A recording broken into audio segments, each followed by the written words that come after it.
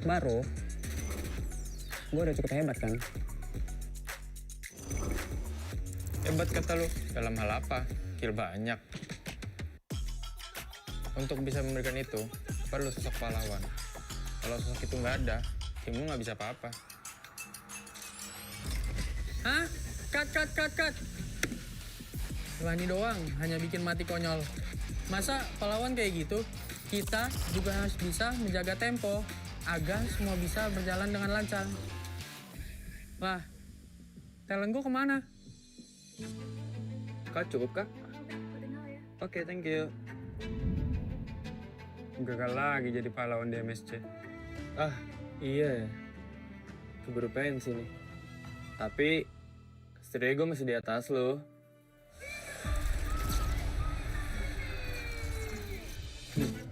Oke doang lo itu mah. Season ini nggak akan semudah itu. Yuk, mulai syuting. Nih, baca dulu. Loh, kok lo jadi Estrada, Man? Magang, Mor. Wih, serius kita bakal main di sini? Yes, approve. Kalau emang di sini akan lebih pantas buat ngebuktiin siapa pahlawannya.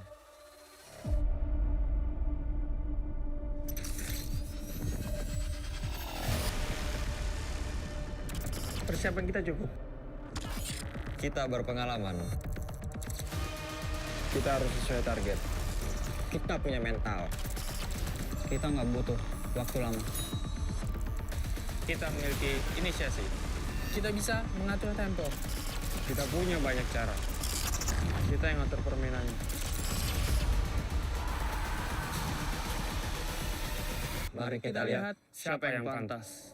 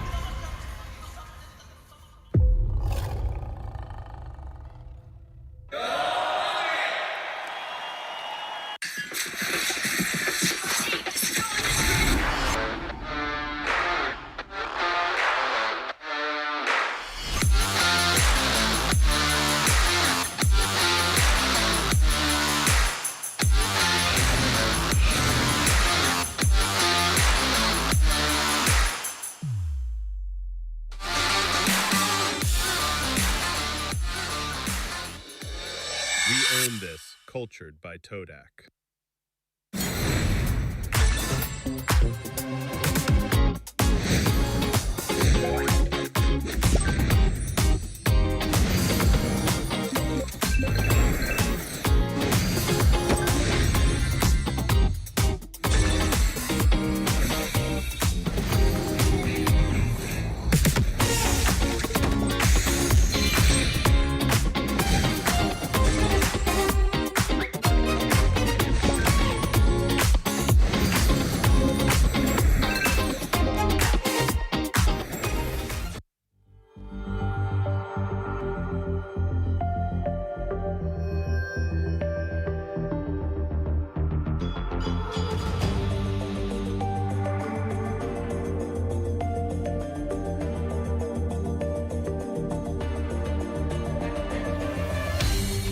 Aku kan berdiri dan terus berlari, terus ke arah puncak tertinggi. Ku takkan berhenti, hanya sampai di sini. Kemenangan abadi menanti. You know we won't miss if we unite our focus. And if you haven't noticed, we all live. Nyalakan apimu, hadapi semua tantangan, hadang semua serangan, jatuh bukan halangan. Bakar semangatmu, janganlah engkau menyerah.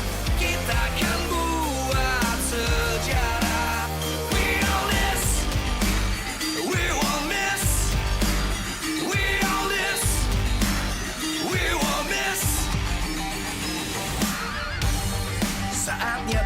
beraksi, jalani ambisi.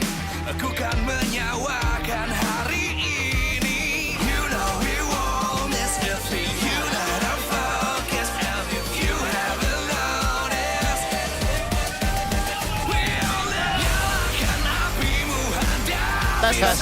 Okay, test. Oh, okay. Nice. Semua serah All good. All G. Yo. 7. janganlah engkau menyerah.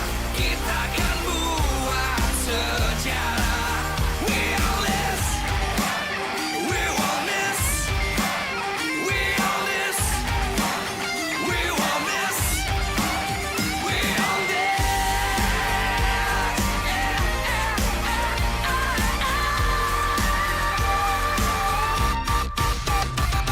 Nyalakan apimu hadapi semua tantangan, hadang semua serangan, jatuh bukan halangan. Bakar semangatmu, janganlah engkau menyerah. Kita akan buat sejarah. We all this.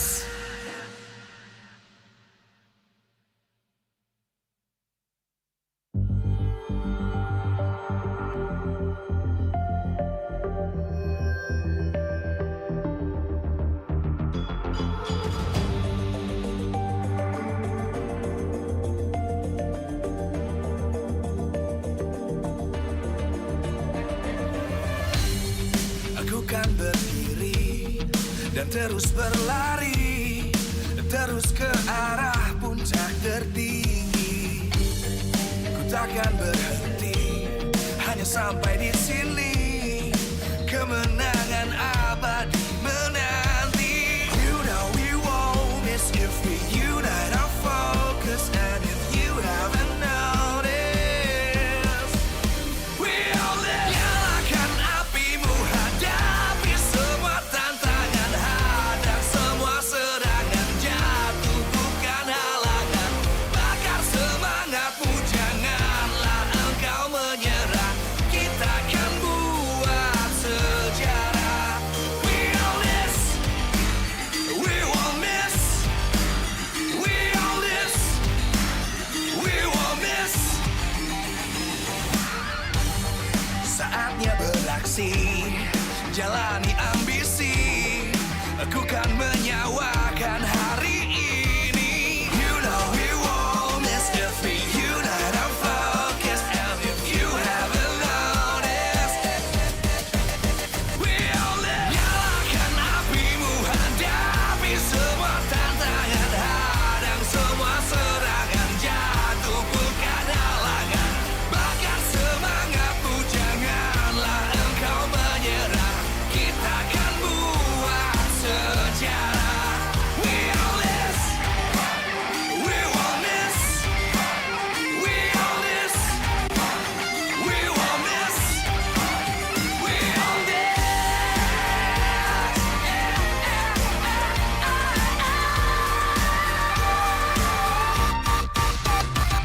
Nyalakan apimu hadapi semua tantangan, hadang semua serangan.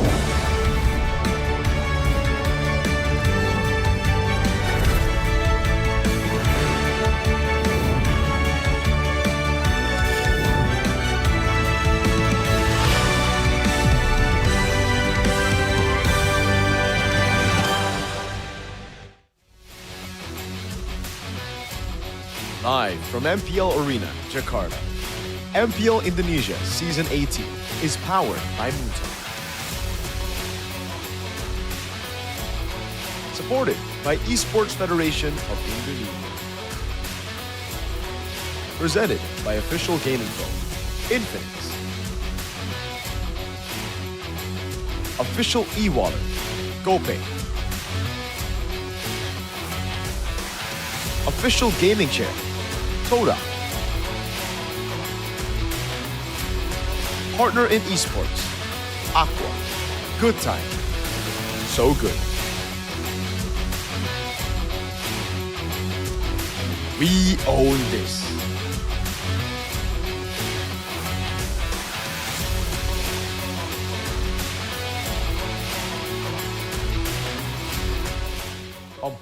season 18 akhirnya mulai loh. Kayaknya udah waktunya kita ngebedah tim-tim siapa yang kuat di season ini. Ya, musim lalu kalau kita lihat memang rekor demi rekor pecah. Ya, tapi masuk ke musim yang baru, semua tim mulai dari nol. Jadi coba kita mulai bahas dari Navi dulu. Mereka sempat memainkan 2 rookie. Cuman sayangnya 2 pemain ini kurang yang namanya waktu. Dewa United, hero pool luas, hero powernya mengerikan. Tapi musim lalu mereka ngebut di awal-awal, cuman buat di akhirnya kehabisan bensin jadinya. Gifam punya masalah sendiri. Mereka bisa kehabisan ide karena mereka tidak punya Baloy. Sekarang, tanpa kehadiran the big brain Baloy, the monster maker, tetap apakah Gifam akan bisa menjadi the King Slayer? Nah, untuk 4 tim ini sih sebenarnya oke, cuman masalahnya mereka di konsistensi aja. Alter Ego, tim yang sangat disegani, tapi penuh misteri. Untungnya mereka punya Arvik, pemain dengan most savage di MPL ID. 2,5 musim. Tapi dia nggak masuk playoff, Om. Yang ini unpredictable. Siapa sangka nomor 9 regular season yang diprediksi bisa end up number 2. Ya itu liquid ya.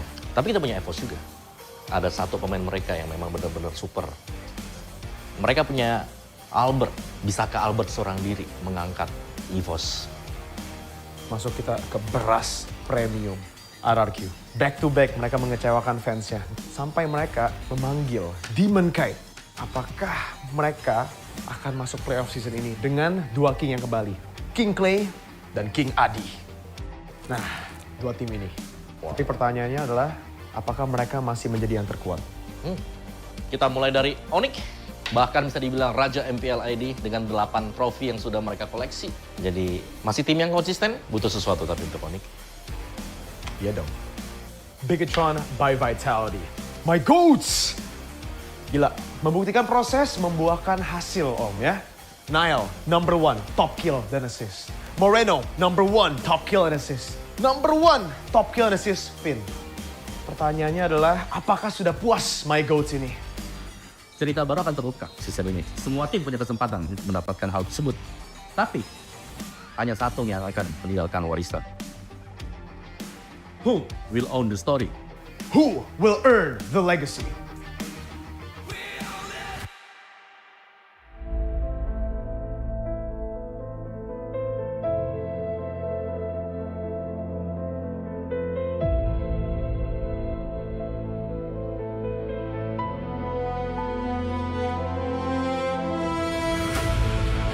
Di bulan kemerdekaan, 9 tim akan kembali berjuang dengan harapan, ambisi, dan tujuan untuk keluar sebagai pahlawan. Wajah baru, pengalaman, mental, dan strategi, semua diuji lagi dalam pertarungan panjang season ini. Yang gagal bersinar musim lalu membawa misi pembuktian jati diri. Yang kandas ke finish line, berjuang demi pembalasan.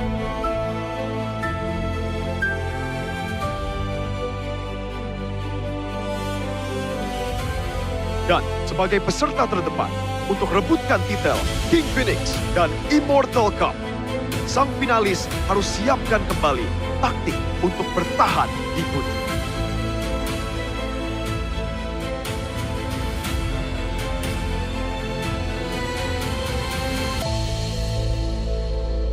Namun, setiap pahlawan tidak pernah berjuang sendirian.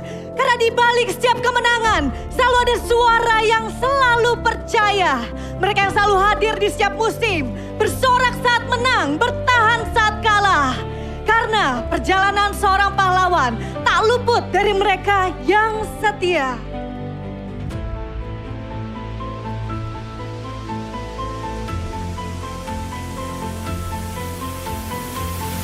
Ada perjalanan menuju tahta dan ditempuh dengan jalan yang sama. Tiap musim menghadirkan tantangan yang berbeda. Dan dimanapun panggung itu berdiri, selalu ada yang membawa harapan. Selalu ada yang rela pertaruhkan segalanya. Selalu ada kisah yang akan dikenang lebih dari sebuah kemenangan. Kini, perjalanan itu berlanjut. Playoff MPL Indonesia telah menorehkan jejak itu. Dari satu daerah ke daerah lainnya. Tiap tempat menjadi saksi. Bagaimana mimpi diperjuangkan. Bagaimana rivalitas lahir. Bagaimana sejarah diukir. Dan pahlawan baru yang akan lahir.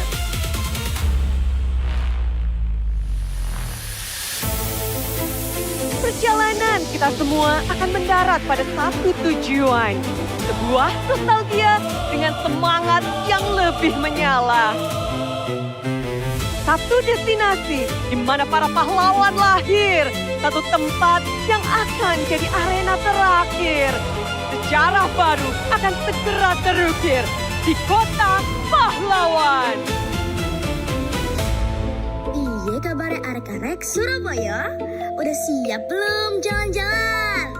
Playoffs MPL Indonesia Season 18 akan berlangsung di Surabaya. Sejarah yang pernah ditulis di kota ini akan dibuka kembali oleh sang legenda lama, Tuturu, Bapak Marsman Indonesia yang menjadi salah satu bagian roster juara MPL Indonesia Season 2 di Surabaya, membawa Immortal Cup dan mencari pemegang King Phoenix selanjutnya. On the story, earn the legacy. This is MPL Indonesia Season 18. We are this.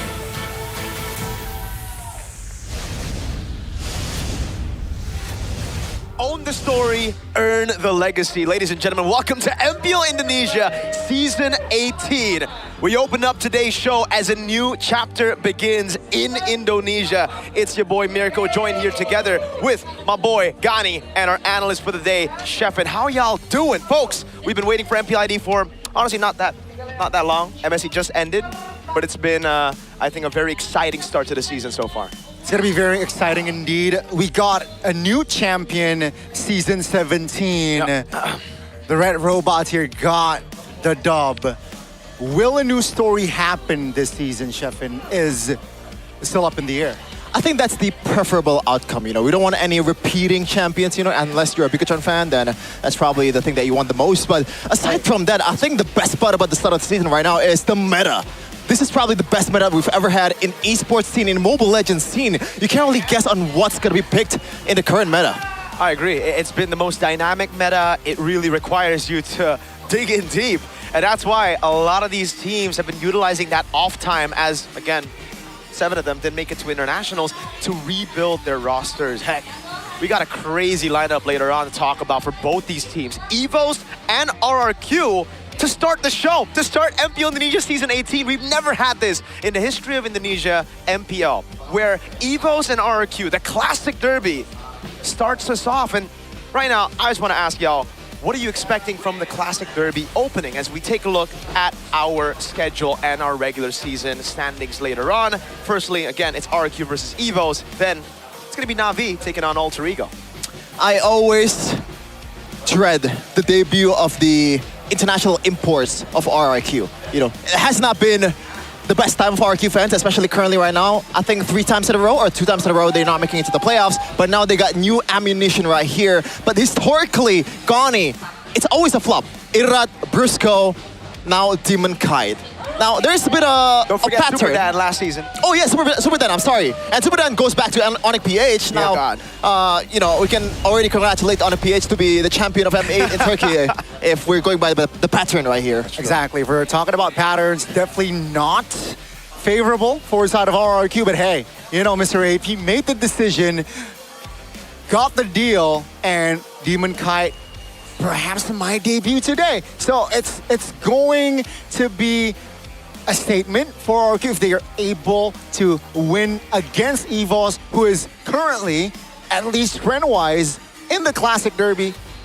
A lot of dubs here for the White Tigers. EVOS have been on the receiving end on victories so far. Yes, 3 times. The last 3 times they met, it was all EVOS who were able to get the wins, and all those matchups were in the regular season. Now we have audience topic votings by Infinix GT50 Pro for y'all back home. With Demon Kite, can RRQ break the 3-time Classic Derby losing streak that we were talking about.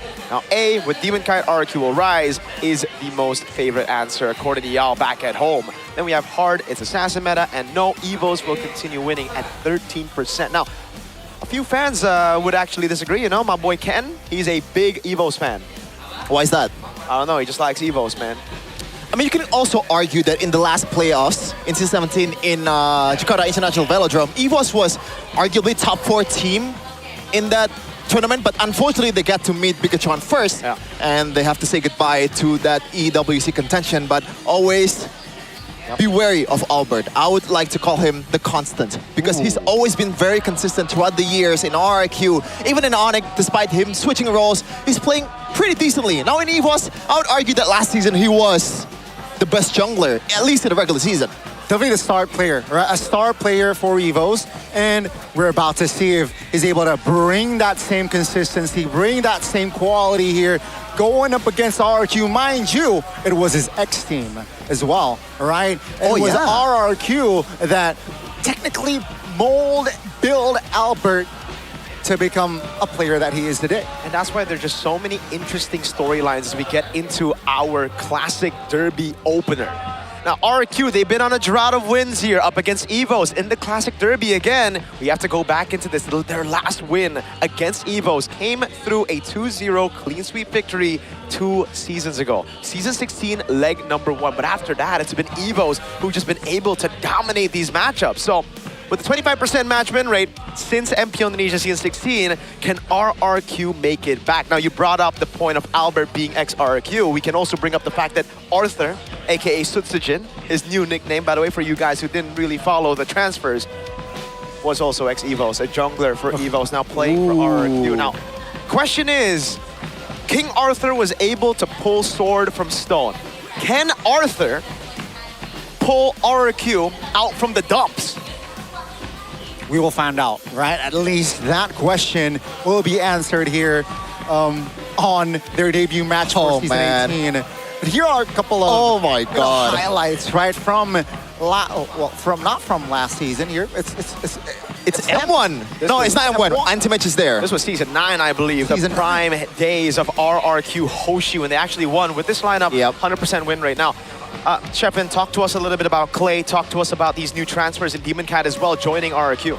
Demon Kite carries, I think, a big question mark. I think a lot of people also dread the possibility of this transfer being a flop. A lot of people also think that Demon Kite is not really well suited for this meta, Mirko.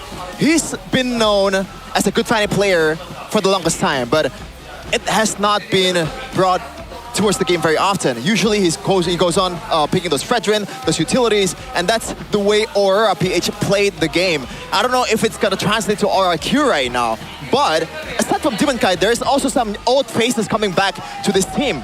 Adi, he's also part of the glory days of RRQ, if you want to call it the glory days, even though the national-wise, it's not really the greatest, but locally, they were dominating with Adi. So, I think I have a bit of trust towards Adi more than people overall, more than RRQ fans, to be honest. Okay, there you go. You know, some RRQ fans actually celebrated his departure from RRQ back in the day, so I would really love to see his reaction to Adi coming back. Now, together with Caleb, we have to bring him into the mix as well, right? Because Caleb has been through, I think, a lot of different teams in the last few seasons, from EVO starting things out, EVO's Icon, moving up to the EVO's MPL team, making it to the MSC and Season 13, but then falling short that tournament, moving all around again. And just last season, he was in MPL Malaysia for Team Ray, together with St. Lucas. Unfortunately, not the best of results as well. So it's about these two coaches who've literally just been to Malaysia, Adi with AC, Mr. Caleb with Ray, coming back to Indonesia and saying, we still got a shot, we can make these players good again. Now, again, a big question would be, how's Hajirin and Saeed going to perform here? AKA Rins Edok. Again, there's a trend of new nicknames here. A lot of them have chosen their real names instead of their IGNs. So Rins is Hajirin and Mr. Edok is now Saeed. So that's what we're going with, all right? Saeed, Hajirin, still in the roster. I think many Kingdom fans, or many of the Kingdom actually didn't really like this change, didn't really like the fact that they stayed. But for the EVOS fans, they certainly are also I think, quite doubtful about the roster. Yeah. I've seen some of the legends as well speak on how they have low expectations for this season. For me, though, going back to Said and Hajirin, I have more of expectation than RQ fans, to be honest. Because I feel like in this meta especially, there's a lot of heroes that Rince can use, especially that Prio ban Selena. Oh. This guy, Selena, has been banned a lot of times, even in the first pick, the first ban phase, against Onyx, against the big teams. So in this tempo-based meta, it might be suited for Rince more than anything. All he has to do is to get through that mental block that he had against Suns. And especially if he paired with Edok, right? If he's able to find his form, Edok is just a crazy momentum maker as well. At least in this meta, you know, I know that Edok or Said can make his mark, or at least try. Because RRQ, they need that sort of leader in the Land of Dawn. Yeah, even Edok or Said, I'm sorry, he has more heroes to play right now, right? Despite the Tigreal not being prio, but there's a lot of set heroes that can still be played in the game. Atlas, Beleric. Atlas and Beleric. Those two, with Edok, absolute cinema. Whoa. Should be the case, right? But obviously, with these players having signature picks, we're gonna have to assume that our very close friend Aldo, who's now the head coach of EVOS, should have noted that down already. Gone too soon. Gone too soon. One season, and he's back to coaching. Now, let's talk a little bit about that, because it really seems like this EVOS was handcrafted by Aldo. As he joined in, he recruited some more of those MDL players that we saw back in the day. Again, Rendy, last time we saw him was season 16, where they were able to make it to 3rd place. Now with Riza in the mid lane, ex-BTR, by the way, might go as well. Do you think EVOS are going to be strong this season? Do you think it's going to be a 50-50 for this matchup? I think the way I see it, Aldo, definitely a capable coach. You know, I think he has that quality as a leader, as a drafter, and also how to lead teams. Now, question is the adaptation towards the players. Can the players adapt quickly to his coaching style, which I feel like the players need to adapt. If they're able to adjust with the changes, quote unquote, that Aldo brings to the table, I think EVOS can definitely go far. You know, let's speak regular season, I think EVOS can make it, say, upper brackets if it all goes well. Yeah. Oh, again, Albert will always be good no matter what, his the cards that he has dealt, or like he has on his hands. But aside from that, Mueza is a big question mark. A lot of people has been saying that this transfer is super, super weird, especially with the fact that Mueza has not performed the best last season, but you gotta see the lineup here. Let's take a look at both these teams for our classic derby. It's Demonkind in the jungle making his debut in MPL Indonesia with Hajirin, Syed, and even Arthur making his way up there as well. What do you have for us, RRQ? Let's find out.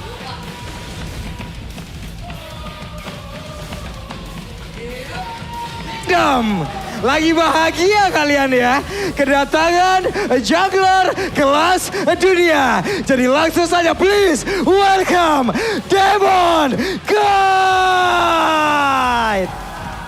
Demonkind has made his debut in MPL. This is the time to show those doubters that he can indeed perform, that this transfer wasn't a desperate move by the Kingdom. A new drip, a new hope. Ladies and gentlemen, please welcome, first time, season 18. This is RRQ Hoshi. A whole lot of veterancy in the background as well. Clay being the best leaders of RRQ. Adi going back to the coaching staff. Can they do it again? The Kings are up against the White Tigers. And it's Rendy, Albert, Trion W, not Riza. Still Mueza in Rome, and my boy Erlan. EVOS, can they keep their winning streak alive up against the Kingdom?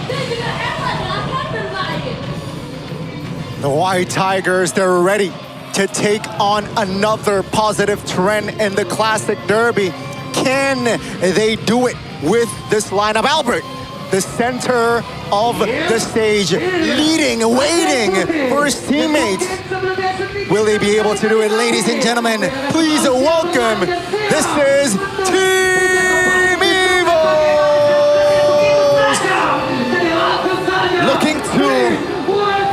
Looking to revive the glory days of EVOS. Now with the Architect which is also a tournament by now, in the helm. Can they do it this time against their arch rivals, RRQ? Let's find out who's going to get the dub here today. Drian W, with his debut against RRQ, was not what I expected. I thought they would rely on a little bit more on experience with Riza, even though he didn't play too much last season. Dan, Coach Aldo, bravo.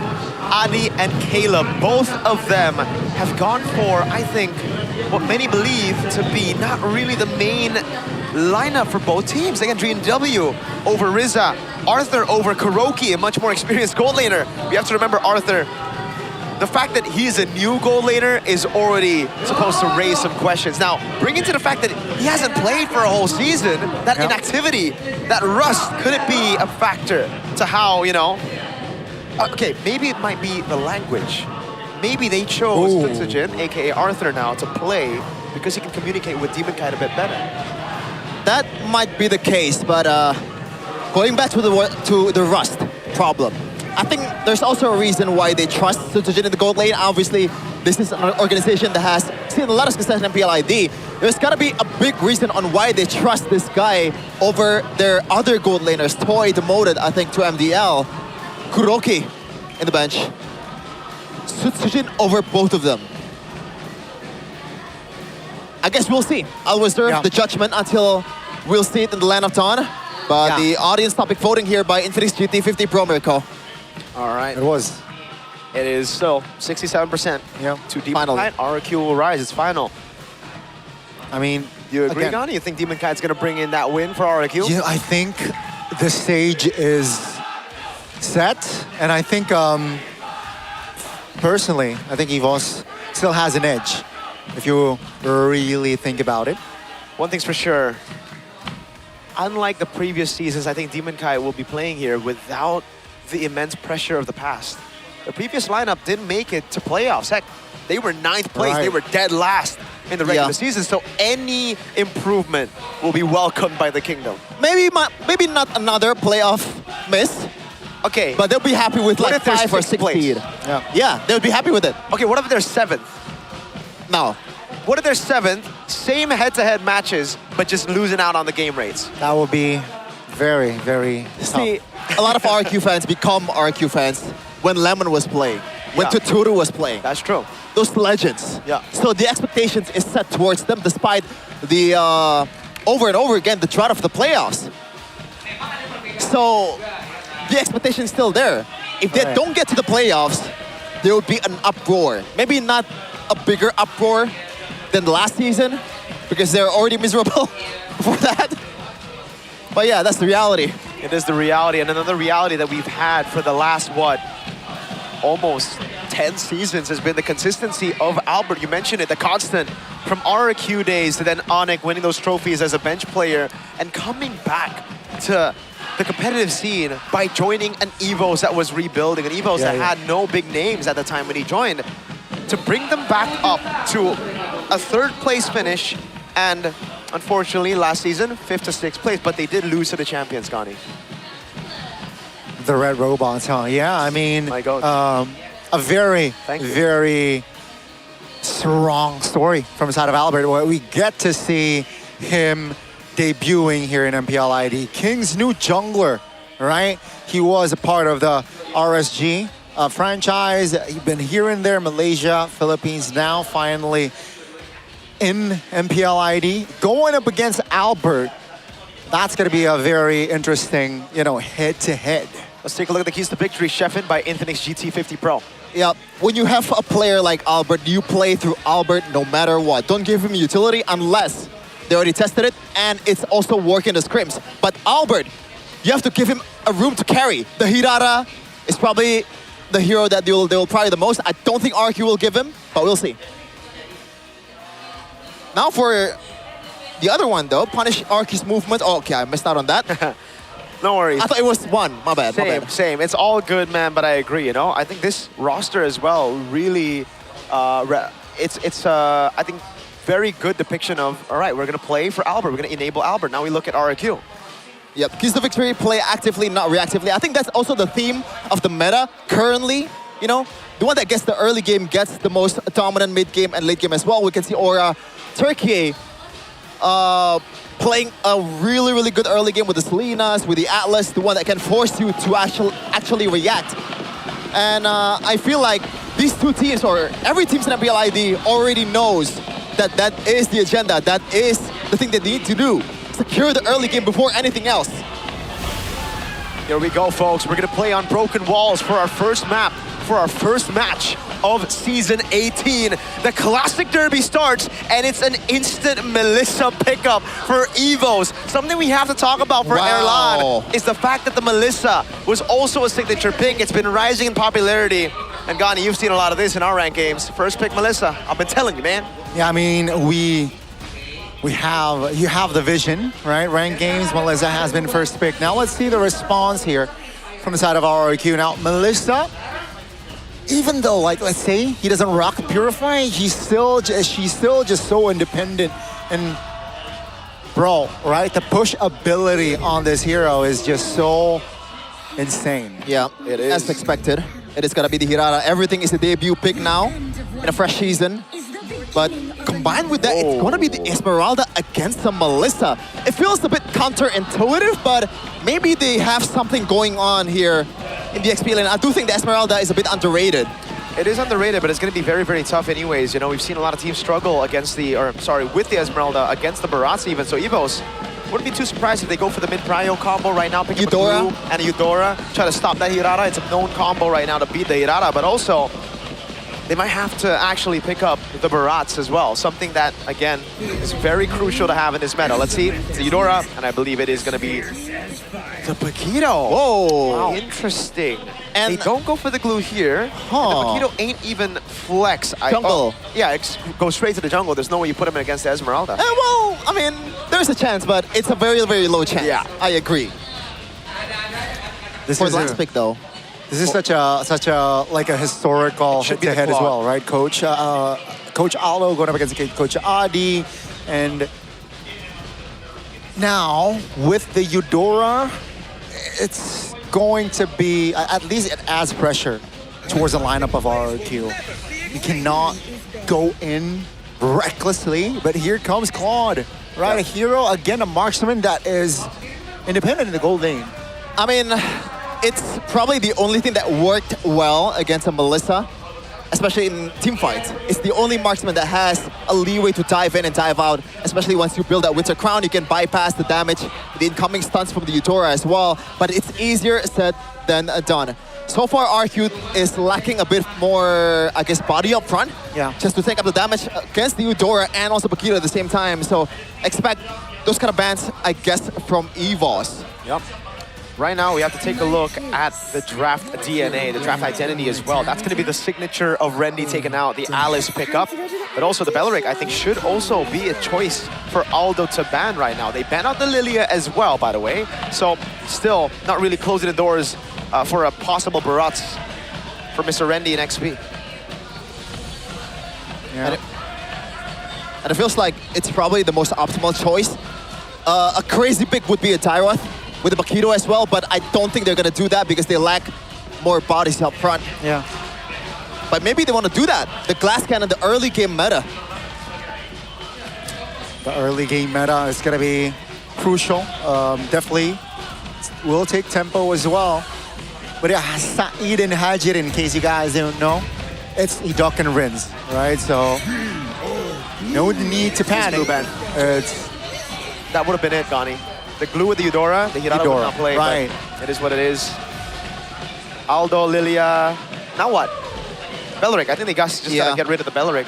Wow, the Belleric is definitely up and available. It probably works for both sides here, the Belleric. Yeah. It's gonna be a big contention. Ooh. But it looks like it's going to be... Oh, never mind. I thought it's already been picked. Yeah, I don't see anything else that triumphs over Belleric in this kind of situation. And the mid lane has already been picked from Evos' side, so there's no rush for them to pick it. Yeah. So now what? The Belleric should just be the option for RRQ, but it almost feels like it's bait. The fact that Evos didn't pick it up, I mean, didn't ban it either.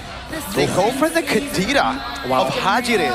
A debut pick, a pick that we haven't seen too much, but as a Melissa player, this is a very annoying pick to deal with. Yeah, it can bypass the go away just for a bit. But when you proc the ultimate, I think it goes slightly to the side.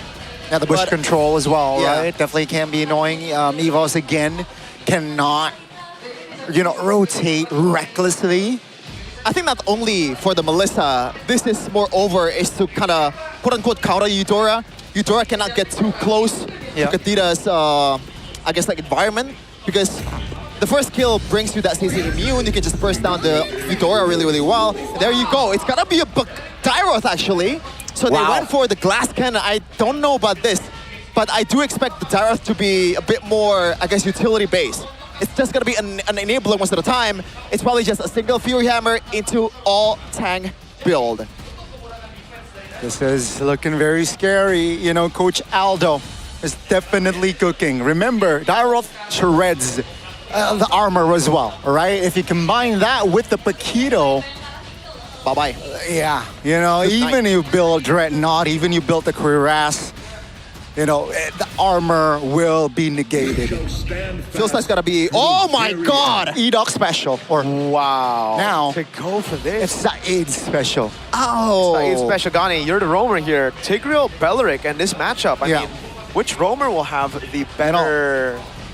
It's tough going up against some Melissa, and let's say the Melissa is already farmed. I think I remember a certain playoff game with Brands on a Melissa against a Tigreal. I don't remember exactly what game was it. I think it's EVOS versus Alter Ego in Season 11 where Brands completely negated the late game potential of Tigreal. He completely defended the base all by himself through micro skills. The perfect go-away procs that evaded all those ultimates from the Tigreal. But we'll see though, it's Edoc. Those questions will be answered by Saeed, not Edoc, and maybe Hajirin on the Khadida. Coach Adi in his debut back. The comeback season for Adi and Caleb after their stint in Malaysia. Will they be able to bring RQ back to the top, or will Coach Aldo with EVOS stay on that win streak? Ladies and gentlemen, welcome to the opening match of MPL Indonesia Season 18. It's time for the Classic Derby. It is round 1, folks, and Lanadon, here we go. Will the White Tigers continue the trend of the Classic Derby wins, or perhaps this time with DK, that's Demon Kite? Perhaps that pattern will break. Yep, Joshua is taking a bit of beating here, but it's all good. Against the Tyroth, you will lose a lot of HP, especially once the Paquito is a bit more online. You secure that Fury Hammer in the early game. That should be good for EVOS. But RRQ, I feel like in this early of a game, they have to be a bit more conservative with the way they play, because they are a very old reliant composition. If you missed out on a single skill, then it's all GG. We only have 1 vote for RRQ. Sorry to cut you off there, but that is still very odd to see, Sheffin. But that's, it's Pak Pulung. So Pak Pulung thinks that EVOS will win. Oh, yeah, you're right. That's how it works. Fortunately. The twist. First minute is in, folks. Nothing too crazy. No spells are open. Well, at least not the Retribution, but apart from the Retribution, but talents-wise, or anything stood out? Yeah, just what I said earlier, Randy is rocking a pure enabler utility build here as Albert. Just a bit of poke. So it's going to be a tank emblem with a Brave Smite. So a full-on trying to survive kind of mentality here for this Tyroth and let Albert cook most of the time. But the problem is, once again, RQ, they're a window-based composition, obviously very reliant on the ultimate, but at the same time, this tower also works the same. That's a Petrify, finding Mueza, immobilized as well. Here comes Albert from another flank. That's going to be Saeed taken very low. Pops the flicker to get out. No first blood just yet. Whoa. But this looks like an open turtle for Evo's ass. That's going to be Joshua popping the Purify as well. A big win there from that fight. And it's EVO's with the tempo back again. If we take a look at Randy and this EVO's lineup, they really love to play around that tempo. Airline on the weak side, that's what makes them good. And again on this Melissa, it's going to be a tough question to ask for Arthur, even if you're in a winning matchup, to push him through. Not just Arthur, man. Even Hajirin and also Saeed as well. It's a Purified Melissa with a go away. There is no way you're going through that. The Wraith of Jiraiya locking Hajirin into place. And that's going to be first blood here for Albert. Damn. I mean, Evos. I mean, it's classic Mueza. Even in Dewa, there are a lot of questions about this transfer. But one thing's for sure, though. Early on in the season, he's always good. It's the later half of the season, that consistency that becomes more of a question for Mr. Mueza. But it's Evos really just capitalizing on this early win, pushing through into the jungle, and giving Erlan all the space he needs to out-lane Arthur. Again, this was a big point of discussion. Putting Arthur in a lane against Erlan on the signature pick. Saeed! Uh-oh, here's time. Seems like RQ will strike back. They find a kill. In the mid lane, Evos cannot find a trade there, so it's a 1-for-1 though. It's just the roamer from Evos, Mueza, who got taken down. But at least the timer works for RRQ because they can just cycle to the turtle fight. Arthur, though, taking a lot of beating here. Yeah, the gold lane, but Popular, right? Purify. That's going to be Albert, though, looking for an engage. Doesn't find the connection. Erlan popped the ult. So, again, it's just a trade of skills. I feel like it really depends on who strikes first here in this kind of composition for both sides. Oh man, Randy didn't even build the Fury Hammer. It's a full-on utility Daroth here with the Silenced Robe. Aside from that, nothing too crazy from the looks of it. Yeah. And yeah, nothing too crazy. It took the keys to victory to heart. Play for Albert. Give him space, enable him. The Daroth pick was exactly what they wanted to go for. I mean, according to the keys to victory, right? Albert gets a little bit of physical defense shred from Rendy's second skill. The whole team plays MPL as well. So even if RQ try to re-engage, Erlan's going to be there with a go-away to stop this implosion. And that's why for Saeed, it's crucial for him to find the right moment, to wait for everything to be used. And now it's up to RQ. Mueza! Wow! That's the stop right there, Mueza. Finding the right timing. Here comes the Kadita, looking for an engage. That's a knock up on towards the roamer, though. But here comes Evos. The rest of the players. Demon Kite doesn't find the connection. Ajirin taken down twice this game. DK now shoot away by Rendy. Open turtle again for the White Tigers. This is a stomp of a fight as Mueza starts things out. RQ weren't ready for that setup. And now they go on to Arthur! Oh no, 2v1. Saeed is there to cover. Here comes the implosion. Finds two. Whoa. Arthur goes down regardless. It's a 2-for-1. Finally, a favorable trade for RQ. It's favorable, but I feel like it's still worth it for Evos. Look at instant conversion from Albert up top, and it was Erlan who was able to stay alive. Yeah, not looking good at all for RQ right now. You cannot conceal out of the Wrath of the Dryad, man. Mueza has been very trigger happy, and for a good reason. Whoever strikes first will almost guarantee the victory, and unless you mess up on the engage. This is a Tigreal versus a Belleric matchup, a roam off in this classic derby. That's why we brought it up before the game started. You know, who's going to have a better time, the Belleric or the Tigreal? And so far, if you look at the KDA, you'd say maybe it's 50-50, but no. Mueza's been the man to set things up also brilliantly for Erlan, for Drian W to get these sets. And then Rendy comes in as the executioner, where you would think it was going to be the Paquito. Yeah, that's the thing, man. Belleric, you can play it actively with the Flicker as well, but in terms of playing it reactively, I feel like Belleric triumphed just a little bit over the Tigreal, especially with the amount of tankiness that Belleric has compared to the Tigreal, so they can be a bit more flexible with the way they play EVOS. Now it's very difficult Hirara to... Oh, Drian W. They're going in on towards Joshua. The mid turret, though, was the target. Still able to be defended. But again, 6 minutes in, almost 7. It's a healthy lead for the White Tigers. 2K gold is the difference. Even though they've rebuilt their roster, though, Evos, they've stuck through to that disciplined gameplay of last season. Again, if you guys remember, that was really what stood out for Evos. Playing it slow, playing it clean. This roster feels like it's taken that aspect as they get a lead. At the start of the game, they're willing to take these risks. They're willing to push in, and now they're holding the turtle hostage. RQ, they don't know what to do. They send Arthur down below, and Rendy's gonna open up. Yeah, finds Saeed and Joshua. Hajirin looking to find a repositions here. Oh, the jump from the Daroth here. Rendy looking to provide damage. Again, it's a perfect turtle for the White Tigers. Joshua looking to find space, gets away, no casualty, but it's just another objective win for Evos. That's kind of insane, man. I want you guys to look at where Alan was positioned in that team fight earlier. He's the one who's thrown out the Tigreal. Normally as a marksman, that you should not do that against a Tigreal that has a flicker, but no! He has to go away and also purify at the same time. Saeed cannot do anything about that. He cannot engage unless he knows fully well that the purify and also the ultimate is gone. That is 2 layers that needs to be peeled for this Tigreal to pop off. And there's no way you can bait it out right now because he's the sole initiator for the team. RQ, mid lane, and XP. It's Joshua and Hajidin that should actually be able to, you know, on paper, bait out those abilities, bait out those resources out from Evos, but they're just 2 behind. If Joshua walks up, he's gonna get shredded. If Hajidin goes in, he won't even have enough damage to take Erlan down. Bro's chilling in the back. This is supposed to be a good pick against the Melissa, but not if you lose out on mid-prio. We have to go back to the fundamentals now, right? The Tigreal, the Kadira in a teamfight scenario can be great, but they lose out too hard in their own lanes. They're gonna be too far behind to actually even threaten anyone from Evos. Yeah, and layering the CC is not even an option for RQ right now. Especially if Mueza does a good job in peeling for his team. When he has the flicker, he has to watch out for a single guy, and that is Saeed. He has to man mark, box 1, this guy down to the ground, and pretty much on his back the whole time. Look at that, Randy does not care.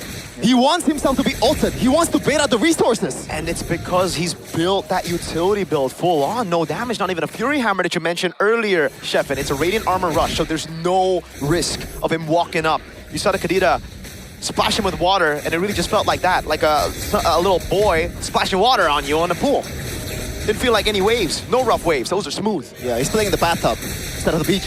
Wow. This is the bathtub. Randy. Yeah, slow push down Please below. ult me, please ult me. Please, please, come here. Evos are just masochists right now, man. They just want RQ to hurt them. Dude, he does not even care to use the ultimate because he knows that the ultimate for this Tyrant is kind of useless. There's no damage to proc. It's a fully enabler Tyrant at this point of the game. Oh no. Mueza finds an opening. The Wrath of Dryad is doesn't really connect. Oh, Saeed finds a 2-man stun. Take a look at the damage though. Saeed very low. Hajid in the back, taken down. Joshua will not be able to sustain the damage. Renly in the front will not fall just yet. Arthur gets away, but DK jumps in. Ladies and gentlemen, DK making their way an escape, but Evos, they stand with 3. RQ actually pull off a pretty good fight. They were able to bait out some resources, and it was through Saeed going in, baiting out Purify, zoning them in the back. Basically breaking the front to back, but still they weren't able to fully convert on that fight. Yeah, unfortunately it was through Evos' mistake. Mueza, I think, is a bit too late or a bit too early in the flicker. Yeah, he has to be a bit more precise from now on because if that connects, it would have been a different story for Evos, man. They might be up like 4K, 5K gold lead by now. But yeah, good job by RRQ at this point of the game. Any equal trade is a good trade for RRQ, despite the late game might not even favor them. And this is where Drian W needs to start being very, very safe. Saeed can still pick him off, right? He can't pick up Erlan, but he can go for an easy pick-off on the Eudora. That's why both of them, Drian and Erlan, need to play together so that Erlan can purify out of that implosion, then get Drian into a safe spot with Go Away. And by the way, hold on. Amazing poke. Hirata's down below. They were going to force this. Yeah, it seems like that's going to be the call. Saeed pops the conceal to at least bluff. That's a taunt, that's a stun. That's going to be the damage coming in. Rajirin finds the burst. Saeed falls. That's going to be Demon Kite in the back, trying to provide damage as the Lord will be slain by Erlan. And now Arthur, the No Man's Land, still able to find a route to safety. But it is Evos again who will strike. Oh God, that was an early retry, I believe, from Demon Kite. Yeah. It was a 1v1 in the Lord Pit and he wasn't able to secure it against the Melissa. And this is a Melissa, by the way. It's a marksman that uses the Trinity build, so the basic attack damage is not really that much compared to the critical marksman usually. So there's absolutely no reason for DK to lose that retribution. Maybe it's the jitters of MPL ID, but I don't think so. The way he played M7, he played in a much bigger stage. There is no room for jitters, even if you're debuting in MPL ID. Yep. I mean, to play devil's advocate, it was on utility junglers. It was on more of a comfort pick now. As he has to play the Hirata, it might be different. And a crazy brawl, chaotic server is going to be much more difficult, man. Erlan walking up now, trying to siege that turret down in the mid lane as they have a Lord down below. Taking it slow, though. Again, classic Evos from Season 17. Let's see, it's going to be the first Lord crashing on towards the bottom lane. RRQ though will find composure and defend it. It seems like Evo says, you know what, let's not force anything. No opening, let's back off. Rinse and a reset for EVOS right now. Not the biggest gold lead. Not that big of a gold lead, to be honest. Nope. From the way I feel like RRQ is playing this game, but now Side getting spotted up. Whoa. Thunder's Wrath even used up down in the bottom lane. Hajidin! Again, the spacing from Erlan has been amazing. Here comes a jump from EVOS. Two-man dive there. Arthur, here comes the Blazing Duet with Arthur popping the ult. EVOS now backs away. Finds the turret though it is not the far lane turret. So that's a small dub, but take a look at the gold lead EVOS. They're healthy, 5,000 gold lead. That's a lot. Oh my God. Randy even walking up. That's gonna be the orange buff take by Albert. They want more. Wait, they get a base turret down below. They want the 4 lane, Gotti. Yeah, it seems like they will siege the turret. They will gladly take it. And RRQ, they have nothing to defend that far lane turret. So it is just the mid lane turret that is left standing here for the base of RRQ. And now it gets frustrating for RRQ because it almost seems like they've had, you know, all this time to scale up, but some of their heroes just don't do that, right? I mean, you have the Claude in the scaling department, but everybody else there kind of falls off. And even the Esmeralda, I think, kind of falls off against this shred comp of EVOS. By the way, I love the boots pick here from Dre on W. W indeed. A tough boots against a Kadira is always a must if you're playing solo rank. But in this case, as long as you don't die, you know, you can still flicker out of a Petrify. So it's super easy for him to get out as well. The only thing that can actually kill him is probably Arthur, but in this case as well, let's take a look at the item from Arthur. He has not secured a Wind of Nature, or like a Rose Gold Meteor, or even a Wind of Crown. Saeed. Yeah, looking for an opening, has immortality. That's a Petrify! Finding the burst damage. The mid laner from EVOS is out. That's gonna be RQ now with the men up. Can they convert? Seems like the damage from Erlan is still significant. Even with 4, they have the equipment to just shoo away the members of RRQ. And as that old duo, the 2 pillars of RRQ that they've trusted time and time again, all the way from Season 14, Rins and Edok, who were able to make that play to open it up for Dre on W. Now for him, it was just unfortunate, man. He had to flicker out of Saeed's conceal, and then it was Hajin with the instant punish with the Petrifies. Now they go for the Lord Dash, but the wave up top is good. It's going to be Erlan. Tricky. Here comes Albert, Erlan providing damage. That's going to be Joshua taking very low. RRQ now repositioning. Saeed is just sandbagging the damage here. Randy, great peel there from DK. Wow. And RRQ, they still stand with 5. Slow and steady wins the race. They know that RRQ, even with a man advantage, couldn't go for the Lord. They have no damage to burst it down. So they just wait for Dre on W to come back up. They rely on the Melissa and they play around Erlan. Yeah. It feels very upfront and honest here. RRQ, the only thing they can do is wait out for the mistakes, wait out for the resource to burn by itself, which is really not good in this stage of the game, man. You cannot build a winning composition through that 5k gold lead for EVOS, and this just might be the last load of the game. 16 minutes has elapsed. They have all the gold in the world and also all the items. Everybody's stacked up, probably except for Mueza. Look at this, Randy. All in. Crowd control onto his Randy, and he survives! Take a look at Albert. The Paquito is providing hella damage. DK looks for an angle, doesn't find the connection to take him down. That's a taunt by Mueza, locking DK down. And here comes EVOS with a full-on Lord, marching on towards the base. RRQ, can they defend with 4? That's gonna be EVOS now finding the mid-turret. RRQ now looking for an opening for Saeed. The burst damage from EVOS is just too good. And ladies and gentlemen, in round 1, the White Tigers will drew first blood. The win streak looks to be continuing, but it is a full best of 3 in MPL Indonesia. EVOS strikes first blood against RRQ. This rebuild also came with a rebuild in drafts, it seems. A very different approach to the old Keskute and NMM strat.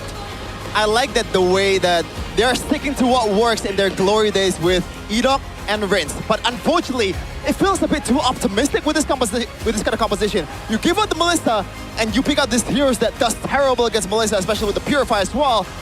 That is just tough, man, for RRQ.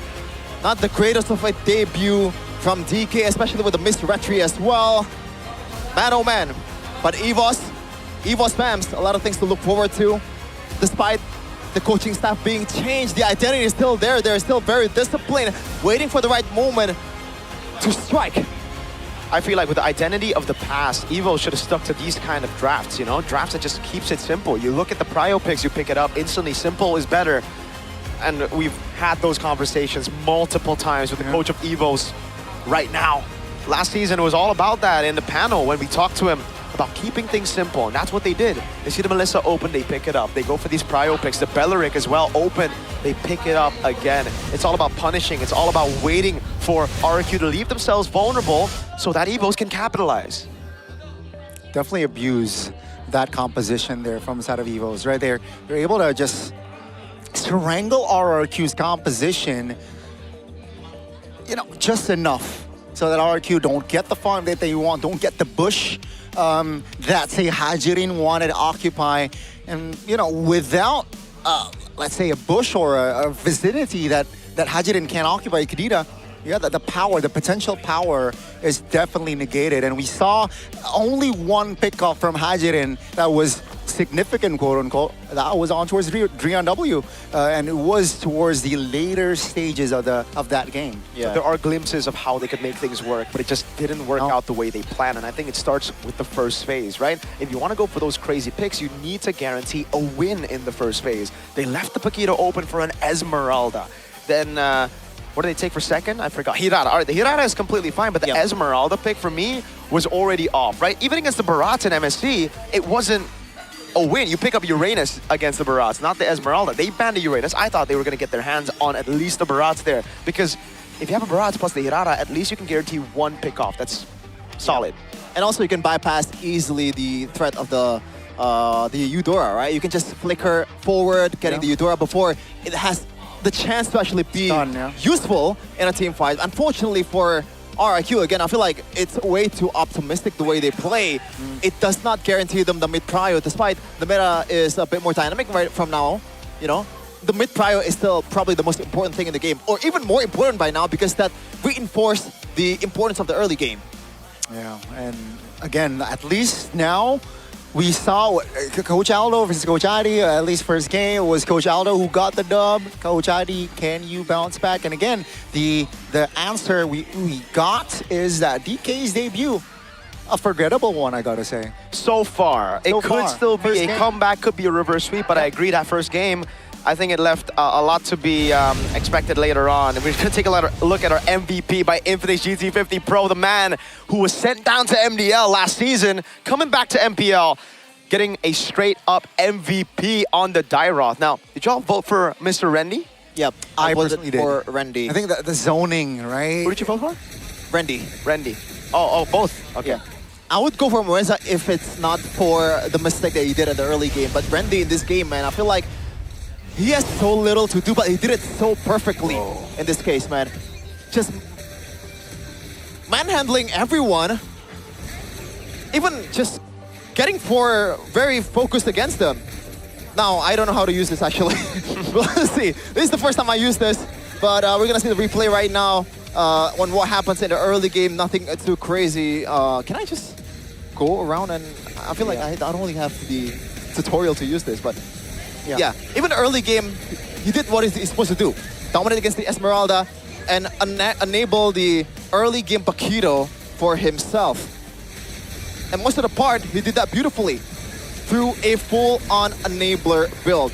As you gotta see here, it is one of the moments where I feel like Rendy needs the spotlight. You can see Albert against Citogen in the mid lane, but in this case, 1v4, Rendy is just tanking everyone for himself with that build, man. And I like the Dominance Ice Rush as well for the second item. It makes himself to be a bit more less prone to getting bursted down, especially when there's 5 members on the opposing side. And he was so important to EVOS most of the part with the way they want to play. In the early game, in the late game, even in parts where he's not supposed to be impactful, he is incredibly impactful until the end of the game. I think it's just very, very strange because usually when you see the Dairoth against the Esmeralda, you'd expect the Dairoth to just win out in lane, right? Yeah. Randy took a very safe approach in lane. He didn't really go for those 1v1s, the duels. He kept to himself, waited for the team, and then built full tank to open up. Got that Chastised Pauldron, got the Oracle, was able to, again, double down on what already makes Dairoth a very annoying character, that healing, that sustain. He was there as a, not a damaged Dairoth, as a utility Dairoth now. It was like Uranus with swords. Which, with the passive as well, right? Well, with that armor shred is definitely still there. So again, Randy played an intelligent way of this Dairoth, and it works for Evos, maintaining that lead against RRQ. Their pickoffs is very, very annoying. Kadita, the crowd control with the Tigreal. Don't forget about the Hirara. But, 17 minutes almost of game time. They weren't able to find an opening to at least equalize here from side of RRQ. Despite the 70-minute game time, it looks like it went a bit more faster, or it looks that way for me because EVOS was, for most part, they didn't let the control over to RRQ, and I feel like that's also because of the draft as well. Look at Erlan, very on brand with his nickname, the Forgotten Tiger, 007. He's not looking for the kills, man. He's just there trying to survive and deal most of the damage. And he is topping the damage chart as well, doubling literally everyone on EVOS' side. He's not taking the last blow, though. Melissa first pick, by the way. I think there's no pick that can really beat it as long as you have proper drafts on the other side of the map, The only way the Melissa completely loses out is if the Melissa just dies solo, right, 1v1, or enemy team's able to roam everywhere and just constantly gank the Melissa. Then it's cooked. It's pretty much a better Mia, I gotta say. You have the, survivability with the go away and also the purify as well, especially if you pair it with the fighter emblem, you are more tanky. Yeah. And Melissa procs basic attack to multiple targets, right? So that procs to multiple targets as well. Your lifesteal becomes even more dangerous. Yeah. Now that's a big trouble for RRQ. Sandbag is gonna be Joshua, very much expected. Albert is always the rich guy. Always give Albert room to farm. They did it in that game as well, right? Their checklist. I just can't believe they let go of the Beleric. The Beleric. That would have stopped the Paquito and the Eudora. That's the thing. Wait, what's their fourth? They picked up Kadita Red 4. Kadita Red 4 for Hajirin. And interesting. I said earlier, there's no rush to pick the mid laner. The opposing side already has the mid laner. Yeah. I don't get it. I really don't get it. Policy though. Yeah, let's just throw it over to Eterna, our side reporter. I believe she has a few things for us. Dude, I've never used this before. That's not on you. That's on.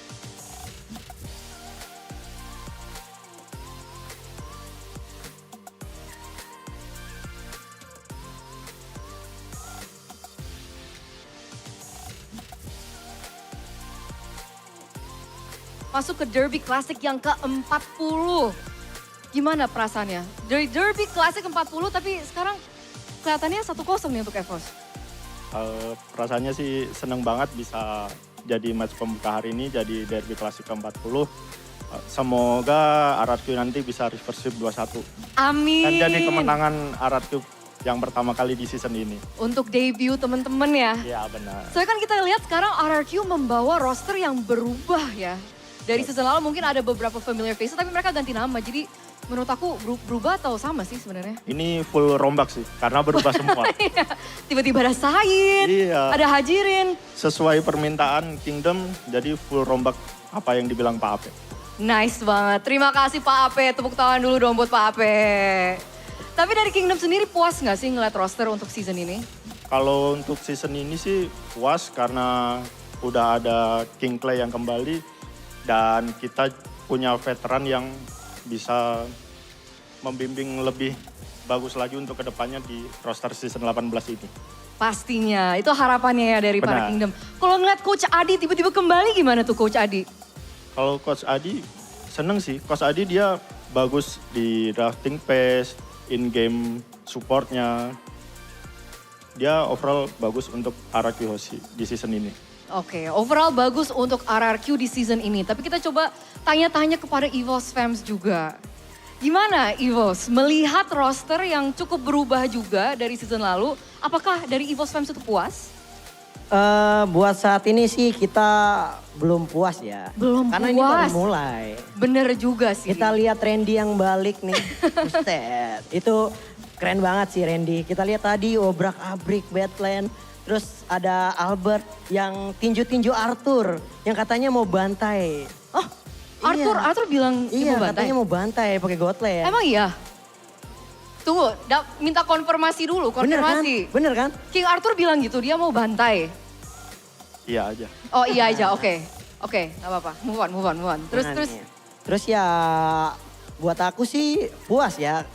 Buat di game satu ini, tapi nggak tahu ke depannya. Tapi semoga EVOS tetap konsisten, bahkan sampai ke internasional. Amin juga, amin.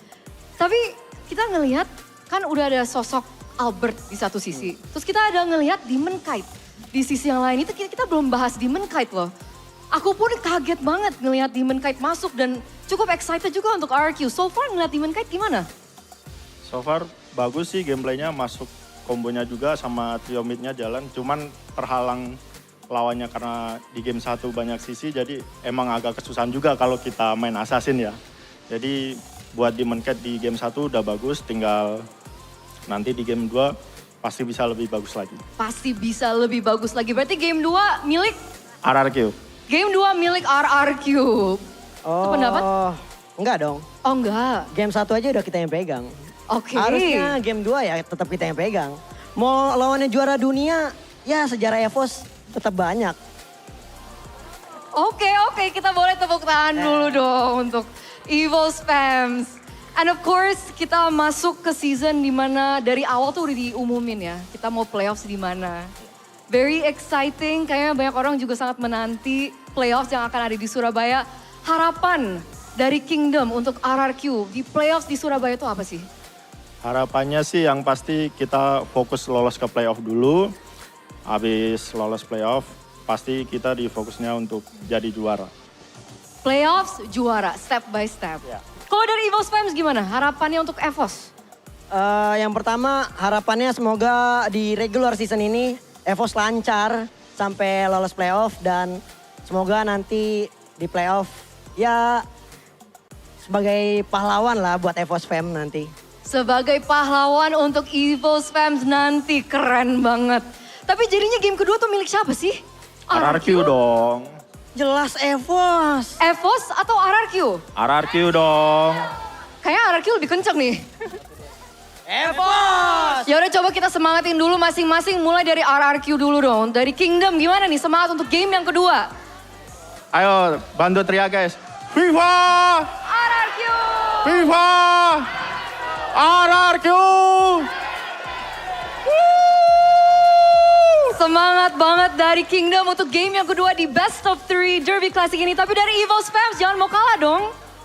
One team, one voice, one family. EVOS rock!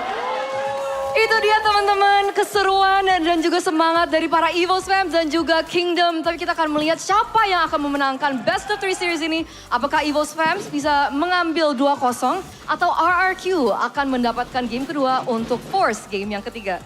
Kalau gitu kita langsung aja lanjut ke para casters, silakan.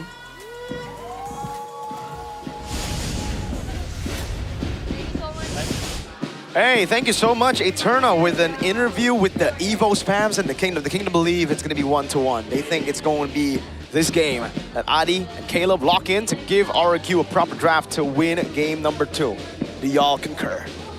If they prioritize Belric, perhaps, right? I think that was one of the main factors on why EVOS got the win.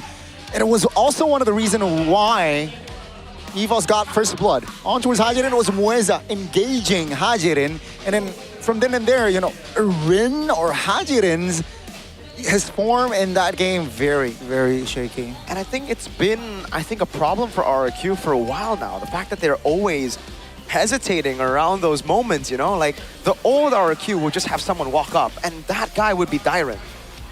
Now it almost seems like everybody's waiting for Dyron, but he's not even on the team. See, unfortunately, even if Tyron plays in this match with the Esmeralda, I don't think he can be as aggressive as he is before. Maybe he can juggle around the Are you sure CCs and about also that? the damage a bit better than Joshua, especially with the playing time he has. Hey, that's my GOAT you're talking about. XBTR, by the way. Who? Joshua.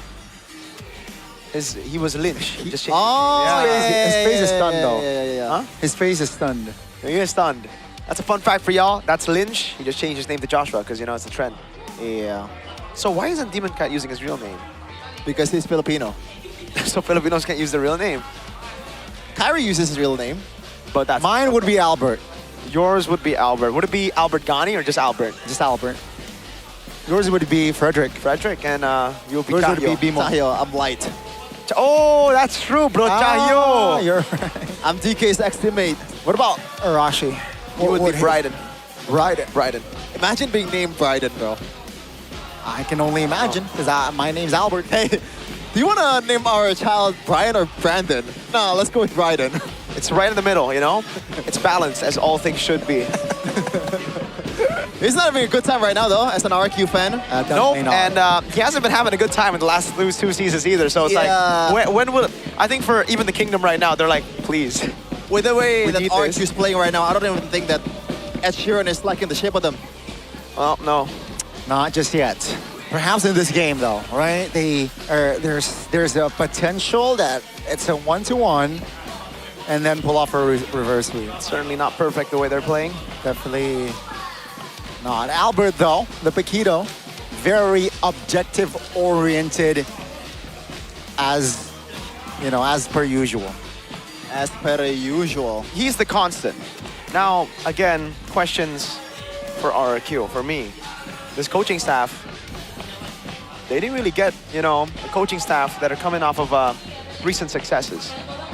They got a coaching staff coming off of one, no playoffs, and another knocked out and they won a playoffs in MPL Malaysia, where, again, it's really just SRG. Now, at least Adi has some experience in RQ, so maybe they want to rekindle, the glory days of RQ. But the ingredients are not the same. There's no R7, there's no Lemon, there's no Sin.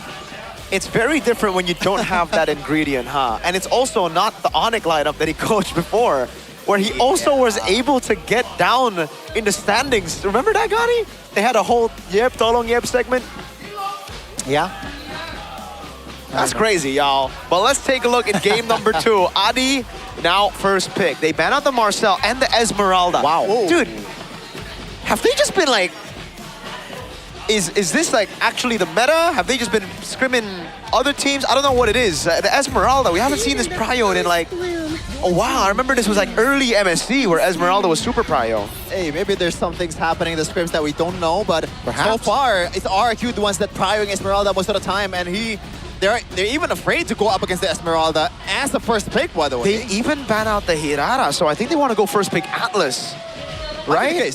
Or I think the Valentina would make more sense. You can't just go Atlas here with a Belleric and an Atlas Open and a Valentina, because then Evos will just pick up Valentina Belleric and it's boom, bang, bada bing, as Ghani would say. Yeah. Perhaps. That's going to be the Atlas again. Not going to surface in the Lanadon. Now, RQ, what will they prioritize? Should be the Paquito. Or Uranus. Okay.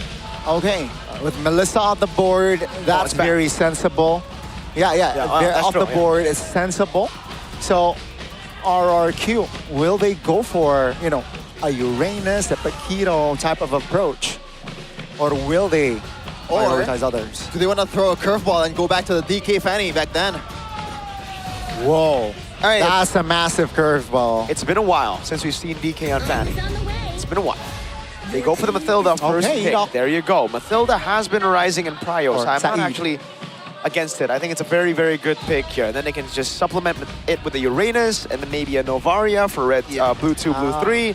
Evos, where do they go now? I think they pick up the Uranus. They take it away, right? And the Paquito. Yeah, Paquito, I think, is almost guaranteed for either Albert or maybe Adelan can play it. I'm not sure if he's actually capable of doing that because he's more known for marksman, but either way, we'll see. Pick it up and make RQ choose. Yep. Right? There you go. That's Uranus. This should be the Paquito. Okay. Me and Aldo, man. We think alike. RQ. Where do they go? If they go Barats, I think they're this would be trolling. the perfect time for you to play an Esmeralda, but... Yeah, but they banned it. That's why I'm like, why is it so prio? Only RQ knows, man. Only RQ knows. But all right, it is what it is. They should go. I don't even know. Like right now, what do they go? Yeah, that's a good question. There's nothing that I think stands out. Do they go Harley? Even then, Uranus and Paquito should do well against those. Or do you want to go Barat straight up? Not against Uranus, man. Like that's why the Uranus pick I thought was gonna be first pick for Coach Adi.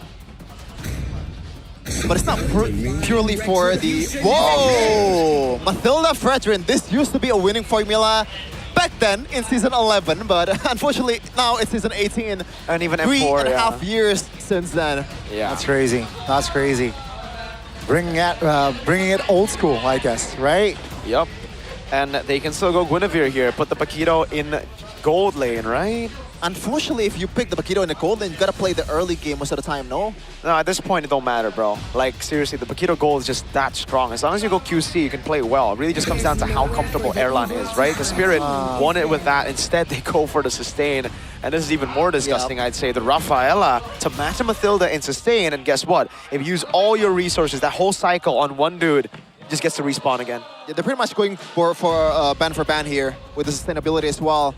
But unfortunately, I think EVOS has a bit more say in the early game as well with the amount of damage that Paquito can deal. And they also have more flex to work with. This Rafaela is not necessarily a mid laner or a roamer. Same with the Paquito as well. The flexibility in the first phase is insane for the White Tigers. The Architect is doing work. Yeah, definitely a lot of questions is still up in the air for Adi to think about in the second phases of drafts. And there you go. There goes the Arlet. They don't want to go going up against an engaged tool, and that is the Arlet, right? Definitely can break the momentum, reposition you, displace you. All right. So now it's up to RRQ to try to limit some of those picks. But the thing is, what do you even ban, right? The jungle is still open for the Paquito. That's why they ban out the Yusuf Shin. Yeah. And that's why it's going to be very confusing either way. They're going to have to choose what to ban here, and it's not going to be easy because Aldo can still flex this all over. I think RQ with the Yusuf Shin is trying to limit the flex here for the Paquito, but either way, it's still a possible flex. Yep. Yeah. Now, for EVOS currently, they can literally play any gold laner, no? They have the Rafaela, they have a lot of other damage to work with as well. You can still beef up with the sustainability of something like a Harith, by the way. Combine that with Rafaela, you get the healing, you get the shields. Yep. Yeah. And it's tough for you to lock down a Harith with a Purify, especially when there is no real damage currently for RQ. And I like that respect, you know, even though the Barats gets countered by the Uranus, you Evos, they don't care, really. If it gets open all the way to the second phase, they're still gonna ban it out. Now RQ, they are lacking damage, man. There's no other way to put it. The XP lane needs to be a damage dealer, but what is it gonna be with an Arla taken out? That's the Nolan as well, banned out by RRQ. I'm not a big fan of that Nolan ban. I really think the Guinevere is still a good pick here, and Evos can still flex the Rafaela to mid or to roam, right? Yeah, you can still have a bit more damage in the mid lane. God. Because Guinevere offers you a bit more sustainability as well, and also utility at the same time. Yeah, EVOS can go a lot of ways here. Then this is what I like about today's meta. In the second phase, it's a bit hard for you to predict what's gonna happen. It's never a sure thing, right? It's never a sure thing. I expect them to open the mid though here, right? Perhaps I like a mid that can burst. There you go. That's gonna be Eudora. So they're delaying the jungler too. All brought to justice. The Brody. Whoa. Okay, so that Loki denies the Fanny pick. I'm a fan of the Sora though. Yep. For RIQ. I like the Sora too, but the Uranus should still be able to get prio over the Sora. Yes, but the Sora's job is definitely not to lane against Uranus, but Hanzo. Whoa, Hanzo? I'm not sure, brother. I think it's just gonna be a straight up something like a Guinevere here. Oh. Or do you want to go something like a... Nah, Harley is not there. Okay, so it's a Paquito jungler. Oh, the Clint against the Brody in lane as well. That should be a good lane for the Clint. Feels like a Joshua game if RQ wins this. Yeah, it's all about Joshua. Or Lynch. If he's able to find at least an opening. Like 2 moments definitely can create a significant outcome here for the side of RRQ. Can they force the game 3, ladies and gentlemen, in this classic derby? All right. Mid-prio is still the name of the game here with the Mathilda Fredrin. If RQ puts more emphasis towards the fights more than the jungles, I think they should have a chance to get the early game. But Rafaela and Eudora is still a nasty, nasty combo, man. They sustain also the amount of peel and damage that you have the early game.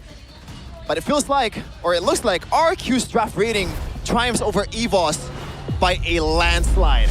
And I can see why. There's just so much CC on the left, and they'll be able to control it. Demon Kite as well, back to a signature pick. Even though it's not meta, it's what Demon Kite used to win a world championship. Ladies and gentlemen, welcome to game number 2. Will it be 1-1, RRQ equalizing, or will EVOS take RRQ down with a clean sweep? The trend of EVOS winning in this so-called classic derbies, will it continue here in the second game? Or perhaps RRQ have a say with Joshua again, a player to watch on the Sora in this game. Next BTR battle away, Mr. Lynch, now Joshua Albert with the control over Lethal Wanderer. I thought Randy was going to go for the cut there. Now, let's talk about this matchup though. Sora versus Uranus, Shepin. Will the Sora even have space to play around these skirmishes? Yeah, Sora is just going to be there to secure the lane most of the time, and he's going to be online when the turtle fight begins. Most of the time, you can't really poke down the Uranus, and that's why, there you go, the Festival of Blood, and also that concussive flash has to put more emphasis towards the lane clear. Meanwhile, Arthur, King Arthur in the gold lane, getting dominated by the Forgotten Tiger. Yep. Looking at the other emblems as well, pull yourself together for the one dub. So it's going to be a bit more safe with the amount of flickers that he has, and also possibly that Winter Crown is going to be available in the late game against heroes like Joshua. It should be an item that is non-negotiable. Yeah, and this is why I was talking about the lane matchup, right? I mean, if we're just talking about lane, Erlan should have a very good time down below. But EVOS, they gotta be very careful about that setting pressure from Joshua. Randy with the cut, so he has Prio up top. EVOS understands here, they cannot contest Randy though. Oh, that's gonna be a beating. Andros Uranus finds an angle. Oh god. And he will heal back up Joshua again. But Albert finds an angle to steal the turtle. That's got Imueza taken down. Here comes EVOS though. No, they will disengage, so it's a 1-for-1, a kill for a turtle. A straight up retribution win for Albert in the 50-50. And that makes it still worth it for EVOS as a roamer for a neutral objective. And that is why he is the constant. He is always performing despite different teammates. He is always there, bringing out the best in this jungle role. On his prediction though, by Gope, it looks like RQ's fans, the kingdom is still triumphing over the EVOS fans. And look at Randy right now. There's no one that can stop him to cut lanes, especially with this Valentina and also utility-based mid-lane trio for EVOS. So he has a bit more tempo most of the time against this Sora. Another 50-50 win for Albert with the red tree. It's 2 times now that it's happened. And this is not a good spot for a Fredrin to be, especially in this meta. Again, the reason we don't see Fredrin too much is because it's going to be very difficult for him to keep up in levels, especially against Bagito here, who clears really quickly. Yeah. And there's no rush for EVOS at all. They can play as slow as possible, despite the danger of this Brody that's going to post in the late game. And there's not much full dive potential from EVOS. They're still a better scaling composition, you know? The damage, the sustainability as well, the flexibility, mostly, for EVOS. It's definitely over RRQ. First item priority for Joshua is going to be that Radiant Armor, just being that front line for RRQ. He's doing a decent job in the first total, but apparently it's not enough for RRQ to win out that retry battle. Yeah, RRQ are going to have to play for a turtle too. They're going to have to win this guy. Seems like that will definitely be the case here. Here comes an interesting rotation for Albert. Great setup there. It's going to be a kill. Randy, though, will be the trade. So it's an EXP for gold laner as RRQ lets burst this floor down. Rion W will find an angle, opening things up. Is there. Oh my god! Locking the jungler in place. kills for RRQ, but 2 of them got stolen. A disaster for RRQ. They get the kill on XP. This should be free. But everybody was just corralling over. I mean, dude, guys, you gotta zone the enemy jungle, that's one. But also you gotta land those red trees. That's quite possibly the worst case scenario for RRQ in that place. I was questioning the decision of Albert rotating over the tunnel despite them being, that's crazy. You know, RQ having the man advantage. They should have just played down below, but no, they get everything and also the conversion immediately towards the purple buff. Everything have gone wrong for RRQ. Oh no, the Cyclone Eye as well! The timing, definitely not favorable. Here comes Evos though. They want to find something, but quick disengage there by the side of RQ now. 5 minutes in, almost 3K gold lead here for the White Tigers. Definitely not ideal for RQ. Not ideal is something completely different. I mean, we gotta shut the screen off right now. What you're seeing here shouldn't be available. Randy, pops the flicker, still able or still trying to get out, but this time RQ has enough damage. Again! Mueza just finds the holy baptism. The timing is impeccable. Oh my god, you can see the experience dip down below. Arthur getting manhandled by the cowboy. Yeehaw, partner! Again, that's the retribution. That's gonna be the flicker. Albert will still have abilities to close the kill out. Ladies and gentlemen, it's a carnage here. And the White Tigers, they're munching. They're eating kings right now. Dude. Not even a Barat in the game, but that's true. Evos are munching on kings. The Rafaela always catches you off guard, man. This is heroes that's still not fully, you know, a lot of people are still not... Thank you, Midnight. I guess, like, yeah, thank you, Midnight, for that. Not really fully adapted to this hero. The potential for the stats are always catching you off guard. Yeah. You think Rafaela is a sustain hero, and it is a sustain hero, but the stat potential, though, Joshua might have to use the ultimate here, and there you go. That's a free turret for Erlan. I mean, Evos are just skill diffing RRQ at this point as well, right? It just... I mean, obviously we're gonna have some questions there. We got Lemon and Donkey, both legends. One with a very iconic medal. It almost seems like Donkey is, you know, kind of putting that in front of Lemon, saying like, hey, I got this, bro. I won. Remember that 4-3? Yeah. And M1? M1. They blew a 3-1 lead, brother. They did. They did. It's kind of sad. And Lemon literally has to see. Shout out to our He didn't see Donkey in his screen. Oh my god. Oh, he's gonna see it. He will, and he's seeing his team get cooked. Let's see, Lemon. Lemon's reaction. Hello. Donkey's reaction, though. Hey, but he's a wholesome guy, man. I don't think he takes offense to that. He took offense to, I think, another thing. You know, I think someone called him overrated or something. Anyways, 3-6. Evo to the 5.5K gold lead. Rendy just doing whatever he wants. And I don't know, folks. Right now, I think the only questions we would have is, how did this happen? Or maybe how... From the first turtle? How long will it take for Evos to end this game? Yeah, that's a better question, actually. Now with Erlan even... dude, Rendy can just take all this. He wants all the smoke. Yeah, Tornado. Oh! Hard memory also used up. That's gonna be done. That's gonna be the Holy Baptism popped. Albert! Joshua! Finally finding the engage that the Kings of Kings wanted, and 2 members of Evos wipe out. Okay, now that was immense levels of greed. What the heck? They were on the purple buff for so long, I thought they were just gonna go away. Let's take a look at the replay here by Infinite GT50 Pro. What? Albert missed everything. Yeah, I think the burst from the Eudora kind of makes their brain go, let's go, let's pull the trigger, and let's fight.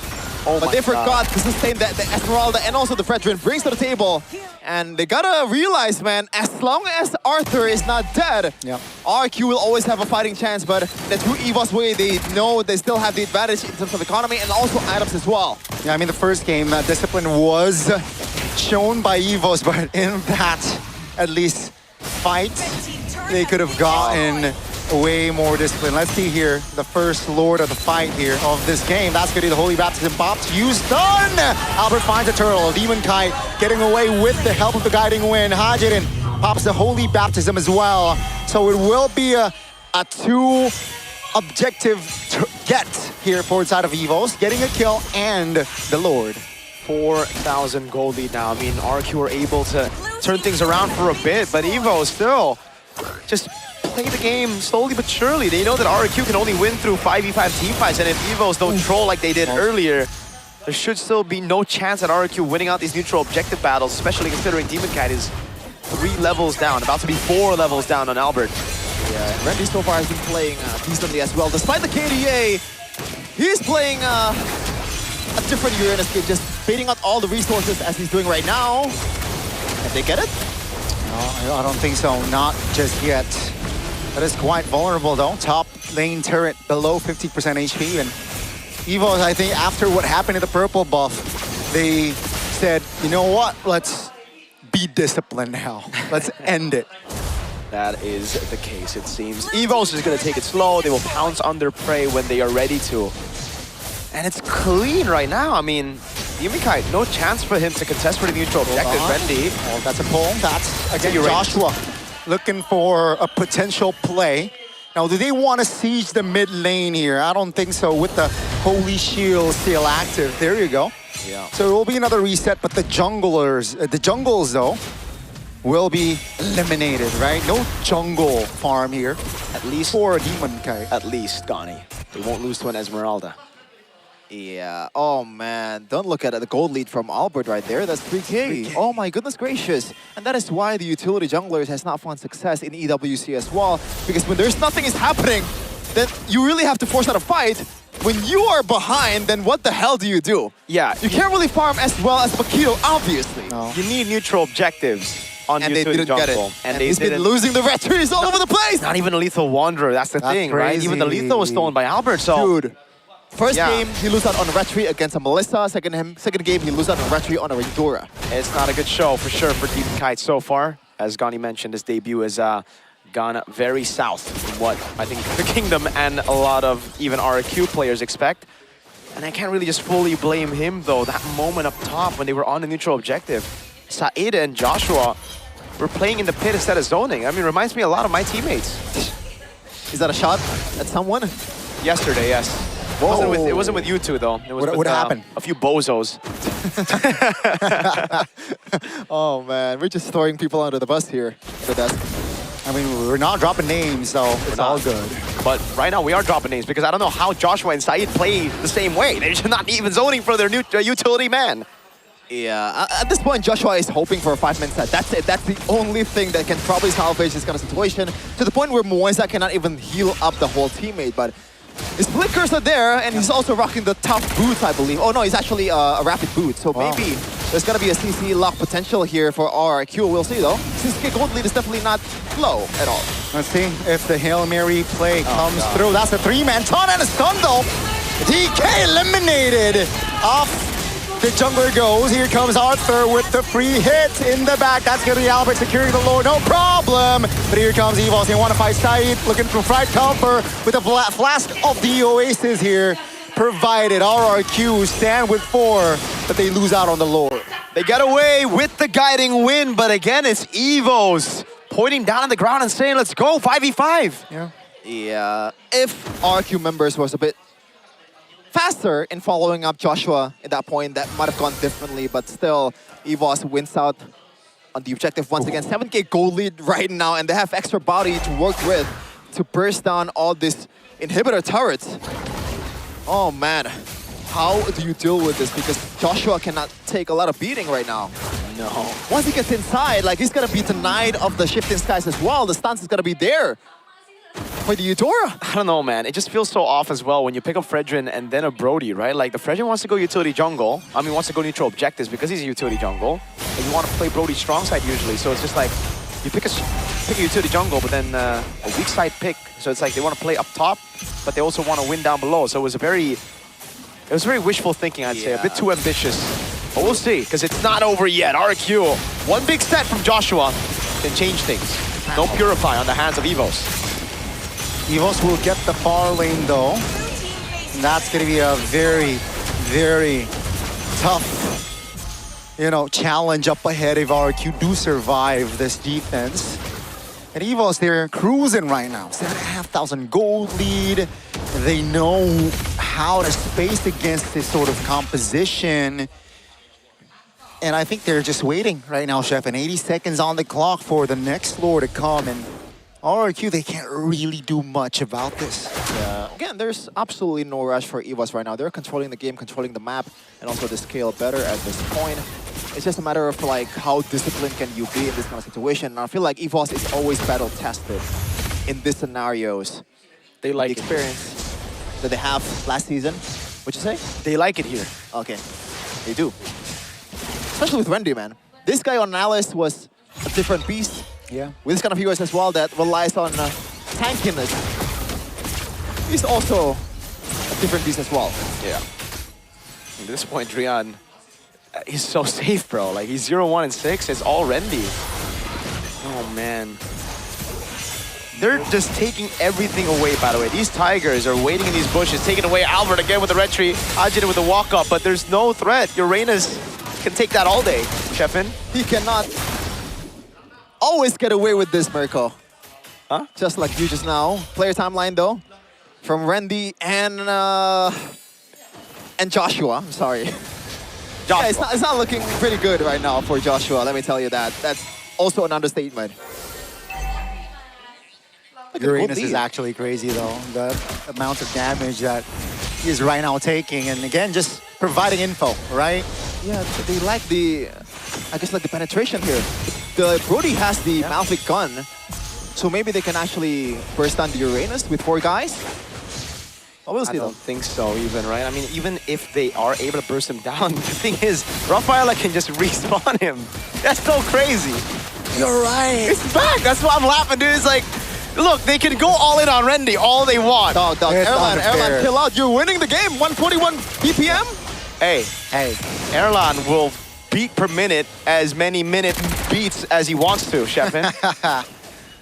Randy trying to spot out Joshua. Oh, DK. Half HP. Guiding wing use. Evo's looking for perhaps again, an opener there. Looking to pull the trigger. Looks like they will pull the trigger on the Lord, though.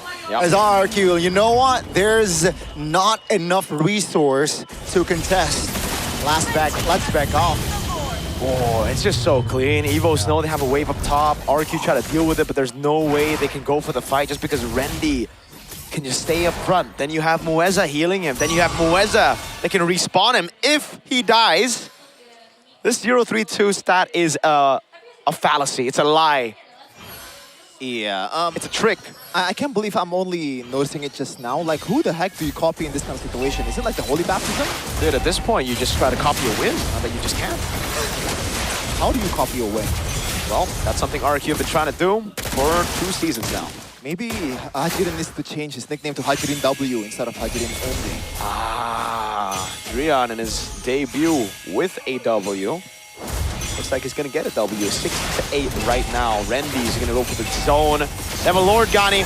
Sheriff Erlan's in town. What? Yeah. Holy Baptism lands on Natalia.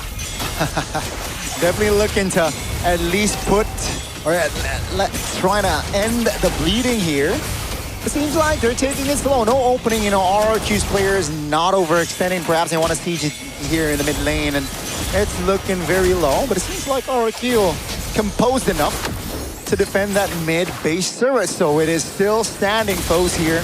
18 minutes of the game. So far, this is the longest game we have MPL ID Season 18. Yeah. Tell me, that's true. The last game was the longest game as well. Yeah. Thank you for the fun fact. I love the fun fact. Last game was the longest and the shortest. That's true. Now we have the longest. And it's set by Evo, so hey, maybe Evos are like the best team or something. Yeah. For RQ though, just like what the Filipinos says, usually walang damage, pre. What is that? No damage, right? Yeah. No? Walang damage, pre. Walang damage, pre. We usually say something to follow that up, but it's not really. You can say it. You can say it. Yeah, it's like about putting a tank somewhere in a mall. Yeah, which mall? All right. Ghani's enjoying it. 8K gold league for EVOS. It seems like you were just waiting for the inevitable right now. But there is some comeback chance though, because EVOS, if they get over Zealous, that's literally the only thing that can save RQ right now. Dude, if Erlan flickers forward, RQ can win. Yep. Yeah. Oh, hey, if Drian and Erlan flickers forward. No, but they have respawn. Oh my god, wait a second. It's not even like a guarantee. Wow. I can't believe our Firelight is also a late game hero. Yeah, they got flying clouds too. Like this is just disgusting. 15 seconds towards the Lord. And let's see if DK can actually secure. I don't think so, man. The objective this time. Is this still 0% on the objective? This game, yes. Oh, This even match, from last this game. match. Last game. Did they get an objective last game? I don't think so. Yeah, 3 turtles went to Evos, I believe. Oh, yeah, brother. I think so. Not a single neutral objective That in is 2 crazy. You know, one of the keys to victory, or one of the many things I had to say in that opening video is RQ needs to fix their objective control. And they are trying to fix it with a Fredrin pick miracle, but so far it's not working at all. Rendy though. Oh, look at a reposition. That's Joshua finding the opening. No follow-up to Rendy. Taking it very low. Arthur pops the torn apart memory. Yeah. All 10 members are still standing. But Evos, with the lead that they have more say here in the rivers of the Lord. Arthur needs to pop off. Demon Kai needs to steal this, but Rendy is not letting him close. Look at that. That's how you zone an enemy jungler. And they reset again. Oh, Playing intelligent. this very, very disciplinedly. so But well RQ right now, they have Top some lane is healing pushing. as well. It's all about the far lane control here for our RQ. Rendy once again trying to zone out people. Yeah, seems like Rendy again just it's so beautiful. providing the scout information. Demon Kai RQ. is used to seeing this situation, but I don't think the rest of the team is. Oh. In the Philippines, you just Lord Dance all the way. Yeah. But RQ, the rest of the team, they don't know. They don't know what to do right now. Hajirin show, so this is going to be, again, Evo's just pulling the trigger on the Lord. There you go. 7,000 goal lead. It's an evolved Lord, ladies and gentlemen. So it might be, you know, the nail in the coffin here. Yeah, I can imagine Aldo is giggling right now with the way this team has performed so far. Man, Imagine what he would say on broadcast. What? If he was watching right now. I don't think you can say anything too crazy, you know. On broadcast? Maybe the backstage. Oh, that's true. Let's take a look at it though. Evolved Lord with the Uranus and Rafaela. They got a turn in the mid lane. Rendy's walking up. He's zoning. That's a terrifying on towards the Uranus, bro. Torn apart memories. Oh my God. Doesn't deal Walang damage, pre. Definitely walang damage, pre. Here comes Evos. That's going to be Holy Baptism landing on towards Joshua. Taking it very low. Still able to survive. Rendy though will lose his immortality. Take a look at it. Actually taken down. Overzealousness there.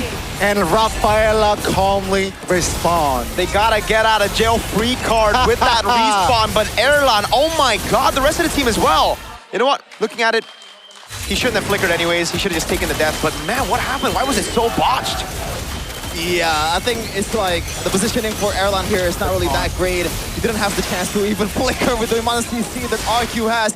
And once again, they have to play it disciplinedly, despite how disciplined Evos has been playing it right now in the objective game. The breakthrough, or like the way they trying to just burst down this turrets, needs to be fixed as well, man. 2 times by now, but still, they have the advantage in terms of power lane and everything.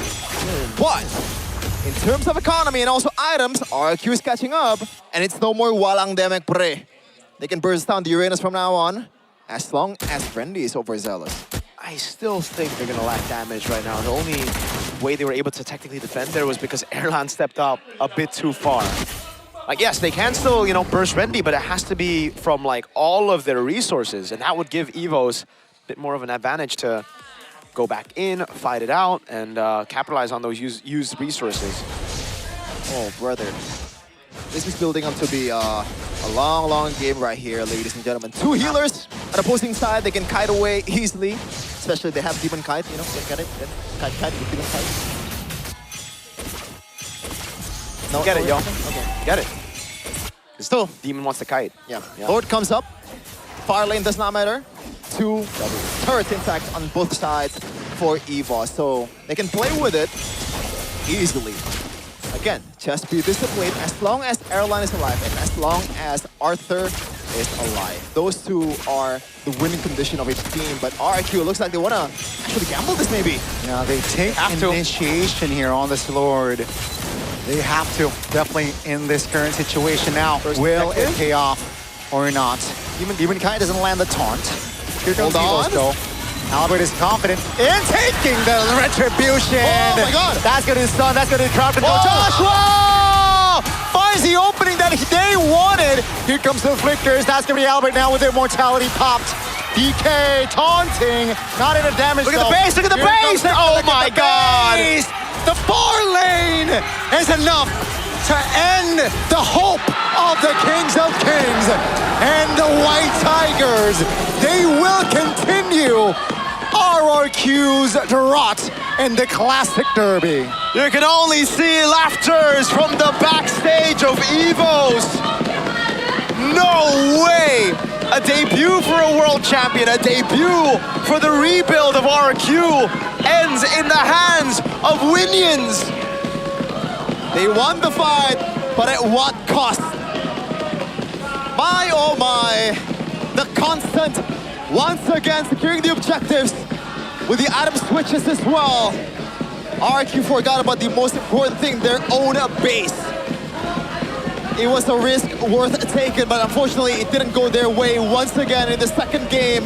EVOS starts the season 2-0.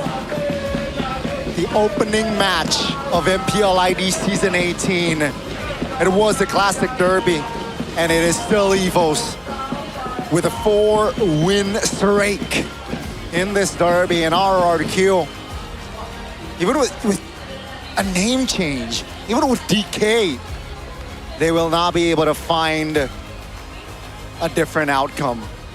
It is a big yikes. If you take a look at the entire game, the one time that they were able to finally, contest for the neutral objective, holding it in, they even there were not able to win out the retreat. Look at this. Again, we see it. Boom, bang. It was a late retreat this time around. Albert was able to get that skill 2 down. Absolute Winion. Absolute cinema. We're going to throw it over to the stage for a winner interview with our boys, EVOS.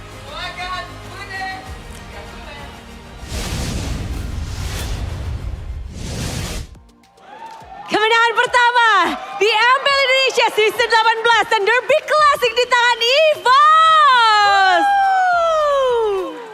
Wah, menorehkan kemenangan langsung di match perdana. Langsung aja nggak sih? Welcome Drianwe. Halo. Panggilnya Drianwe nih? Ya, panggilnya Drianwe. Oke, Drianwe, panggung pertamamu MPL langsung bisa 2-0, Drian. Seperti apa rasanya selancar itu dengan debutmu? Rasanya sih happy banget lah bisa menang lawan tim rival kita. Di Derby Classic kamu nggak ada tekanan, nggak ada kepikiran, nggak ada pressure. Apa yang kamu paling pikirkan nih untuk Derby Classic pertamamu?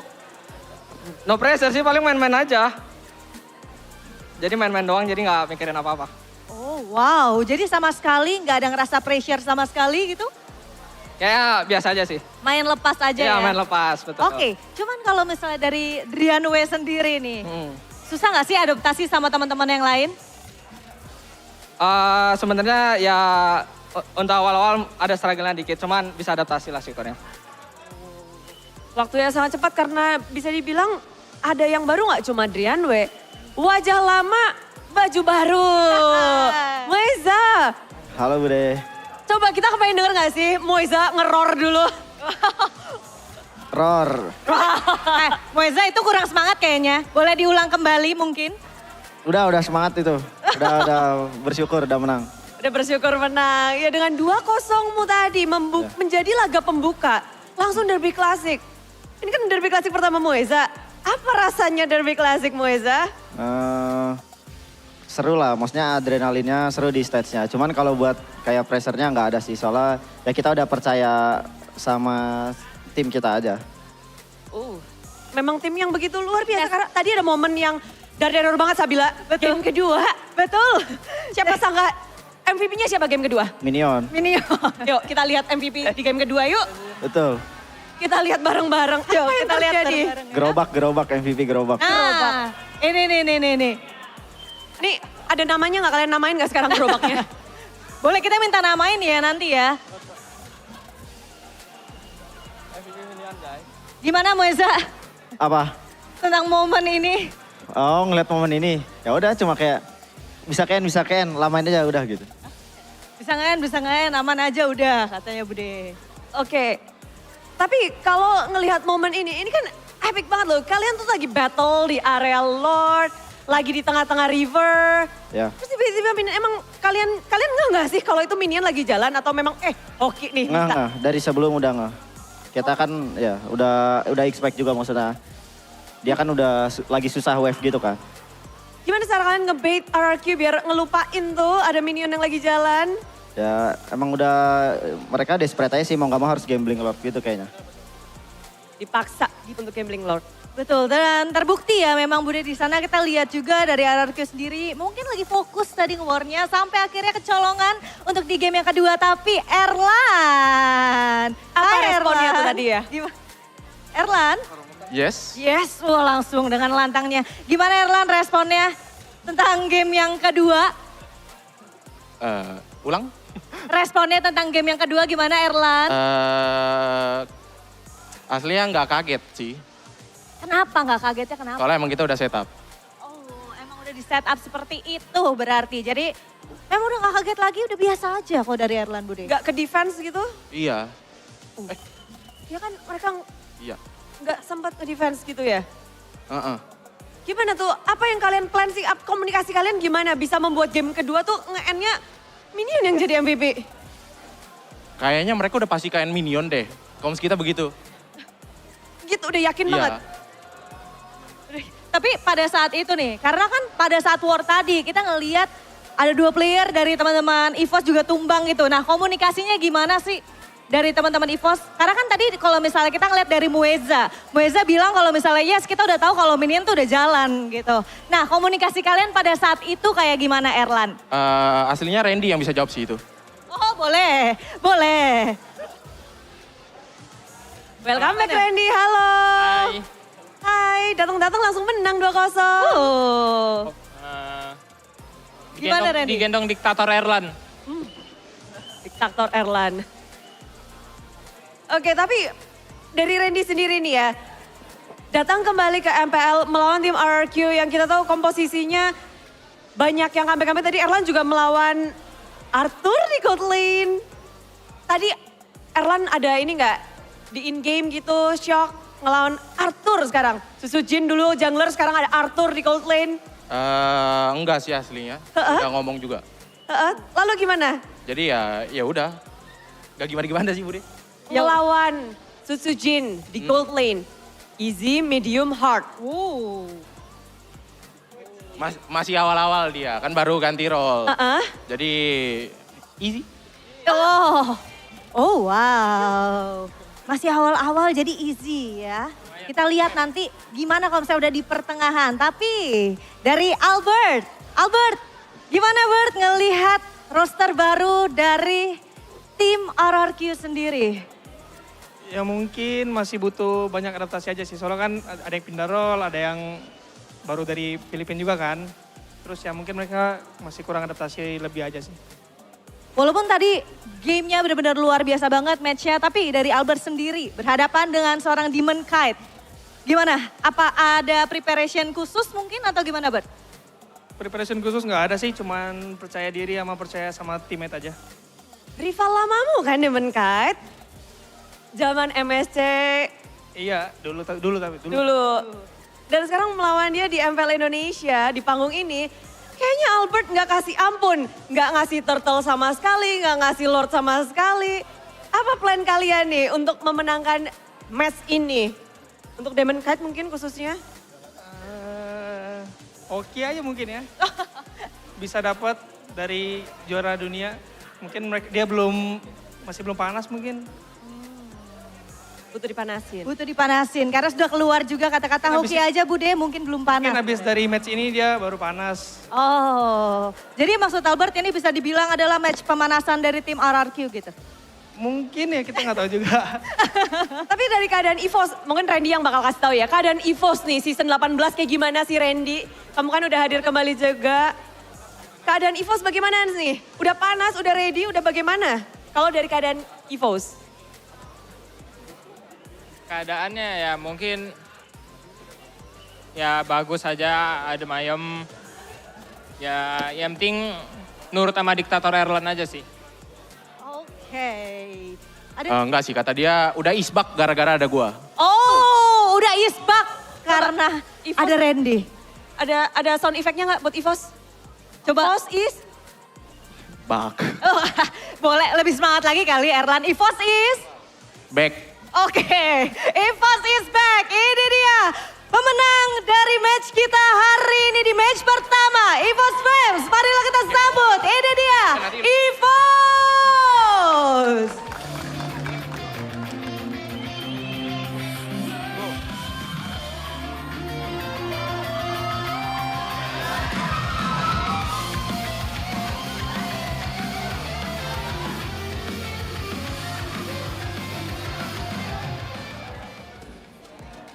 Begitu meriah pembukaan match MPL Indonesia Season 18, namun tak akan berhenti di situ karena Sabila kita punya yang spesial ya. Yes, betul sekali karena kita akan ada bagi-bagi hadiah di GoPay Hadiah GG. Benar-benar, Season 18 ini season yang spesial, jadi kalian pastikan udah download GoPay dan caranya tuh gampang banget dan ini juga spesial Bill. Ya. Karena akan lebih banyak. Dengan Season 18 ini angkanya juga makin besar. Oh wow, jadi makin besar. Nah Bude, ini kalau misalnya aku nggak salah ya, katanya hadiahnya itu 18 juta ya Bude ya? Iya Bila, ini semua super fans bisa ngedapetinnya. Gimana caranya? Nah gimana? Langsung aja, ini dia cara untuk mendapatkan GoPay hadiah GG.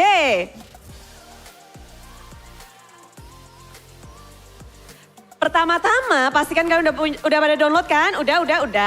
Kalau udah download nanti siapkan layar kamera kalian ke depan. Putih-putih itu nanti bakal ada QR yang muncul. Setelah itu klik buka hadiah dan otomatis kalau kalian udah klik GoPay, kalian akan bertambah. Wow, langsung dapat ya untuk hadiahnya. Serta kita berdua juga pengen ingetin nih buat teman-teman super fans yang udah hadir ke MPL Arena. Kalau misalnya udah dapat hadiahnya langsung aja ditunjukin, langsung di-post ke sosial media kalian. Tag MPL dan juga tag GoPay biar yang lain juga gak sabar pengen datang juga Bude. Bener, dan pastinya semua super fans udah gak sabar, inilah dia GoPay hadiah GG. Yeay, langsung aja di-scan sekarang juga dan ditunjukin ya. Pamerin. Ayo Langsung Kingdom. Ayo EVOS Fams. Pamerin. Semuanya.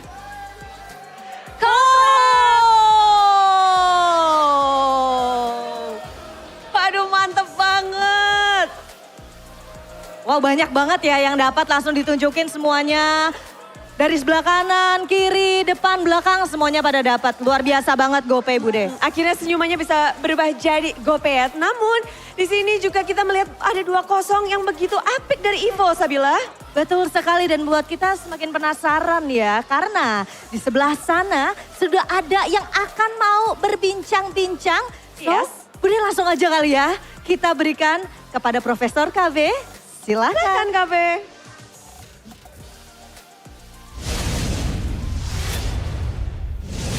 Macan emang gak makan telur, tapi Albert makan telur. Makan protein. Gimana Bob? Habis makan protein 2-0? Kenyang banget rasanya. Kenyang. Enak banget. Enggak, kita ngomong spesifik aja. Game 1. That's why we got no translation. We got Season 10 champ, Season 8 champ. With Onyx. Coached in Alter Ego, coached in Bigatron, my GOAT as well. And his biggest achievement by far, Season 17 English analyst. Hey, yo. But we got Aldo. Aldo, how you doing, bro? Thank you so much, boys. I'm so excited. Miss you guys. I miss you too, I man. miss you guys. So, how you feeling after, a very sweet victory to start Season 18? I feel like it's a good debut for the team, especially Drian W. His rookie season, I mean, we have like some kind of struggle with him, like in the early stage. But look at him, just using the Eudora, just doing things. And yeah, it's good, very good. It's very good. I mean, if you compare the opponent, right? Rins Hajirin, definitely a shaky start of MPL ID Season 18. But again, with this win, how confident are you, Coach? Taking the upper brackets. Let's just clip farming, clip baiting. Come on, straight to the point. I'm always gonna be confident. Like, okay. If you're coaching a team, you need to be confident, right? You want to take the upper bracket so that you have the more life in the playoffs. So yeah, I'm very confident. There you go. Well, I got a follow-up question to that, though, although I think a lot of people had questions coming into this as well as to who would be starting in the lineup, right? Riza or Drian W. So what went through, your mind to make that decision that Drian would be playing instead of Riza? Actually, Riza can't be played this week because he was still in your Fidelity roster during MSC. So there are some kind of, So next week we might see a change. Yeah, might be. Yeah. So let's see. Still up in the air. You got a question, Sheffield? Yeah, I'm gonna try to get you clipped, by the way. Now, looking at the matchup here, Albert versus Demon Kite, how would you rate Demon Kite's debut here compared to Albert's masterclass today? Oh. I mean, I haven't seen Fredin for so long. Yeah. So, but it's a good draft, though. It's a good draft. The way they, played with the support. But again, though, this is MPL Indo, right? I think he needs to adapt fast. Need to take up the the Harley, the Nolan. Yeah. Because the Fredin here, if you get out tempoed like today, we kind of messed up a little bit during the purple buff fight. That's why they have slight chance to come back. But if it didn't happen, I think it's just a straight snowball. Yeah, I agree, and I think I can follow that up with. I think you outdrafted Coach Adi and Caleb with Bravo. Both games. Now you played around those flex picks, right? Yeah. Was it just for you pre-planned? Did you have those drafts written down, or was it like improv? How do you draft up on stage? Actually, I kind of, because this is the first match, right? First match, so we're just gonna look up from the EWC and also the GOTF. We see what's good, what's the meta, what's the prio picks and everything. And from there, we also, and this guy, right here, so good. With the Pakiro 2 games in a row. Even the first game was very hard for him with the P-Grill, the Kadita. But man, this guy still showed up. Amazing. That's why it was the flex pick that you used to really bait out even the Nolan ban in game number 2, right? So I think another question that I have would be, what do you think about the Esmeralda prio for RRQ? Because that was a big discussion point here on the desk for us. I was kind of confused because I was expecting a Uranus or a Barat. Same here. In which is more meta in GOTF, and teams are struggling to face, especially with having the Matilda already.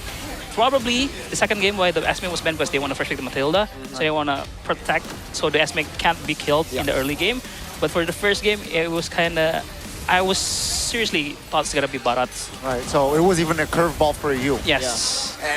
Again, last pick value, they went TIG as well. So it was, I guess in that draft, it wasn't ideal. Maybe it wasn't the normal, quote unquote, in this current meta. You got the dub. Second game, team is feeling confident, of course, with after that first game. Was it an overzealous, or is it still just confident? You think the room or the locker room in the back? I think the vibe. It's fine to make mistakes, especially we're playing mobile, right? There's no such thing as a perfect game. If you have perfect game, yes, good enough. But if you kind of messed up and everything, it's just how do you reset in the game? And they did reset so well, like the way they did the Lord Dance was, I think I say almost perfect. Yeah, I mean with the Winions. Winions, yes. I still want to talk about the first game though. That last 2 picks was Tigreal and Katita, but Red 4, all of us and their mamas thought that it's gonna be a Belleric. That would be a safe pick. But the Katita, what do you think about that? Like, was that too ambitious? Like, was that like a prio pick or a pocket pick for Rinse himself? I think it's a good answer to the Eudora because. I see. And especially with the Pakiro jungle already intact because of Melissa Pakiro, right? And also, I even forgot my drafts. Yeah. So the Kadita was there to, target the Pakiro, but then Albert played so well, like he didn't show up, he didn't give himself. So yeah, that's why it's a pretty hard game for them. All right, but that's all the time we have with Coach Aldo. Coach Aldo, we don't want to, waste more of your time here, but thank you so much for joining us here on the English Desk. Congrats, this by the way. exclusive interview. Congrats on the win. Thank you so much, guys. Thank you for having me. See ya, man. See ya. W, Coach Aldo. Folks, Aldo's still going to have to sit down, unfortunately. So you're still going to have to be here, For y'all, don't forget to support Mr. Man Aldo and Evos tomorrow, because it's going to be a 2-match week for Evos. Against Navi tomorrow. So let's take a look about. Ladies and gentlemen, again, it's officially the longest game of this season with 24 minutes, almost 25 minutes of game time here. Total kill-wise, though, it's equal 9-9. I expect it to end a little bit sooner, to be quite honest. I'd give RRQ props though. Yeah, You know, they were I did able not to expect defend. that. They were able to actually prolong the game for quite a while. I think even in game number 1, there were glimpses of what RRQ can do. They were still able to make some plays happen. It's just they realized that a bit too late in game number 1. And I honestly feel like the draft as well were lopsided, I guess, you know, to put it. Yeah, Aldo really did well. And again, on this Fredrin, you need to control those neutral objectives. And that's something that Demoncat wasn't able to do. I think it was a mix of a skill issue from his side and also an awareness issue from the rest of the team, because the rest of the team didn't even try to zone Albert. Yeah, it's tough. It's tough. It's a question though, because they're not lacking of CC, right? They should have been able to somehow contain Albert in the early game. Even in the late game, it becomes even a bit more easier because you have more items to play with. You're more sustainable with the Matilda as well. You can just bail out with the guiding wind, and to some extent, they did it quite beautifully. I said it before the match, or like before the game, it would be a Joshua game if RQ wins, and it was almost a Joshua game. There were some sets which we can kind of see the potential of this composition being brought out by RQ, but unfortunately, EVOS is too ahead at the point, you know, the Winians and all that. They could have played a more equal game had they had more turrets.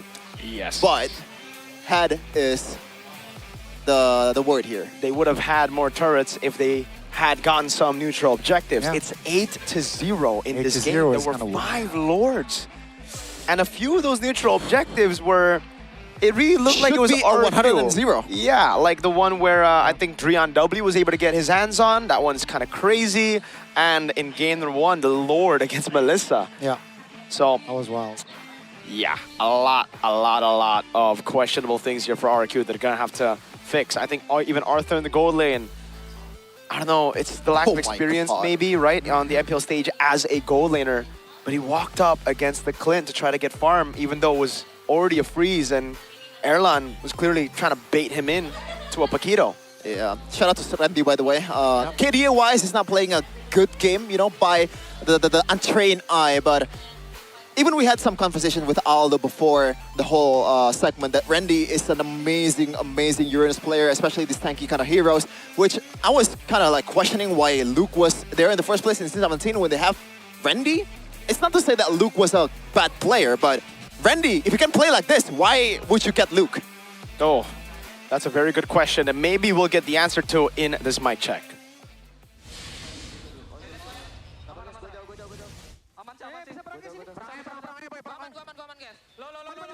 Lihat Hirara nih, sabar masih jauh. Aman gua, aman Asbob. Lihat Hirara. Kenasun. Nice. Bisa sini bareng-bareng Lord. Gua dorong midnya dulu kan. Udah, bentar. Bisa stun nggak, Tat? Bisa nih, Ghostan nih. Boleh, Tat. Sara. Lihat kejarannya tipis, guys. Bawa.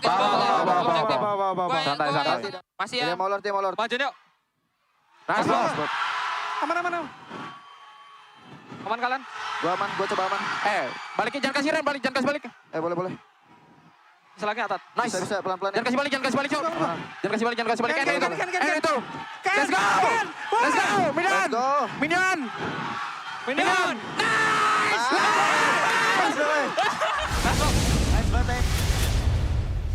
You can definitely still see and feel the passion. Even though there's been, what, a billion classic derbies, it's still a matchup that everybody wants to see. It's still a matchup that every player wants to play. EVOS versus RQ, it ends up 2-0 to EVOS. RQ didn't even stand a chance in game 1. We're able to pull it through in game 2 all the way to 24 minutes, but unfortunately, the Minions had a different story in mind.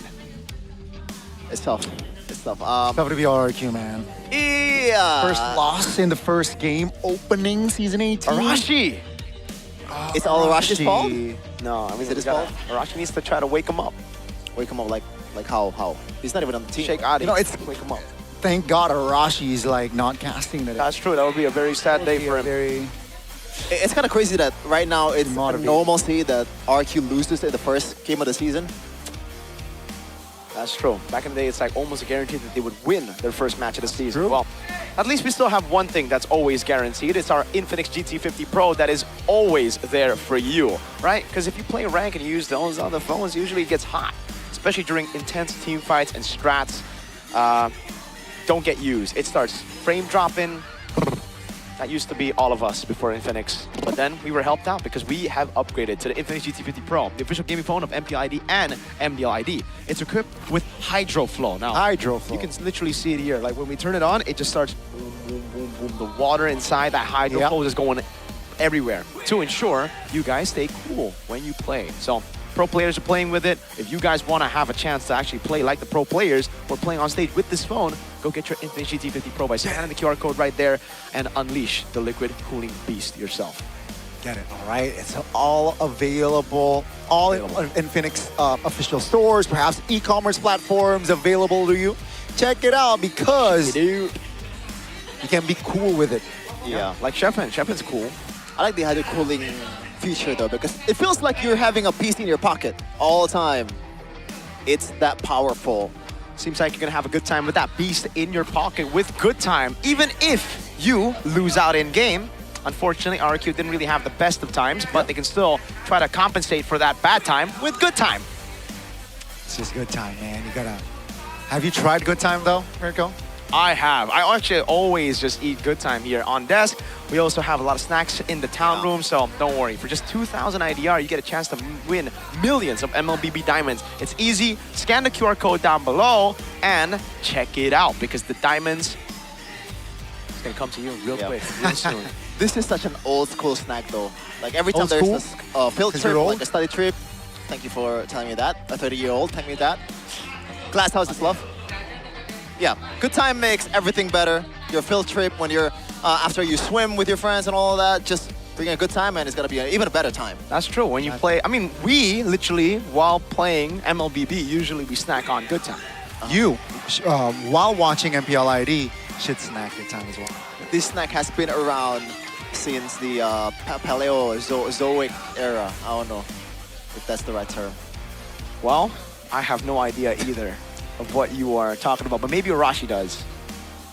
So maybe it's time for us to go back to the town room, take a break, and talk to Arashi about the times. Yeah. Because we need to give him good time desperately. Bro's having a really bad time, Gani. Definitely. One more match though. It's Na'Vi taking on Alter Ego. We'll take a quick one. I don't think it's going to be quick, but it is a break. That's true. That's fair.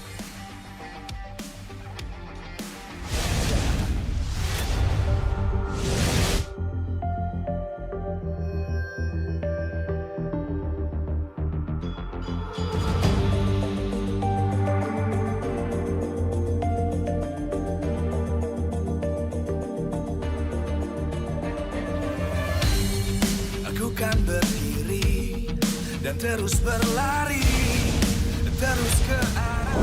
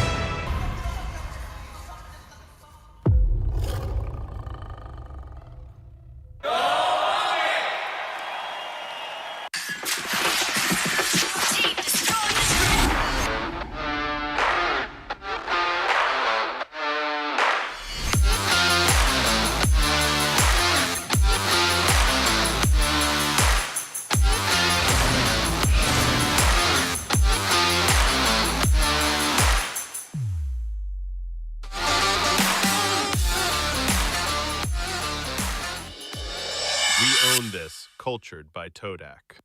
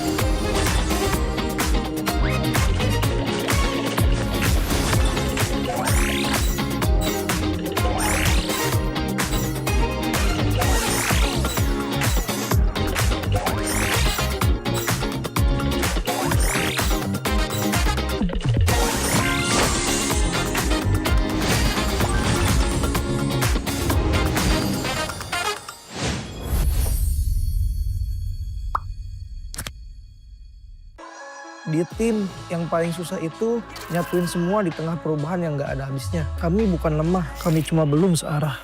Menang atau kalah itu biasa, tapi ingat satu hal, kita itu keluarga. Waktunya konsisten saling percaya. Sejak kapan Navari jadi CEO? Hah? Lalu diam, Ming. Mending lihat ini. Yang ini murahnya beneran. Bantu kita naik level barengan.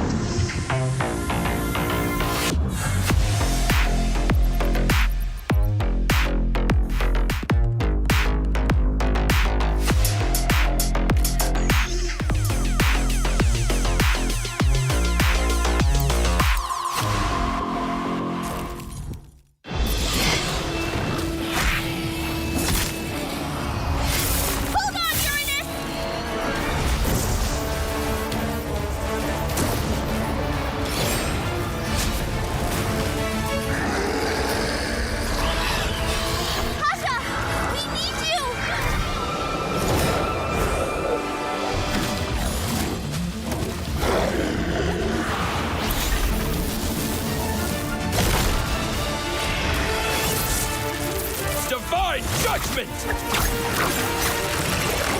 Witness the power of pure lightning!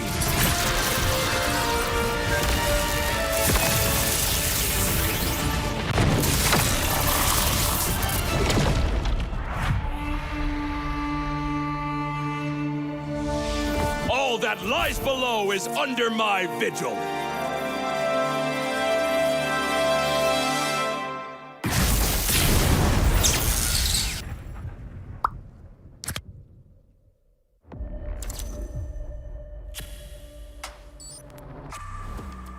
Semua perjalanan mempunyai cerita. Dan semua orang ingin menjadi pahlawan dalam cerita itu. Menjadi seorang pahlawan bukan hanya sekedar menang perang, namun mampu mencari modal untuk berperang. Oke. Hanya modal gold. Pet sekarang modal gold gampang kena comeback. Pahlawan itu butuh pengalaman.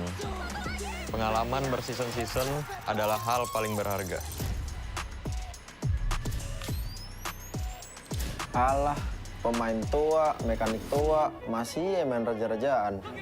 Orang bilang gue jadi pahlawan cuma karena hoki. Gak gitu, bro. Masihkah hoki? Hoki, faktanya gimana? Untuk menjadi pahlawan, harus bermental baja biar bisa menghadapi segala kondisi.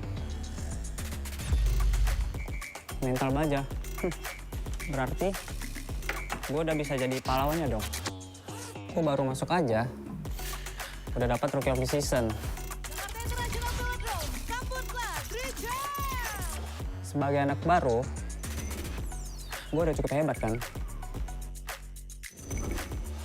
Hebat kata lu, dalam hal apa? Kill banyak. Untuk bisa memberikan itu, perlu sosok pahlawan. Kalau sosok itu nggak ada, tim lu nggak bisa apa-apa. Hah? Cut. Lani doang, hanya bikin mati konyol. Masa pahlawan kayak gitu? Kita juga harus bisa menjaga tempo, agar semua bisa berjalan dengan lancar. Lah, talent gue kemana? Kak, cukup kak? Oke, thank you. Gagal lagi jadi pahlawan di MSC. Ah, iya ya. Keburu pensi nih. Tapi, setidaknya gue masih di atas lo.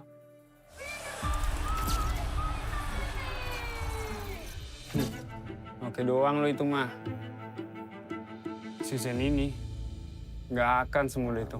Yuk, mulai syuting. Mi, baca dulu. Loh, kok lu jadi Estrada, Man? Magang, Mor. Wih, serius kita bakal main di sini? Yes, approve. Kalau emang di sini, akan lebih pantas buat ngebuktiin siapa pahlawannya.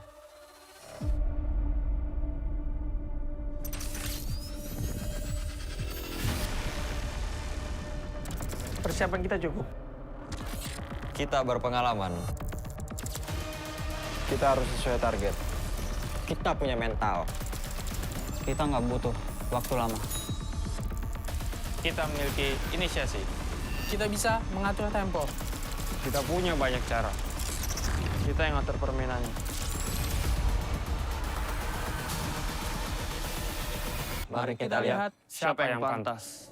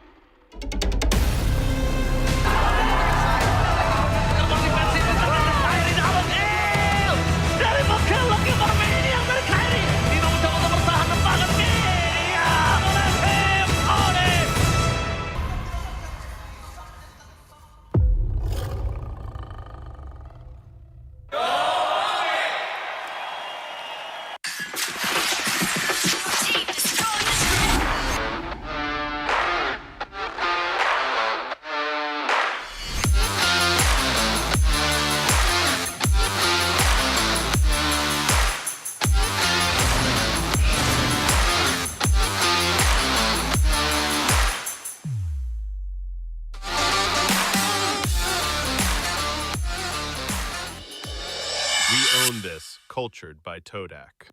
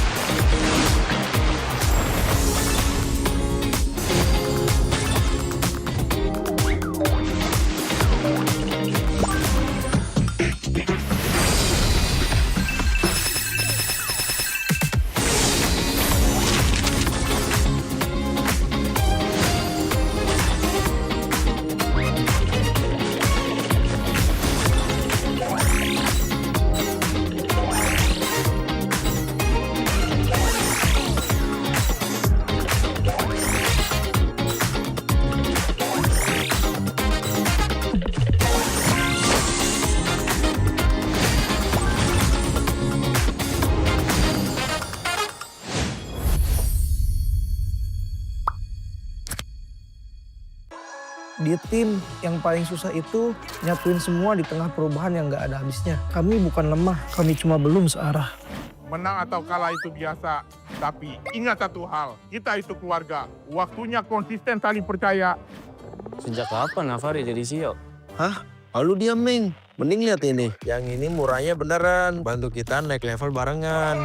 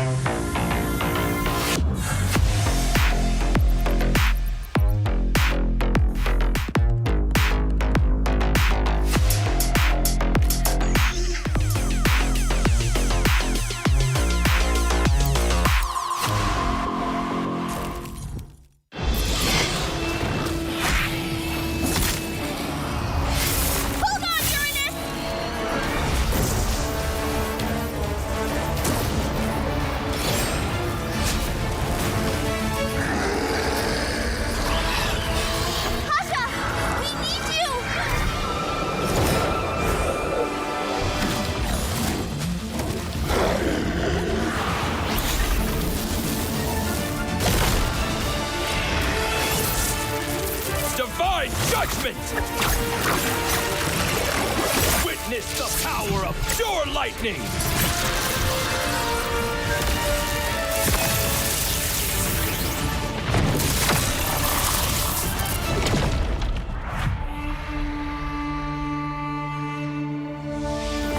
that lies below is under my vigil.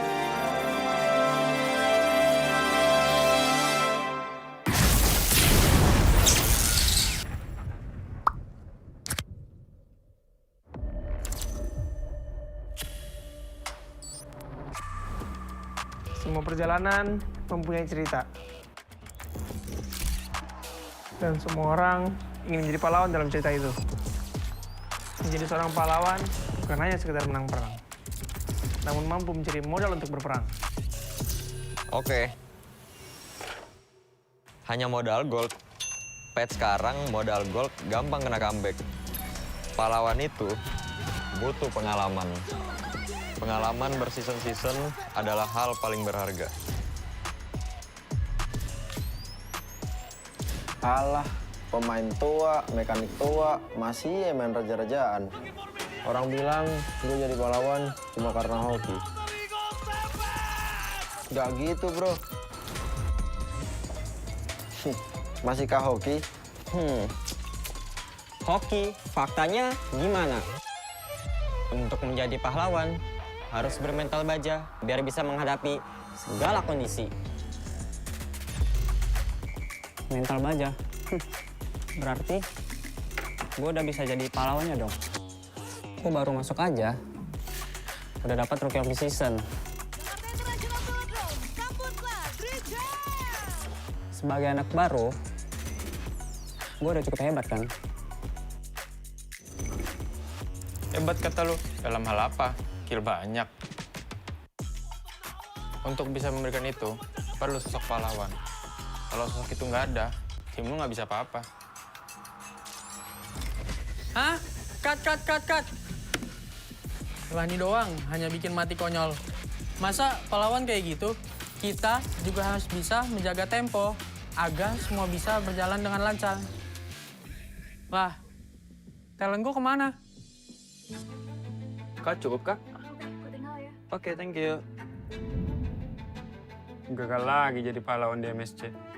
Ah, iya ya. Keburu pensi nih. Tapi, setidaknya gue masih di atas lo.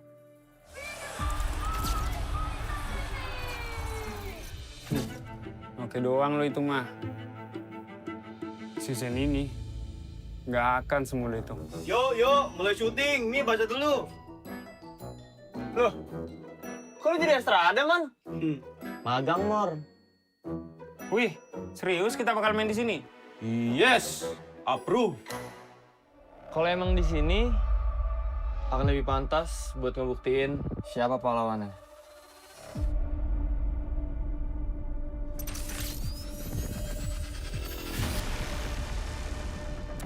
Persiapan kita cukup. Kita berpengalaman. Kita harus sesuai target. Kita punya mental.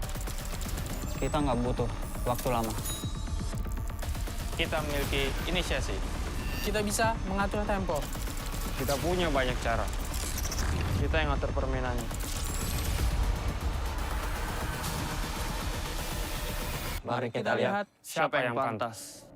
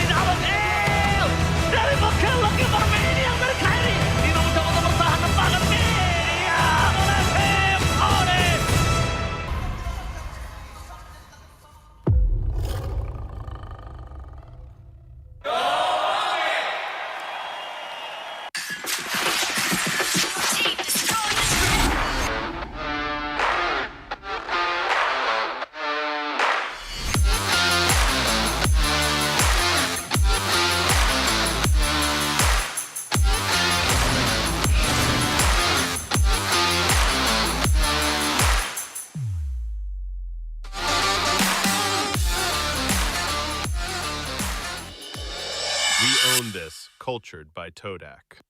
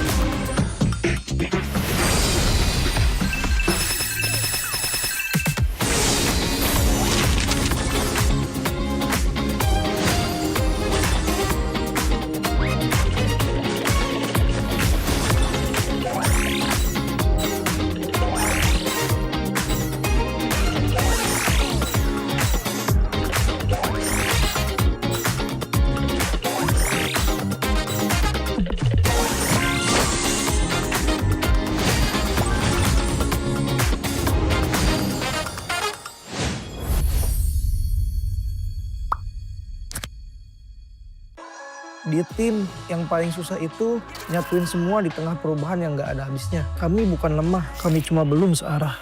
Menang atau kalah itu biasa, tapi ingat satu hal, kita itu keluarga. Waktunya konsisten saling percaya. Sejak kapan Navari jadi CEO? Hah? Lalu diam, Ming. Mending lihat ini. Yang ini murahnya beneran. Bantu kita naik level barengan.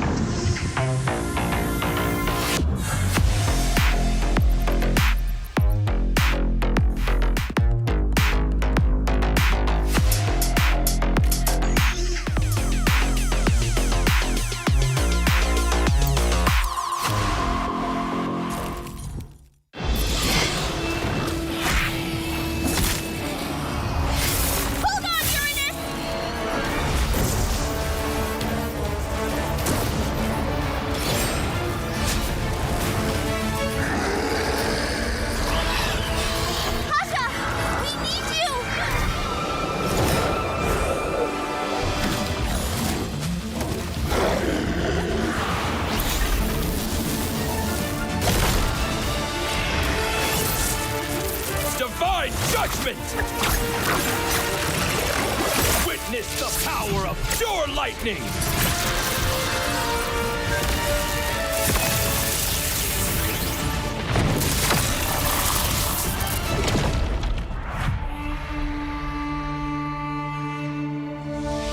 All that lies below is under my vigil.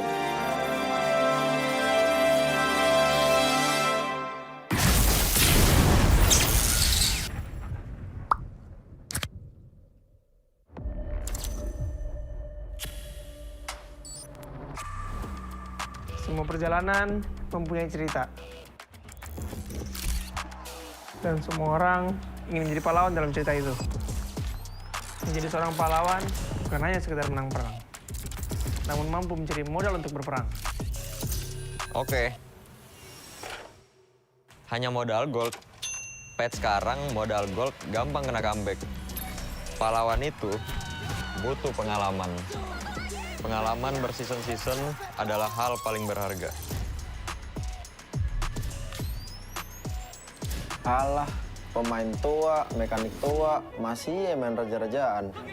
Orang bilang gue jadi pahlawan cuma karena hoki. Gak gitu, bro.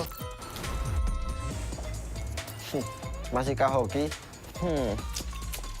Hoki, faktanya gimana? Untuk menjadi pahlawan, harus bermental baja biar bisa menghadapi segala kondisi. Mental baja? Berarti gue udah bisa jadi pahlawannya dong. Gue baru masuk aja, udah dapat Rookie of the Season. Sebagai anak baru, gue udah cukup hebat kan? Hebat kata lu, dalam hal apa? Kill banyak. Untuk bisa memberikan itu, perlu sosok pahlawan. Kalau sosok itu nggak ada, tim lu nggak bisa apa-apa. Hah? Cut. Lani doang, hanya bikin mati konyol. Masa pahlawan kayak gitu? Kita juga harus bisa menjaga tempo agar semua bisa berjalan dengan lancar. Lah, talent gue kemana? Kak, cukup kak? Oke, thank you. Gagal lagi jadi pahlawan di MSC. Ah, iya ya. Keburu pensi nih. Tapi, setidaknya gue masih di atas lo.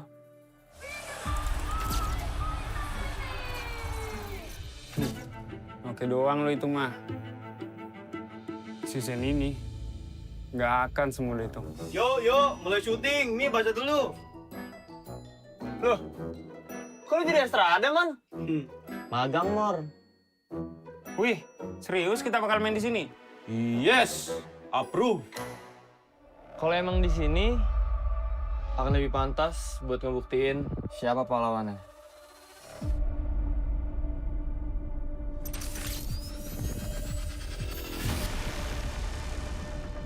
Persiapan kita cukup. Kita berpengalaman. Kita harus sesuai target. Kita punya mental. Kita nggak butuh waktu lama. Kita memiliki inisiasi. Kita bisa mengatur tempo. Kita punya banyak cara. Kita yang ngatur permainannya. Mari kita lihat siapa yang pantas.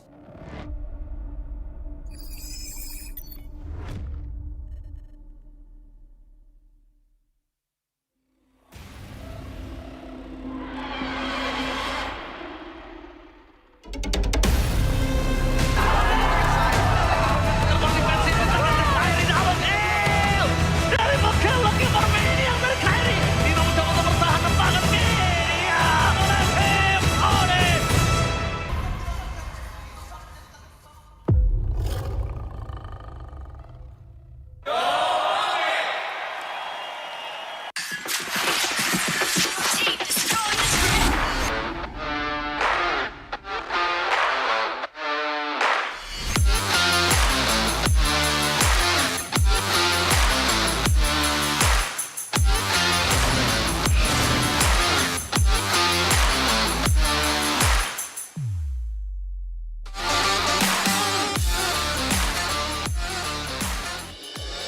We own this, cultured by Todak.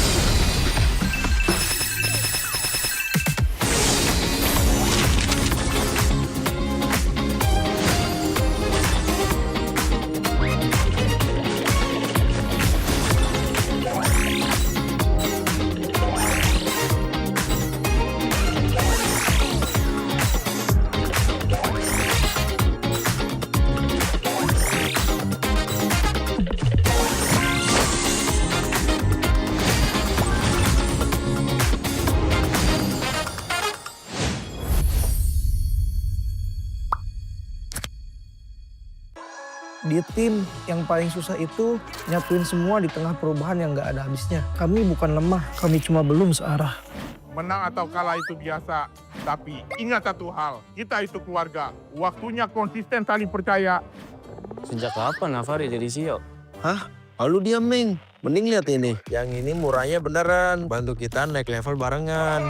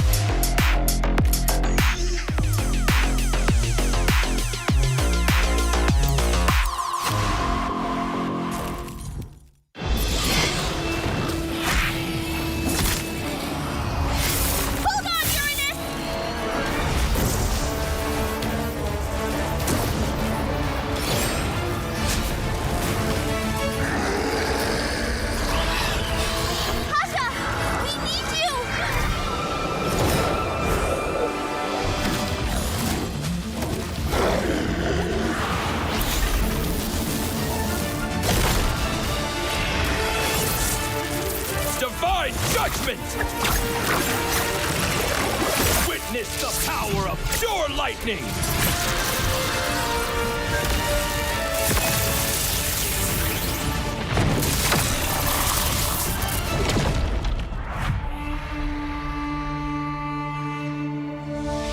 All that lies below is under my vigil.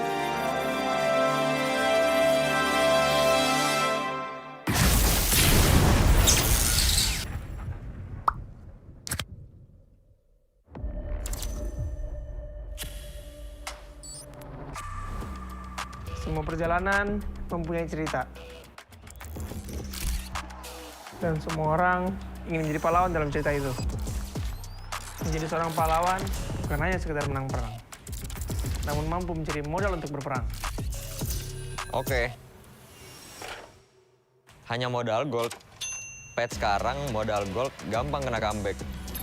Pahlawan itu butuh pengalaman. Pengalaman berseason-season adalah hal paling berharga. Alah, pemain tua, mekanik tua, masih main raja-rajaan. Orang bilang gue jadi pahlawan cuma karena hoki.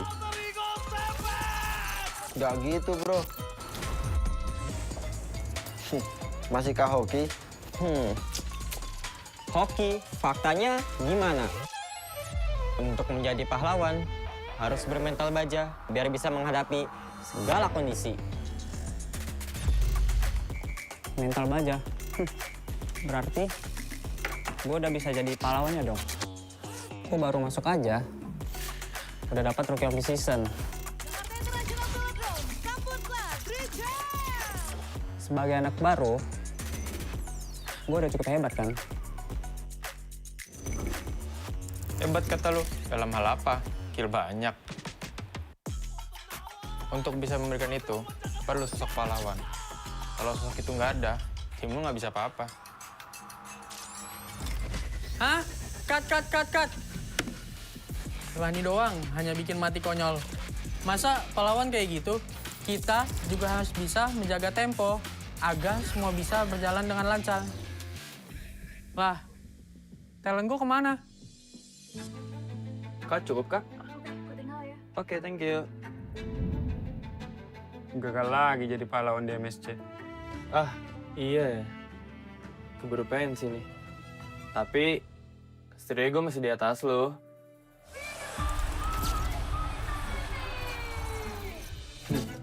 Oke doang lo itu mah.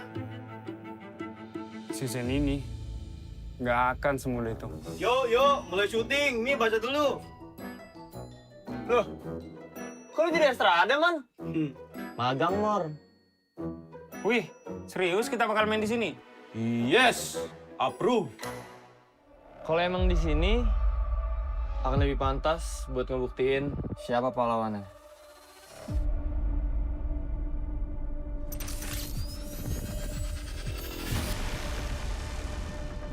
Persiapan kita cukup. Kita berpengalaman. Kita harus sesuai target. Kita punya mental. Kita nggak butuh waktu lama. Kita memiliki inisiasi. Kita bisa mengatur tempo. Kita punya banyak cara. Kita yang ngatur permainannya. Mari kita lihat siapa yang pantas.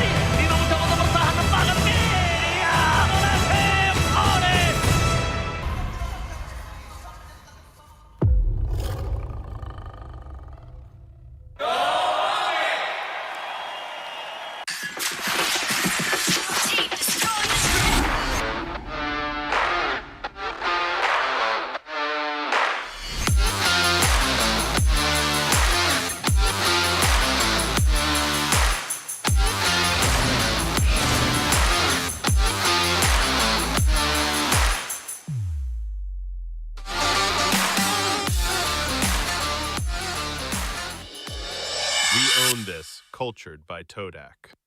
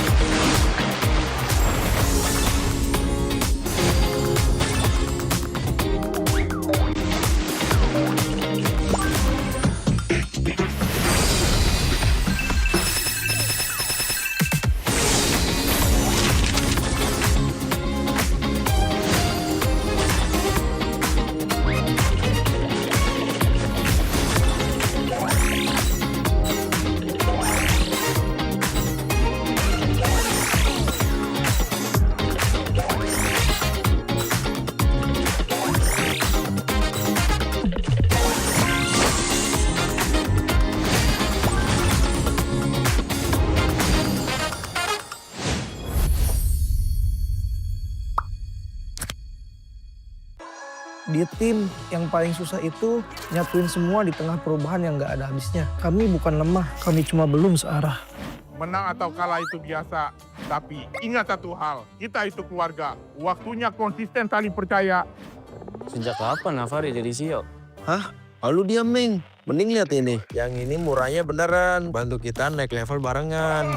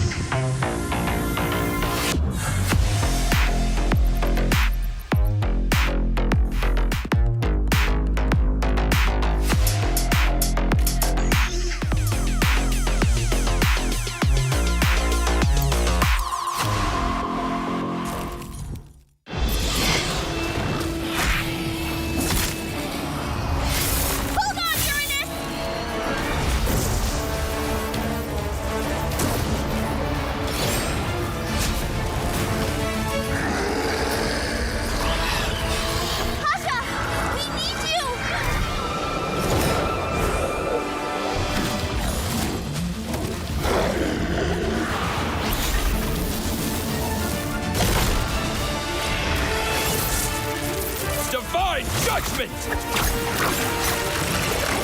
Witness the power of pure lightning!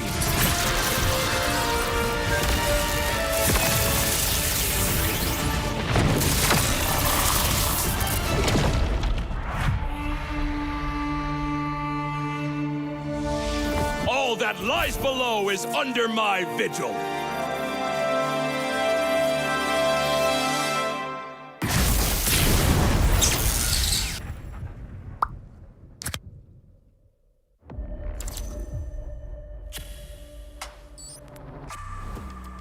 Semua perjalanan mempunyai cerita.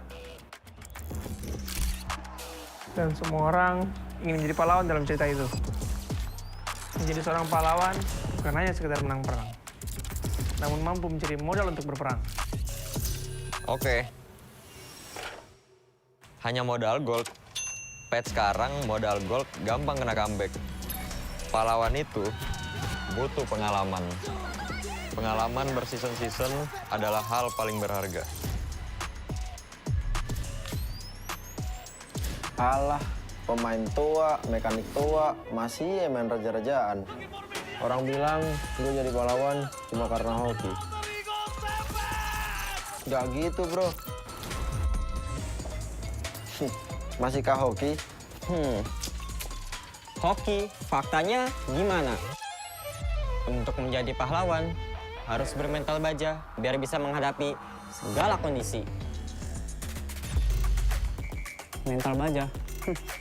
Berarti gue udah bisa jadi pahlawannya dong. Gue baru masuk aja, udah dapat Rookie of the Season.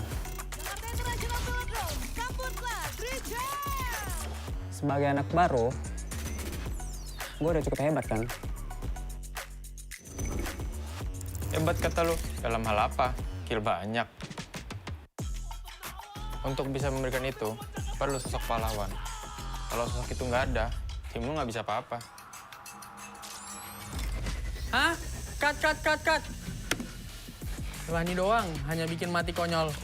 Masa pahlawan kayak gitu? Kita juga harus bisa menjaga tempo agar semua bisa berjalan dengan lancar. Lah, talent gue kemana? Kak, cukup kak? Oke, thank you. Gagal lagi jadi pahlawan di MSC. Ah, iya ya. Keburu pensi nih. Tapi, setidaknya gue masih di atas lo.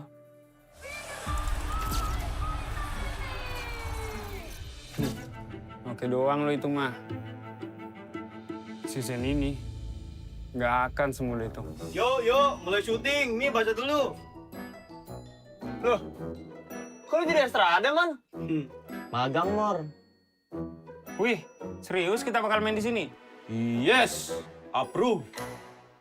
Kalau emang di sini, akan lebih pantas buat ngebuktiin Siapa pahlawannya?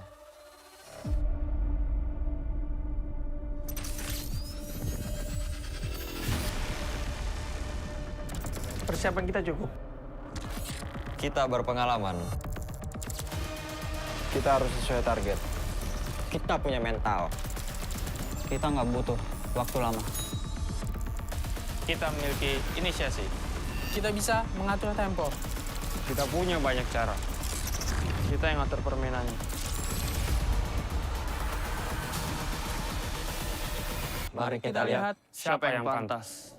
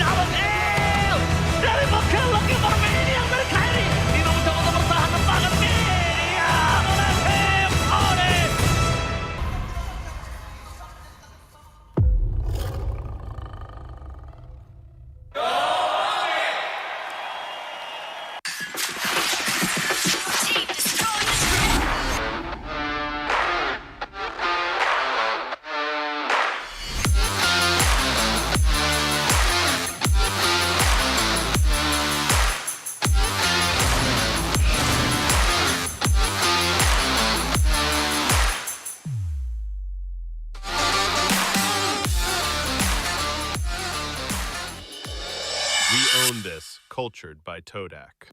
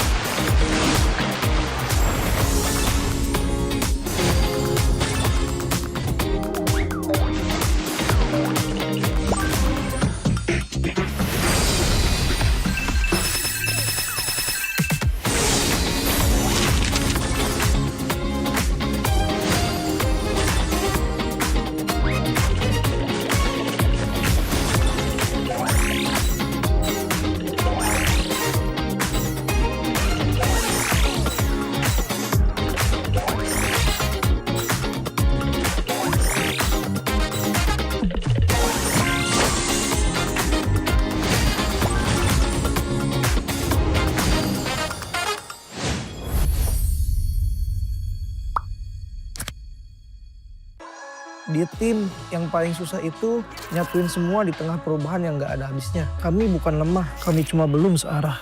Menang atau kalah itu biasa, tapi ingat satu hal, kita itu keluarga. Waktunya konsisten saling percaya. Sejak kapan Navari jadi CEO? Hah? Lalu dia Ming. Mending lihat ini. Yang ini murahnya beneran. Bantu kita naik level barengan.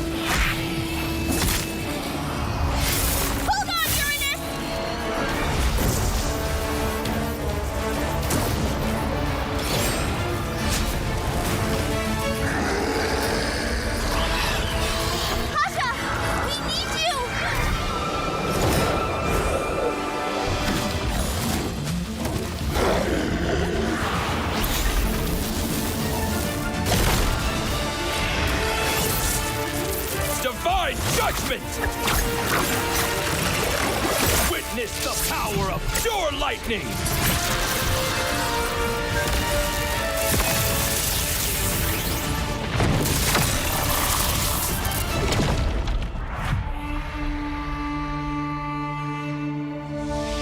All that lies below is under my vigil.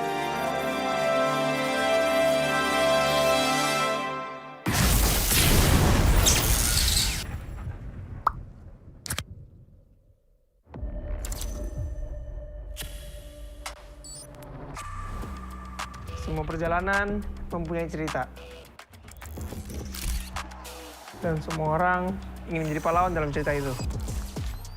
Menjadi seorang pahlawan bukan hanya sekedar menang perang, namun mampu mencari modal untuk berperang. Oke. Hanya modal gold. Pet sekarang modal gold gampang kena comeback. Pahlawan itu butuh pengalaman. Pengalaman berseason-season adalah hal paling berharga. Alah, pemain tua, mekanik tua, masih main raja-rajaan. Orang bilang gue jadi pahlawan cuma karena hoki. Gak gitu, bro. Masihkah hoki? Hoki, faktanya gimana? Untuk menjadi pahlawan, harus bermental baja biar bisa menghadapi segala kondisi. Mental baja? Berarti gue udah bisa jadi pahlawannya dong. Gue baru masuk aja, udah dapat Rookie of the Season. Sebagai anak baru, gue udah cukup hebat kan? Hebat kata lu, dalam hal apa? Kill banyak. Untuk bisa memberikan itu, perlu sosok pahlawan. Kalau sosok itu nggak ada, tim lu nggak bisa apa-apa. Hah? Cut. Lani doang, hanya bikin mati konyol. Masa pahlawan kayak gitu? Kita juga harus bisa menjaga tempo, agar semua bisa berjalan dengan lancar. Lah, talent gue kemana? Kak, cukup kak? Oke, thank you. Gagal lagi jadi pahlawan di MSC. Ah, iya ya. Keburu pensi nih. Tapi, setidaknya gue masih di atas lo.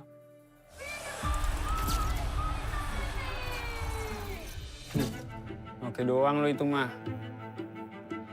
Season ini, nggak akan semudah itu. Yuk, mulai syuting. Nih, baca dulu. Loh, kok lu jadi Estrada, Man? Magang, Mor. Wih, serius kita bakal main di sini? Yes, approve. Kalau emang di sini, akan lebih pantas buat ngebuktiin Siapa pahlawannya?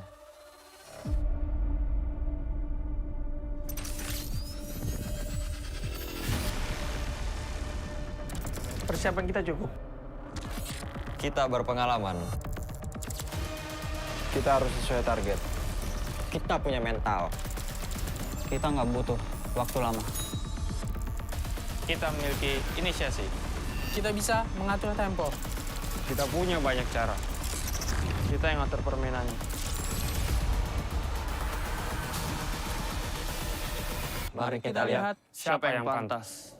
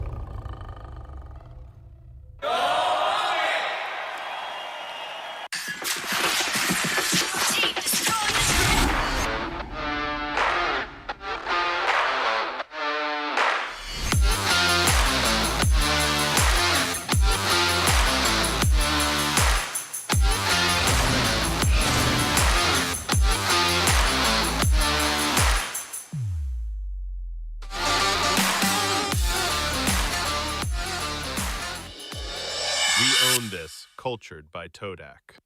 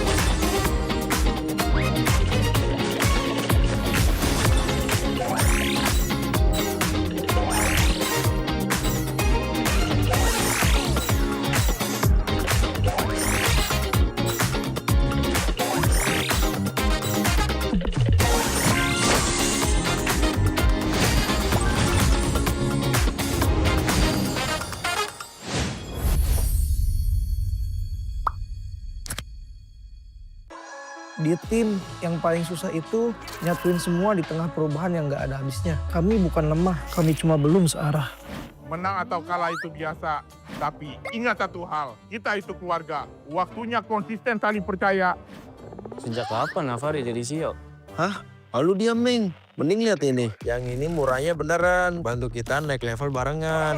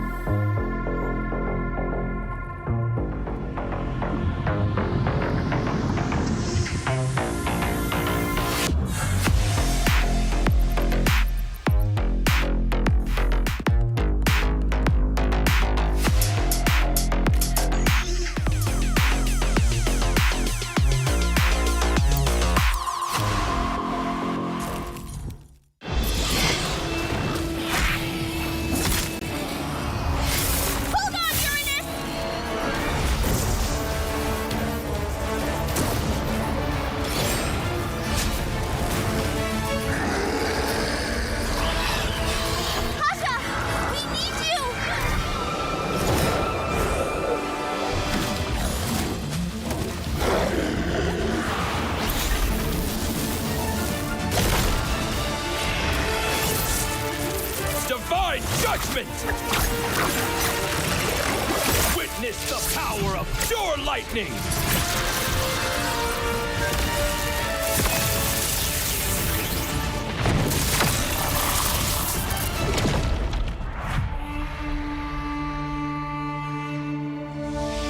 All that lies below is under my vigil.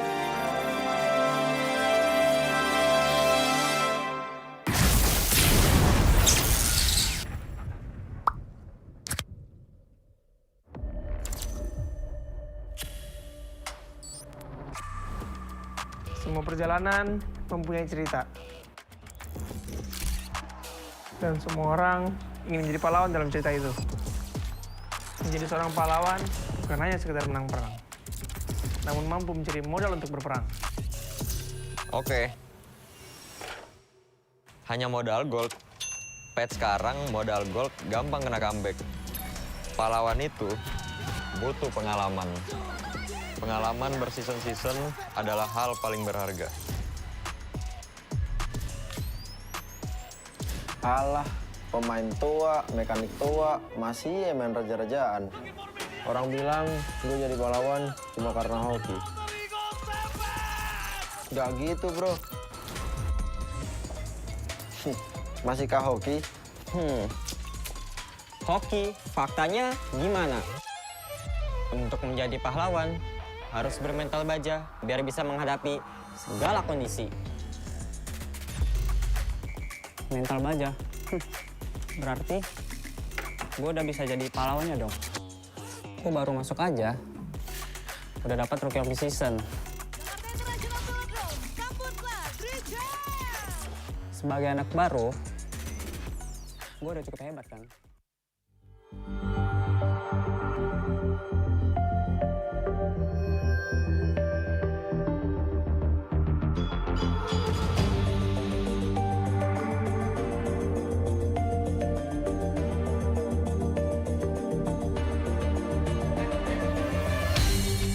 Aku kan berdiri dan terus berlari, terus ke arah puncak tertinggi.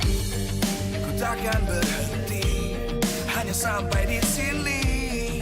Kemenangan abadi menanti. You know we won't miss if we unite our focus. And if you haven't noticed, we all live. Nyalakan apimu, hadapi semua tantangan, hadang semua serangan, jatuh bukan halangan. Bakar semangatmu, janganlah engkau menyerah. Kita akan buat sejarah.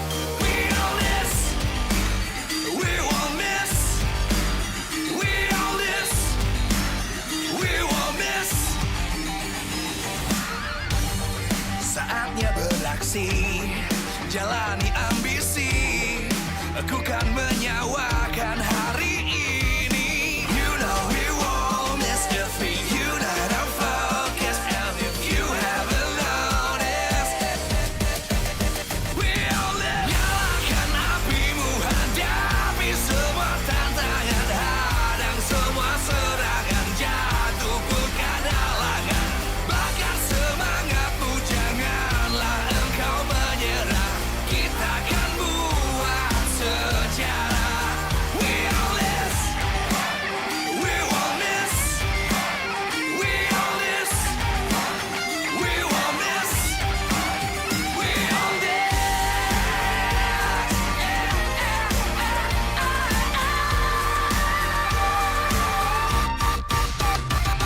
Nyalakan apimu, hadapi semua tantangan, hadang semua serangan, jatuh bukan halangan. Bakar semangatmu, janganlah engkau menyerah. Kita akan buat sejarah. We all this.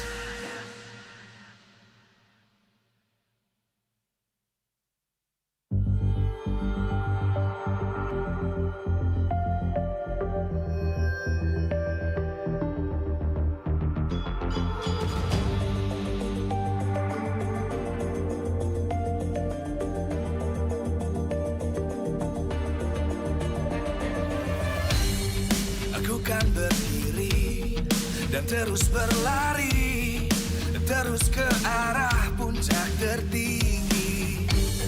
Ku takkan berhenti, hanya sampai di sini.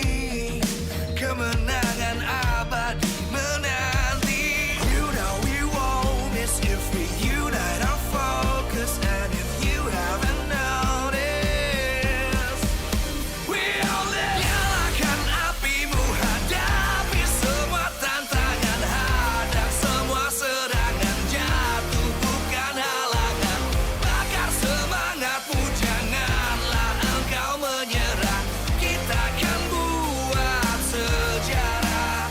We all this, we won't miss, we all this, we won't miss.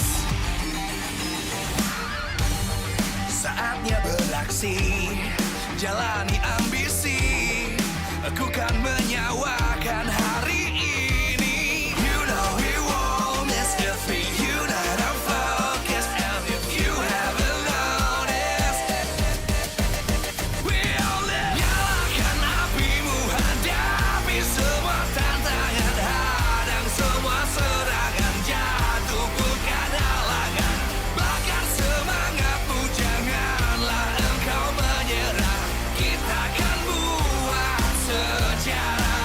We all this, we won't miss, we all this, we won't miss, we all this.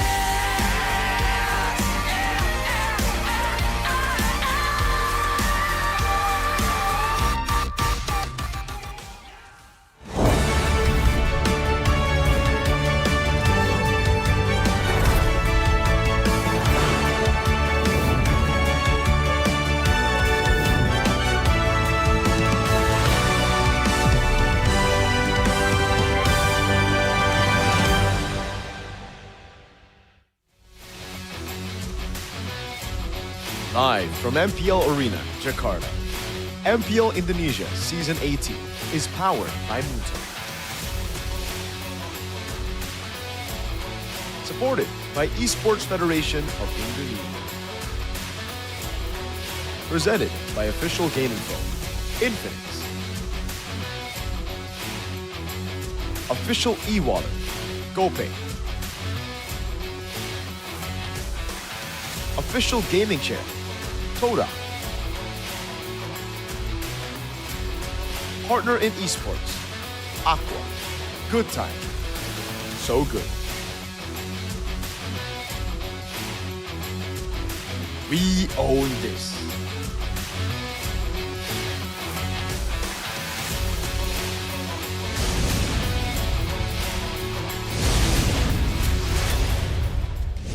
Di sini dan sebelum matchnya kita lagi di player room Navi. Tadi kita dengar ada briefing and aku juga dengar kalau misalkan Coach Wainal udah bisa bahasa Indonesia ya? Dikit. Dikit. Little. Oke Coach, apa kabar? Bagus. Kabar bagus. Kabar bagus. Gimana persiapan untuk season ini? Apa yang lagi dirasakan sama Coach? Apa kabar? So Coach, how are you coming into the season? How do you feel about the roster this season? Because I remember, talking to you last season and then you were saying that you had high spirits for Navi last season, but unfortunately you were unable to make it to playoffs. But is it different this time around? Oh, sama aja. I mean, panas. Like now, panas. Panas. Kita coming in that. No, kidding aside, I think, we're prepared quite well. We're gonna see. Kita very excited. Kita ada baru players, kita ada baru analis. Baru analis. So, yeah, let's see. Jadi sepertinya mereka sudah mempersiapkan diri untuk season ini dan juga ada banyak teman-teman baru ya. And among the new ones, we're hearing there's Zeon again. How is Zeon like right now? Gimana Zeon sekarang? Who is season this ini? guy? Who is this guy? Zeon. He's doing good. He's doing good. He's doing good. They are very excited. Every single day, he really does the work. Every day he overthinks. Sorry, that's secret. Overthinking katanya Zeon. Kenapa emang overthinking ya? Gak. Oh enggak. Every one of us really loves Zeon. His work ethic is very good.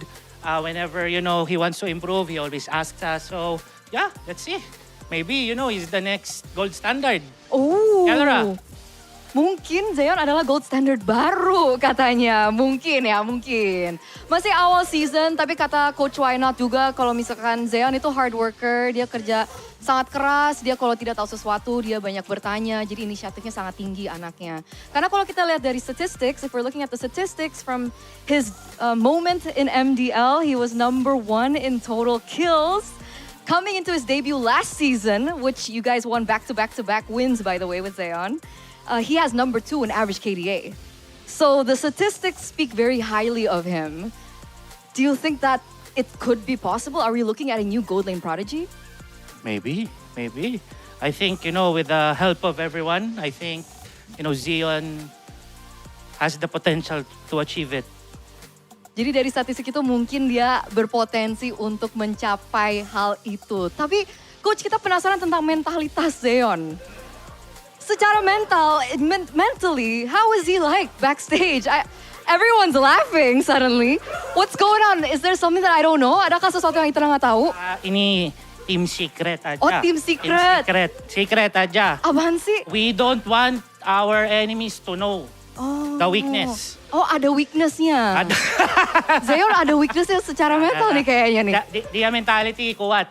Penasaran. Andorius ini bentar. Tadi kamu yang ketawa paling kencang soalnya. Aku penasaran. Ada apa sih? Kenapa kamu ketawa? Gak apa-apa. Lah. Mentalitasnya kayak Spider-Man. Spider-Man? Kayak Spider-Man? Maksudnya apa tuh kayak Spider-Man? Dia ada kayak 2 kepribadian apa gimana nih? Sense-nya bagus banget. Oh, sense-nya bagus Art banget. of Dodge gitu. Kayak Art of Dodge, oke. Banyak yang ngomongin killer instinct-nya Zion soalnya. Itukah maksudnya? Killer instinct makanya dia mirip kayak Spider-Man gitu? Bukan killer instinct sih. Oh bukan? Duitnya kalau ini ada minion gitu. Di sini. Oh gitu. Dia. Oh Duit langsung. instinct, bukan killer instinct. Oh duit instinct. Gak apa-apa, bagus. Ya kan sebagai gold laner. Ya udah gak apa-apa, Andoriu. Silakan duduk lagi. So before this, was there something that you shared to everyone before your match? Really just, sama-sama just, have fun. Kita make sure we play as a team. We're gonna have problems in game, but that's the beauty of the game.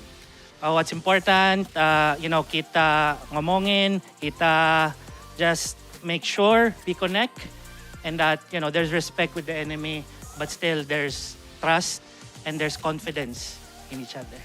Jadi aku tanya tadi sebelum match, soalnya tadi kan Eterna nunggu di luar. Terus Eterna sempat dengar sedikit tentang apa yang Coach Wynot sharing ke teman-teman. Dan pokoknya Coach Wynot bilang harusnya fokusnya mereka tetap have fun, saling percaya juga satu sama lain.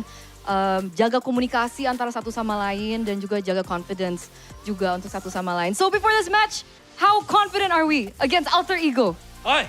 Confident gak? I am pretty sure my team will do everything they can. That's how we like it. Are you guys confident as well? Yeah. Tanya Budi. Mana siapa?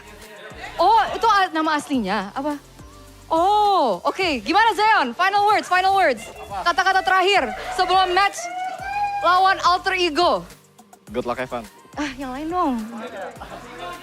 Masa kayak gitu tuh dimarahin Coach Wynot? Gak apa-apa, latihan. Kan mau jadi next star, harus latihan. Jangan main Brody, tolong. Jangan main Brody, tolong. Oke, thank you so much, Zion. Kita akan langsung lempar kepada match yang kedua hari ini between Navi dan juga Alter Ego.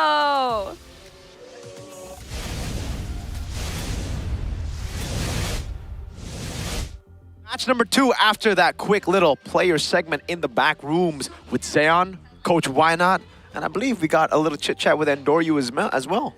You forgot the Turner. Well, she's there. She was there. But the main dudes were the players. Just like us here, we're just side characters bringing in your show. And who are we? If you guys don't know, it's Fred, Albie, and CB. BMO. BMO. CB. CB. Call me CB. Yeah, because his name is Charlton Bobby. Charlton Bob? Mm-hmm. Endrick's favorite player. Oh, okay. Anyways, we're bringing you Alter Ego versus Na'Vi. We're going to take a look at these two teams. First, in the audience topic voting by Infinity GT50 Pro. Take a look at this. Facing RP, can Zeon lead Na'Vi to stop the 4 losing streak over Alter Ego? So, analyst man, what do you think? Can Zeon lead Na'Vi to a victory against Alter Ego's RP? My question is, who the hell is Arfi? That's what I'm thinking. There's no Arfi anymore in season 18. It's Tinggarai. It's Dalvin. It's Alexander. And also it's Shalky. It's Alexander. No, it's Nino. That's the only guy who didn't change his name. Wow. Nino is not... Ain't he the captain? Shalky. Anyways, it's not Shalky. Actual question. Okay, it's gone. What was the question again? Question is, can Tinggarai yeah, lead... Oh, sorry, can Zeon lead Na'Vi to a victory against Tinggarai? See, looking at the track record of the end of the regular season, yes, Na'Vi looks actually like a proper team. Why not build, I think, a good core at the end of the season? Unfortunately, it was a bit too late for season 17 for playoff contention. But now they can fight for another playoff contention again here in season 18 start. And we had some conversation earlier with Coach Aldo. We asked them, which team do you think is the underdogs, the dark horses of MPL ID? And the answer is clear-cut, Na'Vi. Perhaps, definitely, with Coach Why Not still in the helms, right, leading this team, I expect, more improvements, just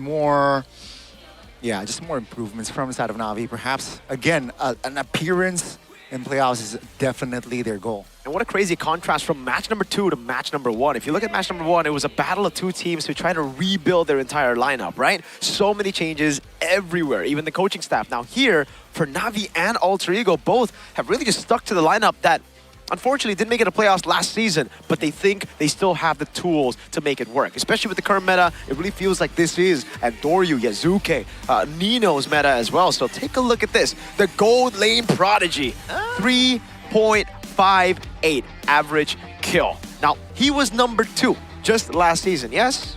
Very low data pool. To be fair, he only played 4 or 5 matches. But still, it was very impressive in those 4 or 5 matches. Yeah, a glimpse of brilliance. Zeon and Jize has brought a new color, I think, to Na'Vi's gameplay. There's very... what happens? No, Yazuki was doing the little trend. Okay. Yeah, but unfortunately, the track record for Na'Vi in the regular season, season 17, is not really that great. Zeon, I think, is... I'm not sure if Prodigy is the right term for him just yet. We have to see a bit more. Yeah, he is promising. We have to see a bit more for him to be called the Prodigy. But the number from MDL, 8.25 average kill. It's actually pretty crazy. That's a lot. Despite it being an MDL, it's still something that needs to be considered when you're trying to upgrade your player from MDL to MPL.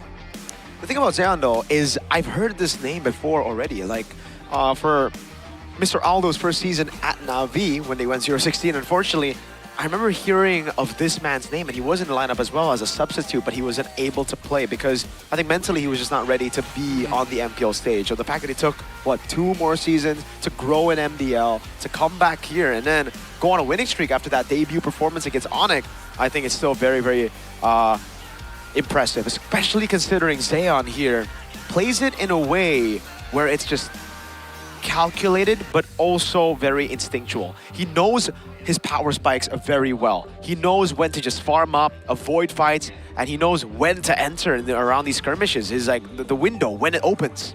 Yeah, unfortunately though, the hero pool of Zeon needs to be tested a little bit more. The Harith is not really prio anymore in the gold lane. We're looking for more of the Bakitos, the heroes that can actually carry in the early game, like Brody's and the Clint as well. So we're gonna see if he actually can play those heroes with his teammates, because those heroes needs enablers, needs peel, needs covers for him to be able to shine. But when you can already play those kind of aggressive heroes for yourself, like a Harith, I don't think it should be a problem when you're playing a Clint. On the other side though, Tinggarai and Afan in the jungle.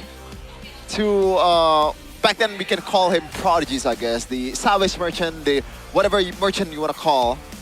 And also some of the members of Alter Ego here, always having a good time. How about the drip though? What do you guys think? I think this is a downgrade. Ooh, the drip game. Downgrade from last season? Yeah. From the M7 crazy jersey. Yeah. To be fair, that was just peak jersey. I think it's a downgrade, but not in a bad way because it's like it was just because they had a crazy, you know, jersey for the last 2 seasons. So let's see. Drip game may have gone down, but usually something else goes up.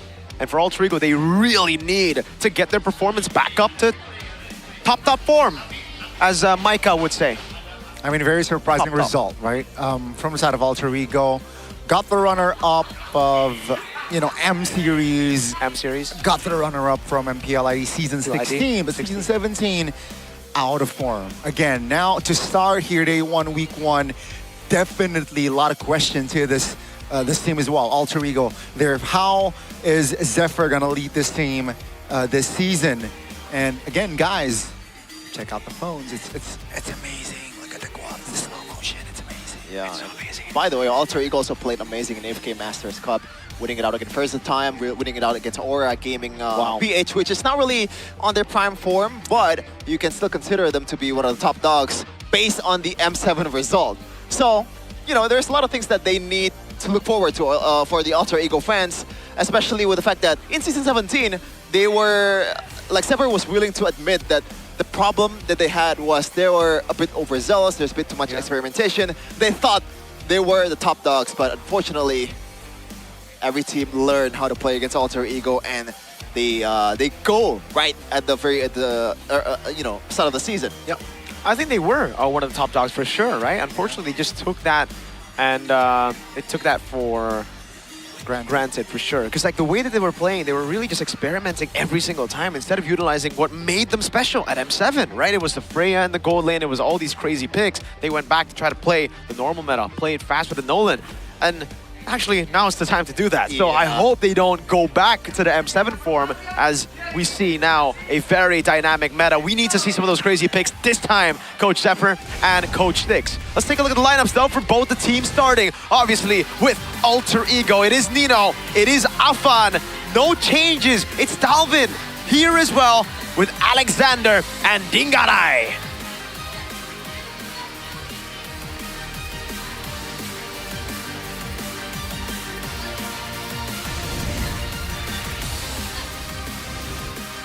The 3 face mask up already on the stage.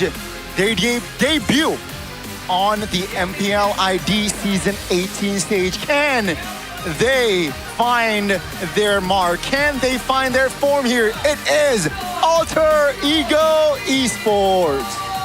Nino, or Xiaoqi, as the captain, using that number 10. And usually number 10 is the ace of the whole lineup. The Messis, the Cole Palmers. The McAllisters. Take a look at this lineup though. Na'Vi with still Cars in XP. Even though they have Feb, it'll still be him deployed. And it looks like it's just going to be the main lineup from Season 17. Trusting in the process, can Na'Vi finally make it back to the playoff stage? With a Born to Win in their name this season, they look to find that rhythm, that form. Again, the promising Xeon, and of course, Afro. Looking on the camera is Cars. And we got the players of Na'Vi just ready to focus with Andoryu as well. Can they find their winning form here on day 1? Just what Evos did earlier. Ladies and gentlemen, this is Na'Vi! They did not make it to the playoffs last season, just a tad bit too short. But good news, Na'Vi Nation, the only way is up for your team right now.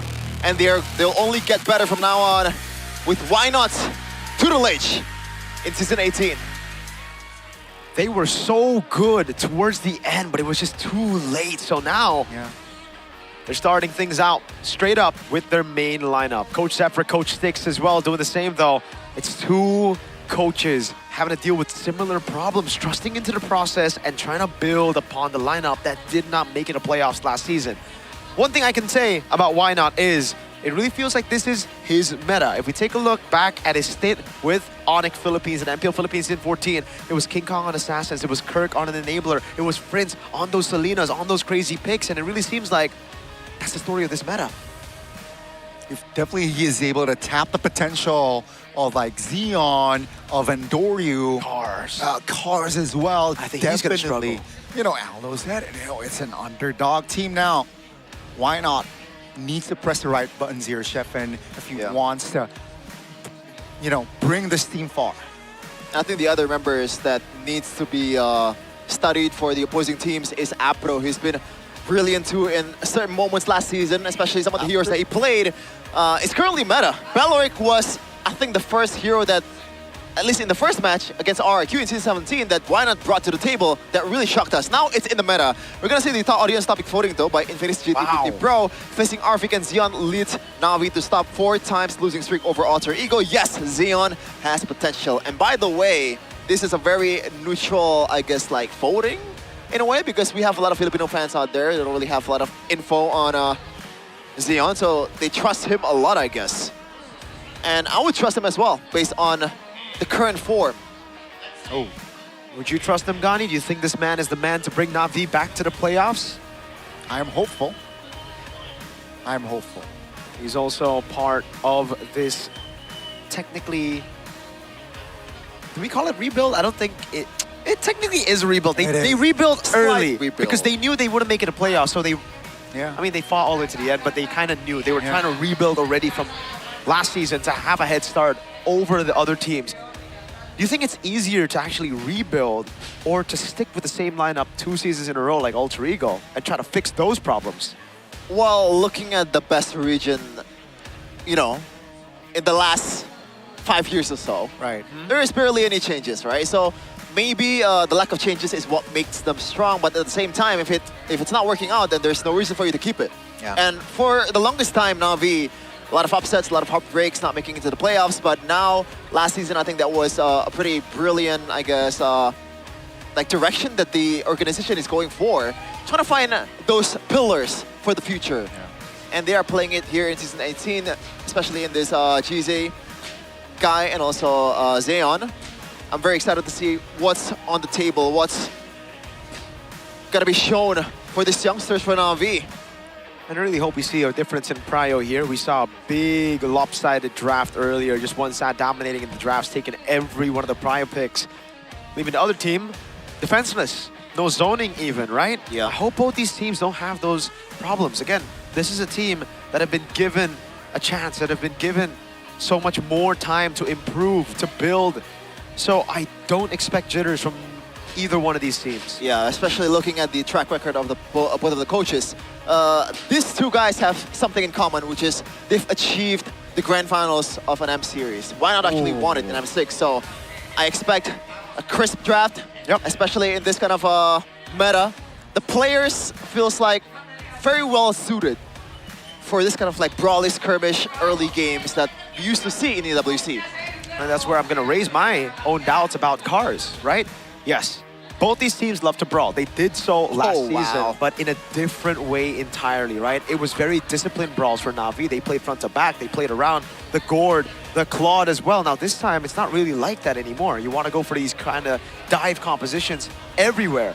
And you might have to go for enablers and XP. It's no longer the lapu-lapu, the Yuzongs of the past that we've seen on Cars. Unfortunate. This is a Rendy meta. This is a Shogun Res in a way meta too back then. Is the glue just not prio in this sort of meta? Not an XP. Also, very situational or just conditional? Very. I don't know, man. I asked Coach Aldo back then, I think in the group chat, like, why is the glue not picked so often in the XP lane? And he was kind of wondering the same in a way. The clear is there. The lockdown potential is there, especially when you have the flicker. But I guess, I'm still not sure why is it not super prio. Maybe like glue cannot cut lanes as well as Uranus or Esmeralda, so you gotta stay in the lane much more often than those two heroes. The glue's been better in Rome. I think it's a very, very good way to deal with, say, Hiraras, but against most of the composition, it's going to be very, very tough just knowing how much setting tools there are on the enemy side, a lot of pickoffs as well. Easy to poke, especially when a Melissa is around. The glue cannot be picked up. You just cannot dive past that go away. That's Yeah. why it comes down to how smart the coaches can be with how smart the players can execute as well. Alter Ego. Not only have they trusted this lineup, but Indonesia has trusted in this lineup as well. They are Indonesia's, our representative for Asian Games. So a lot more pressure on their shoulders compared to Na'Vi as we get into the first map of the game, and it will be Dangerous Grass. And some of them for ENC too, by the way. That's true. ENC with Lutpi though. They have Lutpi and Sans. The sky is my domain. We're gonna take a look at the banning phase here. Hey. Kaja bans right away for Alter Ego and Phobius as well. So are they looking for, oh, never mind. I thought the Fanny setup was there, but the Fanny's already been banned. And also the Freya as well. So they know what's up. Or like what's the very prior for Alter Ego, Coach Why Not? Definitely a target ban, right? On towards Alter Ego. That's a specific, that's a Kaja banned out. From the side of Alter Ego, also a specific ban. Now with the changes, in case you guys missed it, there are some tweaks towards the Kaja. It is no more a single lock. Now with the Divine Judgment, you can find multiple targets. With a big, big trade-off though. When you are locked down, quote-unquote locked down in an ultimate of a Kaja, you can still use your skills. You can still move around, you can still deal basic attack. At the same time, like, why would you want to pull the frontliners of the opposing team to yourself? That is a very good question. They leave the Atlas open, something that has just been prio banned every single time. Wait. But Na'Vi have a way to go, just Valentina and a Beleric. So yeah. Beleric red 3 is what I'm thinking right now. They pick up the Valentina together with the Hirara, and I think they're set. That should be the case here. No rush to pick the Beleric unless Alter Ego wants to go crazy with the Beleric XP lane, but I feel like that's too much. The Barats will be the option here, and Valentina. So it's not going to be the Hirara. They're still confident that the Barats can still lock down the Hirara, or maybe they have an answer for those heroes. It really just seems like this is going to be the Uranus pickup and the Hirara for Alter Ego. Then Na'Vi, they're going to be forced. Yeah.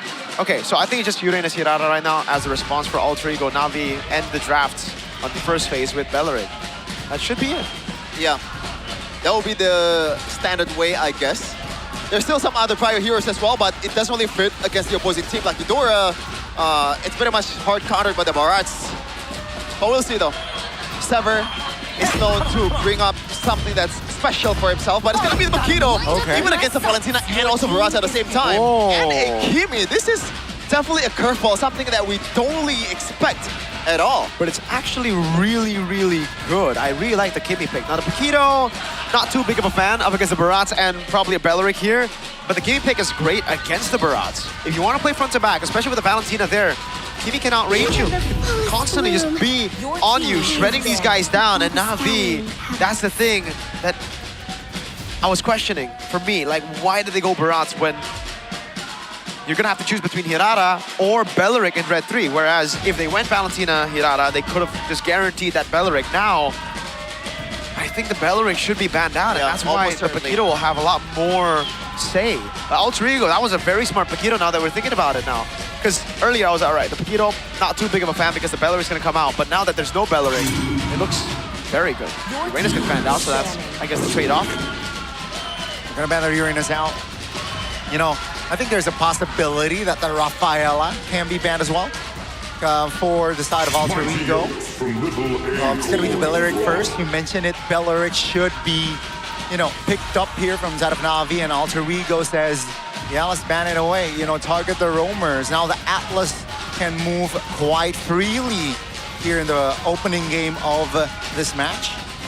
And will they ban another EXP laner here is the question. My kids. Okay. That is a good question. So they ban heroes, or like heroes that actually work functionally the same with Uranus. Yeah, I was gonna say Mathilda is still very much pickable for Na'Vi, especially Apro. And also Coach Wynot is very, he likes to play the Mathilda.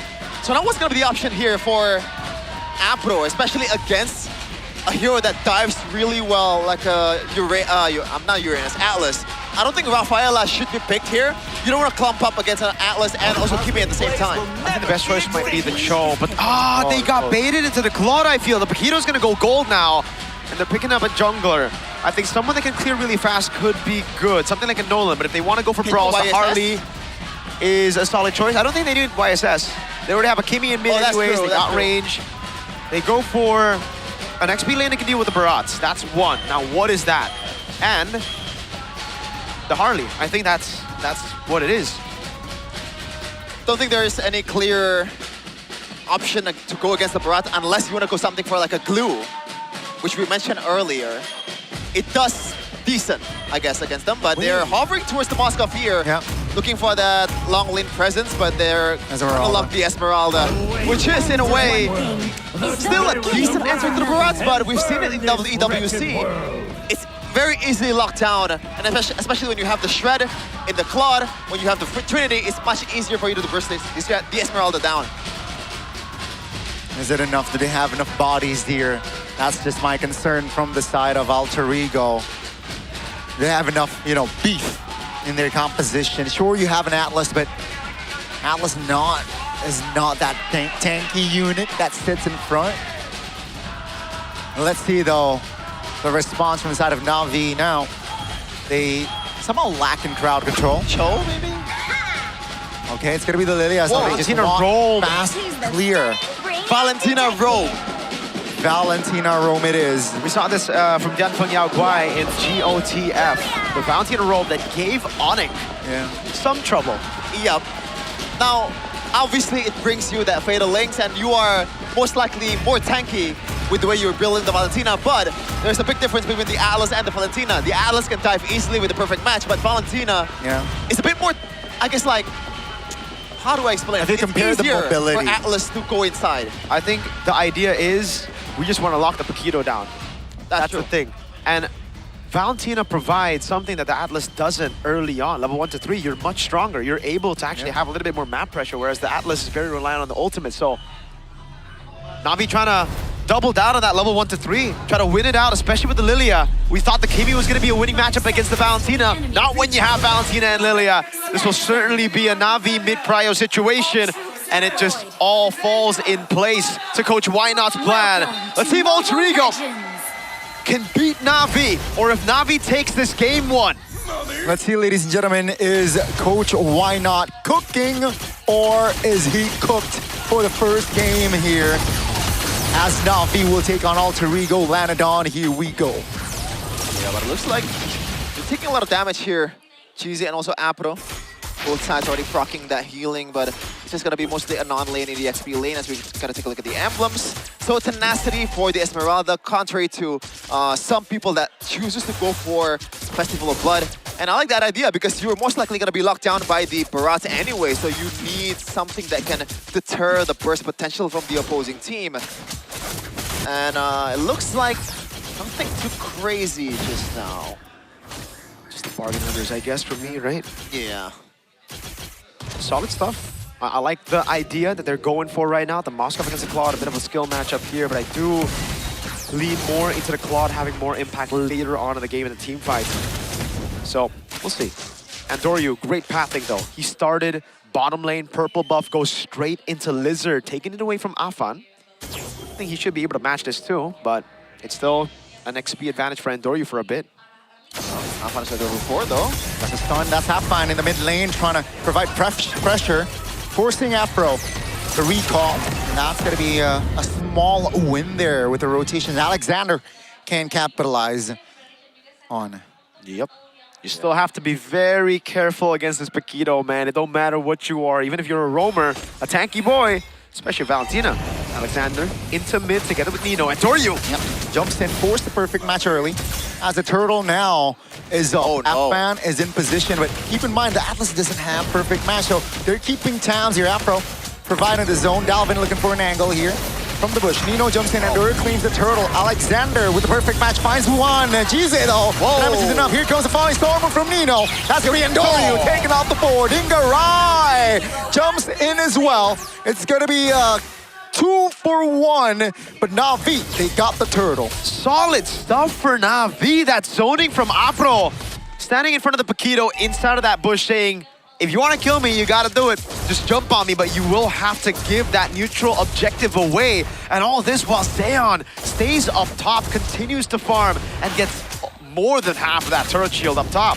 Yeah, and through those 2 wins, Na'Vi has already secured 1K gold lead in a span of 3 minutes. Things are looking pretty mighty good for Coach Why Not currently, especially with this kind of composition. They have a lot of flexibility to how to play this kind of matchups, Andoryu still has the EXP lead over Afan as well.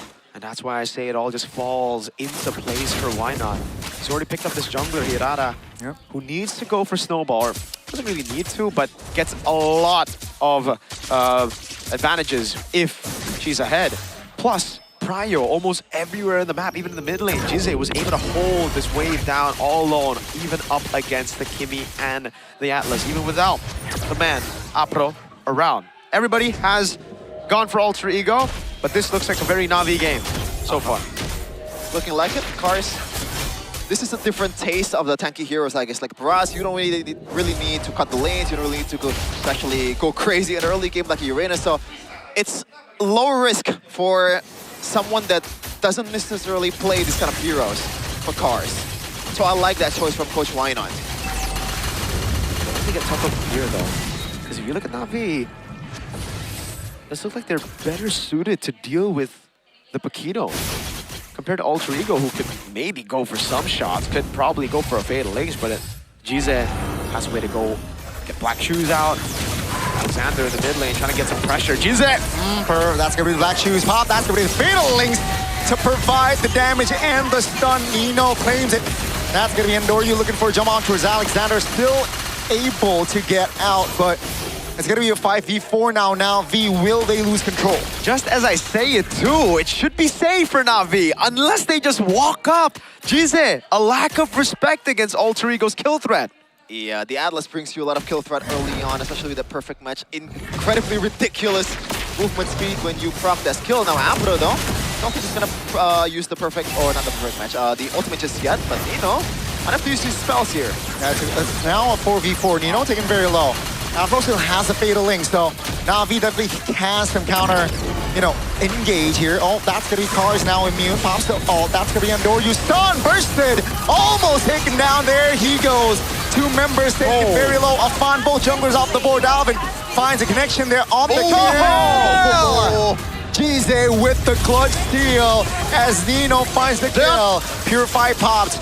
That's Xeon, not enough damage just yet from the Claude. Redemption for Jize, but Alter Ego swinging back. Yeah, this is looking like the Alter Ego that we're used to seeing in their prime form, in the M7 form. Super aggressive in every teamfight available. Even Dingarai across the map with that Spirit Destruction joined the teamfight much, much earlier than Xeon. But he's actually not leading the XP right now because he's missing out on some minions, I assume. But he's trying to rotate, but it's all good for him. I think Andoryu has been taking these very proactive steps forward where it really has bit him back in the behind. Zeon up top though against Afan. Oh! Play safe, gold lane, play safe. Oh, that's relatable, bro. That's the hook and a half, man. It's like a Mike Tyson punch in the face. And good night. Na'Vi has to play a bit more reactively, unfortunately, from now on. And that's the thing, man, when you're... Oh, hold on a second. Fatal Links on towards Cars. That's a freeze as well. Not enough damage to take the Barats down. The ult. That was just a bluff. Seems like no real targets available. But the lead that Na'Vi had, which was 1,000 goal lead, 2 minutes ago, neutralized. And even it's gone to Alter Ego's side. Yeah, this goes to show you how much pressure Alter Ego can put on the map when they have a Paquito in the jungle. That one-shot power. Again, a reason why the Claude is a lot tougher to utilize in this meta is that boxer right there. Uh-huh. Someone got to check his gloves. He's padding those gloves with metal or something. And really, there's, I think it's still pretty much more worth for you to go to finish the opportunity before you actually build the Win of Nature in this kind of scenario. So it's still bad for you either way. A lot of scaling from Alter Ego's side. Even Dalvin as a mid laner skills much, much better than Jize. We'll see though. Well, Alexander looking for a match. Provide the information on the whereabouts of Na'Vi players. Na'Vi though focused on the turtle. Andoryu.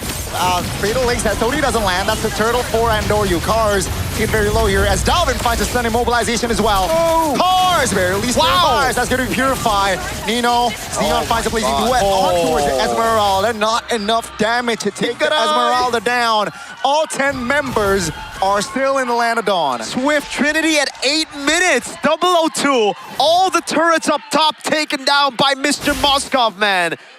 Oh God, Na'Vi get 3 neutral objectives, but they still have a big problem to handle. And his name is Dingarai. Is it Dingarai? Dingarai? Who knows? But all that's important is farming up a storm right now. GZ might be in trouble. Oh, that's Alexander forcing GZ to pop the black shoes flicker from GZ to safety. Here comes Afro! That's the adore you now, saying thank you, finding a kill, though Afro will be taken down. That's going to adore you now, providing pressure. Oh, great on target over GZ. No resource for him to get to safety. Oh, from the Barat, that's the stun, that's the fun, saying good night. Okay, maybe it was too soon to call Dingarai a problem. He just skill 1 forward into Na'Vi trying to chase Jizze, and he got baited. The master himself, Jizze, baiting everybody into that skirmish, and Doryu, Cars, and Zeon with crazy cleanup. Yeah, sometimes the problem works on both sides, man, when you're making those kind of errors. And now Andoryu is just converting that towards a purple buff take. Na'Vi gets back the gold lead economy. They are leading currently, not by a lot, but it's still something. It's not much, but it's honest work. And now we see kind of the question mark that we've always placed on the Esmeralda, even from the first match. Even if you're ahead, which has been the case for Nino, can't really do much, but you're just there dancing. And you don't have the regen like Uranus, so you're not even as sustainable. Zeon is able to shred you down later on in the game, and now that advantage that Dingarai has gone for himself because of the Bargain Hunter, because he's been able to farm up, is gone. Swift Trinity completed as well by Zeon. And Mans didn't even need Bargain Hunter. That's gonna be much harder from Nino from now on. And now Alexander gotta find a crazy set here. Hold on. Perfect match SOD. Landing on towards Cars. That's a knock up from the Lord. That's a big dino. Mobilized. That's gonna be Cars taken down by Dingarai. It's a 5v4 now. The Lord though is not reset. Afan again. I adore you. Punch a clutch retry. Afan taken down. GZ now will be the trade. Take a look at the Moskov. Dingarai will not survive as Zeon will find the double. That was insane. Zeon got away. I thought for sure he would be cooked. And also amazing job from Apro looking down Afan, so it's not a 50-50 anymore. Andoryu has a say on which jungler wins the retribution at a time. Na'Vi has the Lord. I don't know if they can convert this one to a lot of turrets right now. Got the wave clear here. Look at the damage. That was Andoryu testing the waters, and it seems like Dalvin felt it.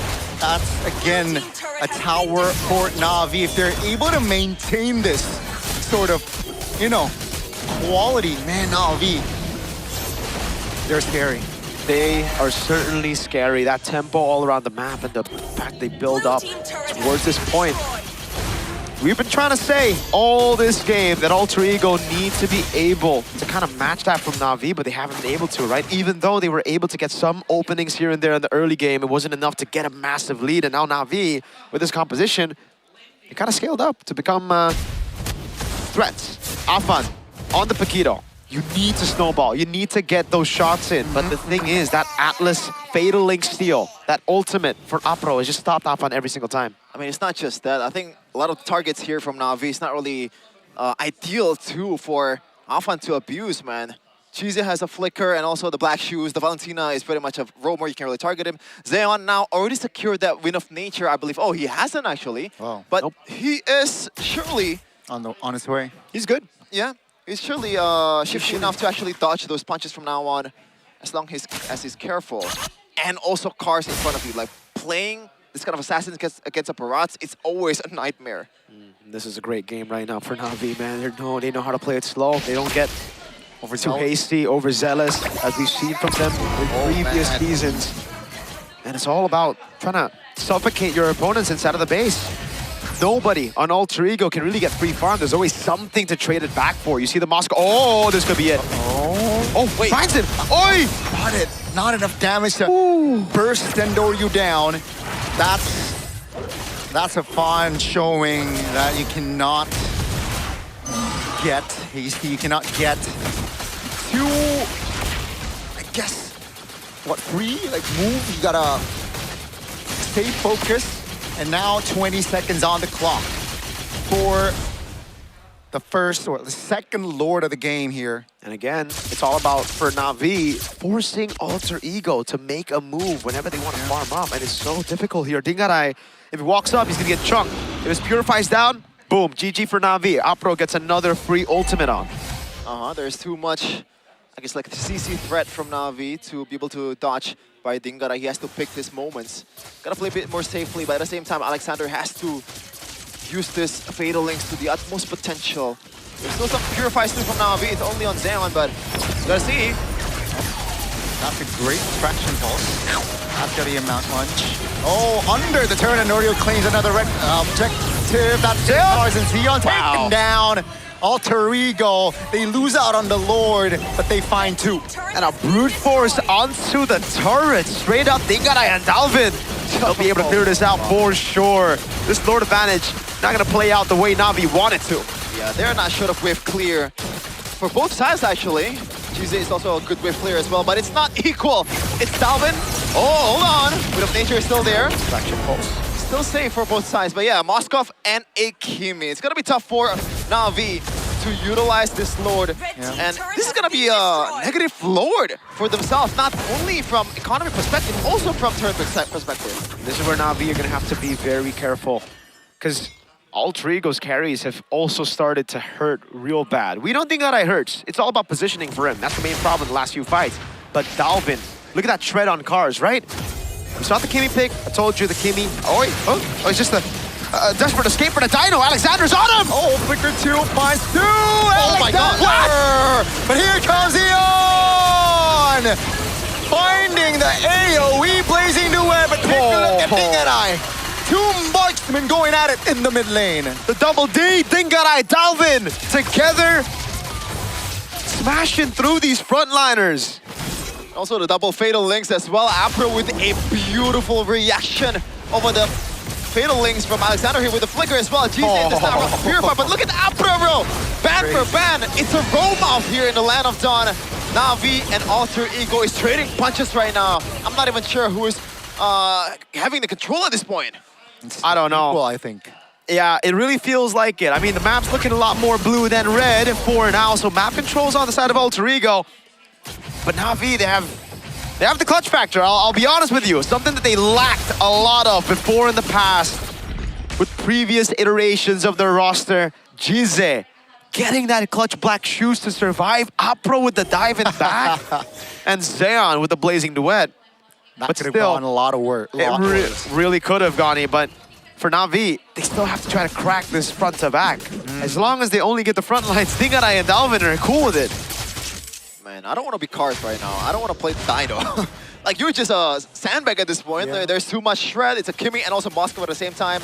2 heroes that deals HP percentage-based damage with the glowing one and also the DHS. Now Alexander, I think you could have gone for Cars, but he has to watch for where Apro is all the time. Yep. Car still has CC immune. You don't want to be wasting your resources this close to a Lord respawn. 10 seconds for the next Lord to spawn. It's going to be the 3rd Lord of the game. We've seen games go past the 24-minute mark just earlier in our first match of game number 2. RRQ EVOS took us straight into that late game with 5 total Lords. Yeah, at least right now, we got the most competitive game so far. Season 18 now. Alter Ego to pull the trigger. Traction pulse on towards Cars. That's gonna be the stun. That's gonna be Daytona's welcome on towards 1 already. That's a stun.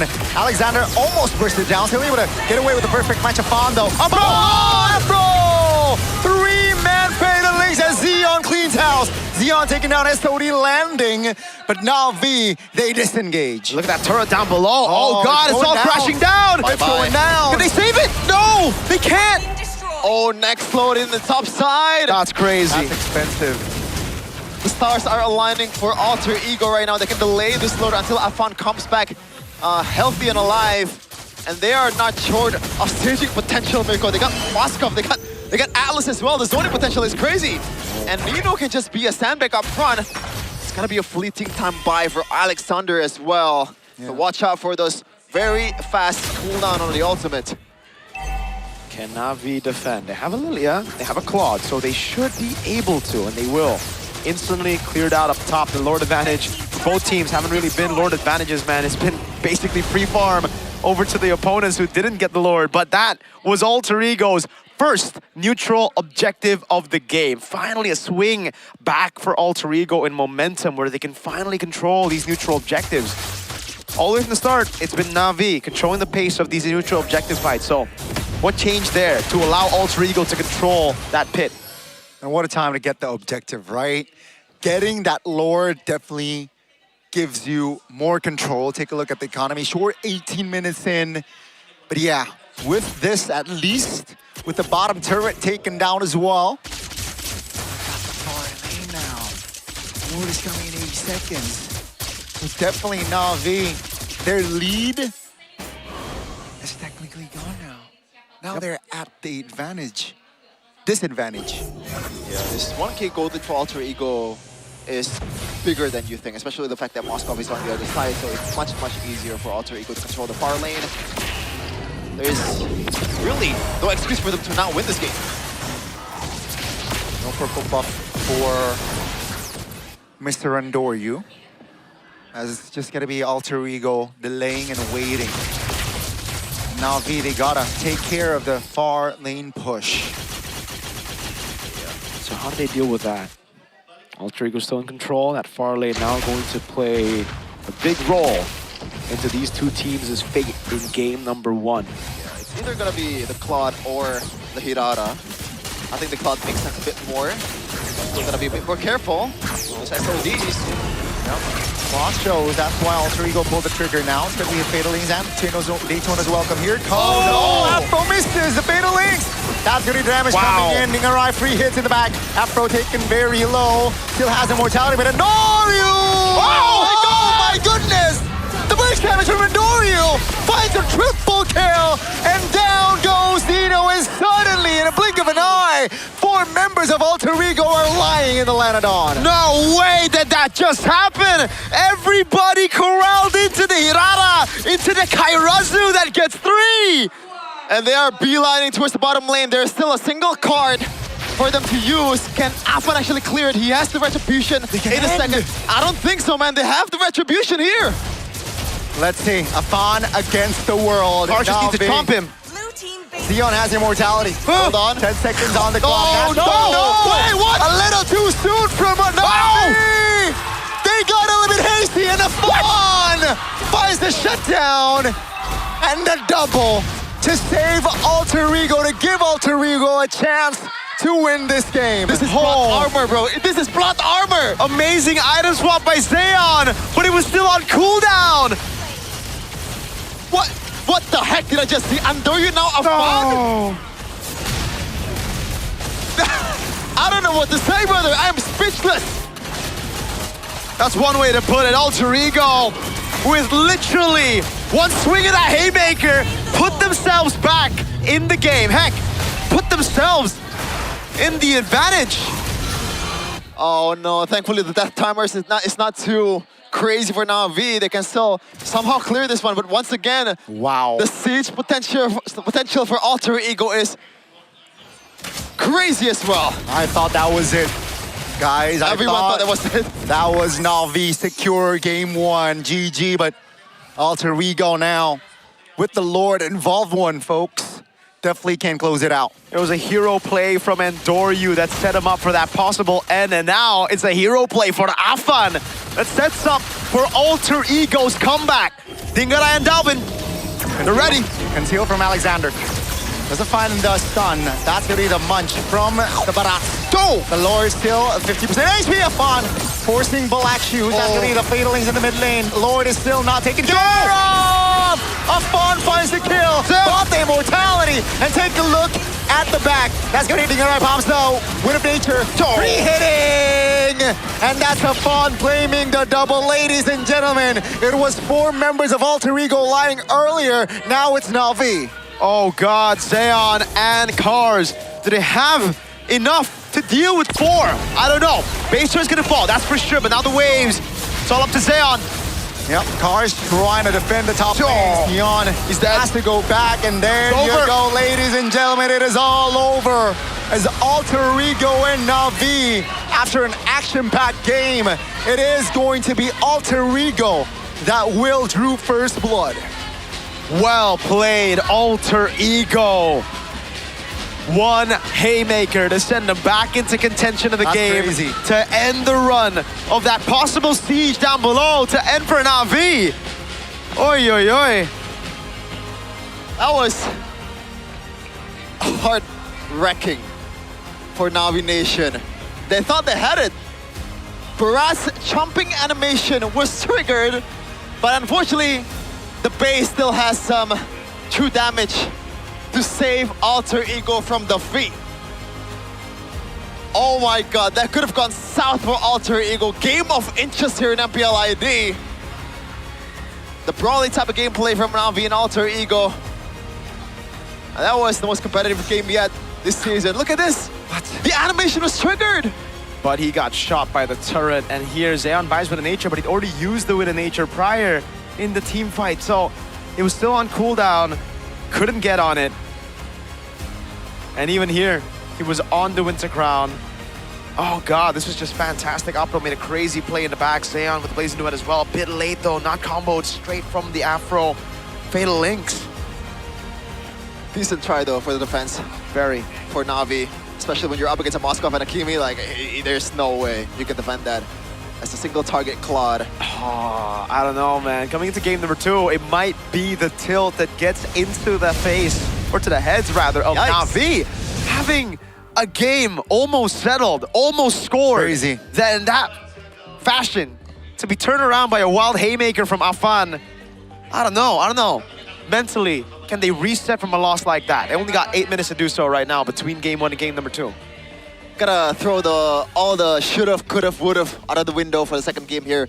All they need to do is reset. Thankfully though, it's why not, so I think I have some trust in him to be able to get the mood right for Na'Vi players. And they have more players, more experience since season 17. I'd say that, but that was, I mean, I know we just been through like a couple of games and that, but that was the best of the game of the season so far, at least. Of course, the standard is pretty low. Right now, I mean, it's RRQ Evo's match number 1. That was pretty lopsided, I'm not gonna lie here, but the Alter Ego fans in the building certainly agrees with Mr. Gonman over here. Gonman, got a question though. Is Hirata just a bad hero? It's been picked up twice, 0% win rate, something that was not in my in my book for season 18. Same question. I mean, I wanted to ask the same question, right? Is it just a rank hero? Is it strong in ranks, or I don't know, but man, this guy, of course, practically saved Alter Ego in that 1v3 defense, bro. Have fun. He's always been amazing on fighters. Was man. the Barat too early? I don't think the Barat was too early. I think they were just too low. It was right. I mean, I think they should have just gone Lord, but it doesn't. It's not even that bad to stay. I mean, they had to choose one. The decision to go into bottom lane wasn't... Dude. I mean, I guess it was bad after they saw the cannon minion, right? It was just one, like you said. And it's Paquito who can clear really quickly. But I see the vision. I see the vision still. Yeah, but still though, like this is just... You can pause and draw for us. Yeah, I know, but like let's see though. I want to see the outplay here from Afan. No, we don't. This is a bit too late. We don't Maybe get to see last it. clip. No, they don't. No, Even, this is the last. Wait, push. okay. How do we not have that play? Yeah, unfortunately. Is this the play? No. Yeah. This is the final one. What's the final push? I guess. Oh yeah, this is a masterclass for Afan most of the time with the zoning with the Adam swap as well, but that final push, man, like you'd be lying if you're not tempted to go for the end. You have a cannon, there's only a single enemy on the other side, and you have a chomping Barat. Yeah, you have a crowd control. You have all the cards that you need to actually end the game, and unfortunately things just went south. You can't really blame them. Yeah. At the end of the day, I think a lot of the errors as well were just forced away from Na'Vi. Even that base turret in the bottom lane being taken, that ended up being the lane where the Lord pushed in for them to just get the game. It was all these small little wins, forced errors from Alter Ego that forced Na'Vi into that position, right? you can't really blame Na'Vi for being in that position. They had to make decisions over, those turrets, over those structures. They had to make sacrifices in the late game. There was nothing that was given for free. Shout out to Afan there with the single secure towards GZ. I think that gives them a lot of leeway to actually... Wait, they have the clip. Why don't we have the clip? They're talking about that clip. Oh. Is it 2? Is it 1? Oh, it is 1. Okay. Shevin. My bad, chat. And yeah, play it again. And then pause. Pause. Backward. Backward again. Backward again. Backward again. Backward again. I want to see Cars' chomp into the depth. There you go. Here. Yeah. So, he's already taking turret from mid as well. No wonder. This turret, brother. Yes. You should have That changes it. That changes it. Just everything. I think it would have been still a good play if they were... I don't know, though. How long could he have... He would have been able to withstand 2 turret shots then. From the base as well. They would have ended, I think. Look at how much damage they did. 2 turret shots in here. Yeah, that's why. If he didn't get shot by the mid turret, he would have just taken 2 turret shots from the base to die. And you can just and pretty much chomp it out to here. Exactly. And it's an auto stun. That should be a burst down towards the Paquito. So that's a big mistake from Cars, I think. Unfortunate. And to be fair, when you're playing a barrage, sometimes you forget that your, not outframe, what you call it?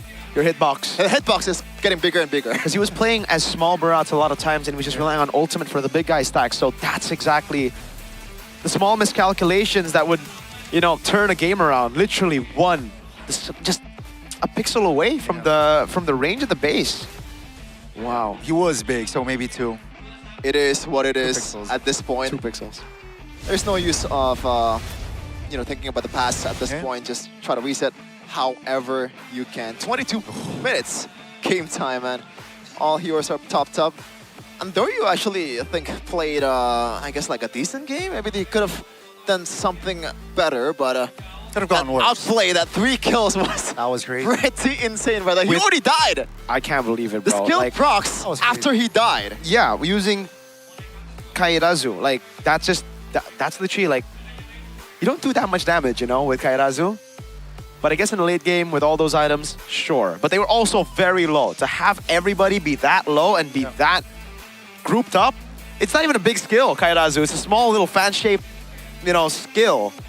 Yeah, sometimes you forget that it's like 2 damage consecutively, procs, right? Yes. Maybe they thought this was just 1, or maybe like they thought after he dies, there's no more skills or something, but the fact that he connected on towards 3 at the same time is pretty goddamn ridiculous. And no, that is not the longest game of Season 18. Unfortunate. We got game number 2 of RQ and EVO's to crown the longest game for now. It was 24 minutes, a whole 2 minutes. That's a long time, Gani. Yeah, 24 minutes, but it's a bit one-sided compared to this. It's a bit shorter, but it was the pendulum swings quickly in this match compared to the previous one. So would you like the games to be a bit longer but easier, or harder but shorter? For the viewers, harder but shorter is better, I think. I agree. More competitive. I mean, for you personally. But yeah. He's asking you for personally. Would you like this longer, easier games or harder, shorter games? Longer the better. Okay. The longer the better. I agree, because at the end of the day, if it goes super long, it will be hard in the end. I agree. Right? It'll always be difficult. It will. So, I don't think there's much to say about the drafts, because Na'Vi did a good job. Yeah, like, it was solid. They had very everything down. 50-50, I think. They won neutral objectives, 3. Until it came down to the late game. I feel like it's a bit lopsided in terms of like damage profile and also the wave clear and all that. It's a bit tough for Na'Vi, but for that, they got a lot of, I guess, like a window of opportunity for them to abuse. Yeah. It's just unfortunate they didn't abuse it enough in the mid game. For Xeon though, what a I guess I want to say debut for Season 18, right? That's fair to say. And he was able to at least deliver, right? Deliver as a Claude in this game. Unfortunately, it wasn't enough. Being the rich guy by Todak, being the carry, unfortunately wasn't enough to get the dub, man. Yeah, that's the expression that I have, Nino? Nino? Yeah. If I'm... What about Alexander's... He's too much of an aura farmer, brother. He looks like you, though. Alexander? Does he? Does he? Are you rich bidding? Oh, you know what? Xeon looks like Clay a bit. What? Can you not see it? Not at all, bro. What the heck? Squint your eyes, squint your eyes. No. Come on, bro. It's just the hair, bro. It's just the hair. From here, it looks a bit like clay. I don't even think the hair looks like clay. Yeah, definitely not the hair. It's just like the face in this angle. What do you mean? Why are you guys laughing? Because Connie said the hair, and I said, I don't think it's the hair, and you said definitely not the hair. Straight up, to Connie. Like, what do you mean? You I'm did not factual, brother. You I did not disagree I'm not when even, I said it. I'm not even hating on Clay's hair or anything like Yeah. that. No, we're not. No. Yeah, but like, honest observation. Why No. did you not disagree when I said like, probably the hair? Yeah, you waited for me You to say waited it, for and you're you- like, for you to definitely say it. not the hair. It's like a slight little dish to Connie. Like, dude, you're just. You don't know I'm what not you're even trying to talking diss, about. brother. I'm not even trying to diss, okay? Yeah, I know, but it's Yeah, just I know. it's funny. But it's funny. All right. It's funny, Okay, Sheffield. okay. You know what else is funny? You know what else is funny? Well, that's pretty funny. Not gonna lie, Arashi's signature. Whenever someone throws over to him, but. I was gonna say the GT Watch is a very, very funny, entertaining addition to MPL because you get to see the heart rates, and sometimes you do go and you start questioning or you start laughing with your friends because you're like, dang, dude, this is drafts. Why the heck is Alexander feeling it already? 155 BPM, or usually it's Shogun. But if you guys have ever wondered why or what your heart rate is when you're pushing rank, you guys don't need to wonder anymore. You can literally just find out by looking at your GT Watch. Now, I want a GT Watch here on broadcast as well. You guys can get so many benefits here, including the AI health monitor. That monitors your health 24/7. That's crazy. Yeah. Gani has an Infinix GT Watch, actually. So the GT Watch, use it for running as well, right, Gani? Yep, It yep, tracks yep. your steps. Yeah. Again, AI 24/7, right? AI. So sleep, recovery, Sleep recovery. just daily activities, and of course, it knows when to take a break. Oh, so does it tell you to sleep? Tell you to sleep? Yeah, like sleepy time. I mean, You can set it it's up. not gonna force you to sleep. Like, I don't think it can, no, but like, you know, it could be like, oh, time to sleep. It's time to sleep, Chefin. so you wanna say yes to that, like a good boy? I have in my Infinix phone to tell me to sleep. Uh-huh. Oh, okay. And By the I way, guys, call you can- my Infinix phone Hirara, so yes, Why I'll are be a good you boy for the waving- Infinix phone. because it's August, brother. Independence vibes. That's true. This is True. our Independence Month. Yeah, 17th of August. Next 1945. Monday. Yeah, and next Yeah. Monday, right? Next month. I don't know, but it's 17th of August. Yeah, don't forget. Sing the song, bro. GT Watch. 17 Agustus tahun 45. We're gonna sing it Oh, probably Sunday. okay. Probably. Really? So when I'm not there, y'all sing it. Oh, you're not there? No, I don't think so. But I don't know. Oh. Maybe. Sucks for you. Yeah. Yeah, it's a good experience. So you're missing out on the experience. I feel bad for you. That's why I said sucks for you. For me, I don't think it sucks for me because I'll be able to watch y'all from home. I'll be able to enjoy. I'll be there in spirit. I'll be there in spirit, I'll be there in spirit. like this guy. Hmm? I'll be there in spirit. I'll be there in spirit. We are going. We're stooping down to puns now. Yep. Yeah. Now, Alexander. that's a great name though. Alexander is great. Now, but if you put Nicholas in front of Alexander, Oh, that's where it that's gets okay. kind of cringe. Shout out What to about my you boy. put the great in the back of it? Ooh. Now, I mean, a lot of people, Gani, are actually afraid of sitting in the cam zone by Infinix. Now, for me, it's like Alexander the Great conquered the world at 18, and you're afraid of a camera? Go onto the cam zone if you have an Infinix phone. Walk up.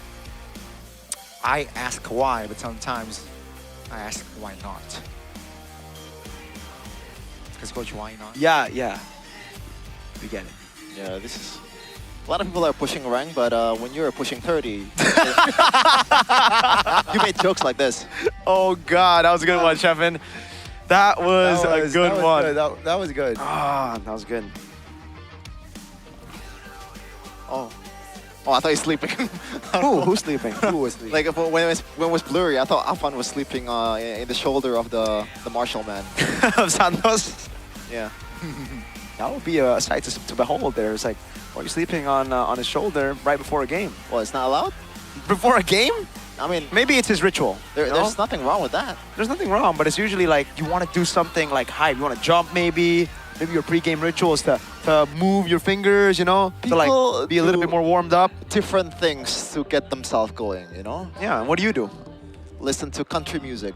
Listen to country music. You listen to country Like music. country Indonesia or Yeah, country Indonesia. Like Indonesian. What is Indonesian country music? You know, I'm just chatting, bro. I'm just waffling. Yeah, you're Dangdut is waffling. the Dangdut. that's the Indonesian country music. Nah. No, that's for Is real. it? Yeah. What is our country music? Trex says country roads. We have Country road. no. That's Trex. Take me home. That's the song. Yes. To the place. Yep. I belong. Damn. West West Virginia. Virginia. Yeah. West Solo, bro. I was looking for a pun, but I didn't find it. Oh God. Maybe because I'm not 30 yet. But you literally made a pun earlier, so you're getting close. You're getting close. That's the symptoms, brother. You're gonna get there. You're gonna get there. You're gonna learn to appreciate those jokes. What? Every time I'm in the town room and we're just waiting for the break, and Wawa is there, bro. Sometimes I don't even see it coming. This guy is he's got a billion dad jokes ready to go, ready to fire at everybody. It's like a shotgun. Just boom, those dad jokes. I mean, shotgun takes a while to reload, right? Yeah, like so maybe like an SMG or something. Gotta ask Omawa takes a while. We're talking about this topic, man. Arashi. Yeah, we're talking about like this topic. We gotta ask Arashi. He's the go-to guy. Storm? Yeah, he's the military man. If he wears camo, none of us can see him. Yeah. Maybe you should wear camo once in a while when there's casting. Then nobody would be able to see him. At least people can hear him. Who the hell is talking right now? Is there a ghost? That'd be a fun little watch. Spot the Arashi. Spot the Arash. Spot the Bryden. It's like find Waldo. It's like where's Waldo, except you just can't see him because he's in camo. Maybe you can see his face because I don't think he's gonna camo his face. Ooh. Why not though? Why not We say have a makeup Navi? artist. We have a makeup artist. What? You do? His face. Why not? Why not? Thinking about what he needs to do next in the drafts for game number 2. And here we are. Hey. Drafting phase for game number 2. Random map draw. Gani, make a wild guess. You know what? I'm thinking of flying clouds, brother. You got it. Damn. Spot on. Flying Clouds is the map. Gani is rigging these map draws. Are you not like 13? I just predicted. No, not really. I've seen it a few billion times. Fanny Marcel and Uranus gets banned out. All three go banned out. The Freya and the Atlas. What hero would you want to see that has been banned out? Like in this match? In MPL, that's been banned out completely, that you want to see? I want to see a Fanny. Ah, but Fanny has been, it has been banned out this one. Yeah. Fanny. What was banned in the first match? Not Atlas, that's for sure. Right. They banned out Melissa. Oh. It was Navi with the ban on Melissa on red side. Now Alter Ego, do they do the same? Or Zeon get his hands on the Melissa? I think it's a Melissa. First, wow, they banned the Esmeralda. Folks, are we going to see a Melissa first pick again? Should think be, so. no? It Like, should be. Akiro is still open, Bellaric and Valentina is still open, but Melissa triumphs over all of them. That safety is not easy to replicate in the gold lane. I think Melissa is 1-1. I agree. Should be the Melissa. But to think about Barats, because the Uranus and the Esmeralda have been banned out. That means the Barat's going to be free for Alter Ego. Could be the case. Why? They go Barats. It's going to be a Barats. This should be the Melissa. Oh, okay. Do they want to go go Melissa? Valentina? See, if they go Melissa, it'll be tough to play the Paquito. They might want to Hirata and Melissa. There you go. All right, so no Paquito. If they go Melissa, it's Melissa Hirata. If they want a Paquito, different. All right. Okay, let's go. Hirata, finally. No more 0% win rate. What do you mean? This is confirmed for Alter Ego? Maybe? Whoa. You should have told me that at the start then. But actually, no, I predicted 2-0 too, so maybe. I did predict 2-0-2, but now it's going to be a Paquito. They still go Paquito against a Melissa. That's crazy. 100% win rate, but damn. I think it's just a way for them to go ban for ban against the Hirata, you know? You can still Ban trade for blows, you know, burst down the Hirata just a bit, And then- especially if you caught her off guard. I think they should pick up a gold lane here. Klon. But then they'll reveal everyone. But Right. how else will you counter the Melissa, though? Do you want to go something like a Marsa? I think that's a bit too crazy. Oh! How does it fare in the lane? It's not the best against the Melissa, I'll be honest with you. I think I saw a hesitant pick in EWC, and I was questioning, like, is Melissa losing against the Brody? The Brody won, I think, in lane, I believe, in that match. Like, particular match. It really depends on how you play it, man. But I think for me, especially, if you know you're playing weak side on Melissa, all you need to do is the last hit. Unless 5 people come and gank you, really shouldn't be a problem. Yeah. So Na'Vi, they might want to shift their focus towards the gold lane, which they can do with the fact that they picked the Paquito. So maybe they want to match the tempo here in the mid lane with something that has a lot of kill potential early on at the mid and the roam. So, the Mathilda gets banned out. Really good ban, considering they have the Barats. The Paquito pick, though, this time, and the Brody. I remember seeing a crazy Brody that flickered away from Belleric, with the crown from Belleric as well. Don't know think that or Zeon can do it. Now, Zeon, he's been clean. But look, again, against the Belleric, these two guys should struggle on paper, Brody and Paquito. That's true. A lot of dives, and Belleric is probably the best There's way nowhere for you to for counter the that. evil to Man out all the healers here. Yep. The 2 healers that's very dynamic. I don't think Florian and Angela is an option for Alter Ego unless they're crazy enough. Oh, I know what they're gonna do, bro. Is it Valen? It might be a Belleric XP to deal with the Barats. We've seen that as a way to deal with Barats when there's no Uranus, no Esmeralda, and no Alice. Or they might pull a sneaky one on us and put a Baksha, pick a Baksha for XP. We've seen that as well. It was Ludpi who played it at GOTF. The Sora is another ban for Why Not away from Alter Ego. They ban out the sets here with the Throne of Ruin and also the Sora. Why not?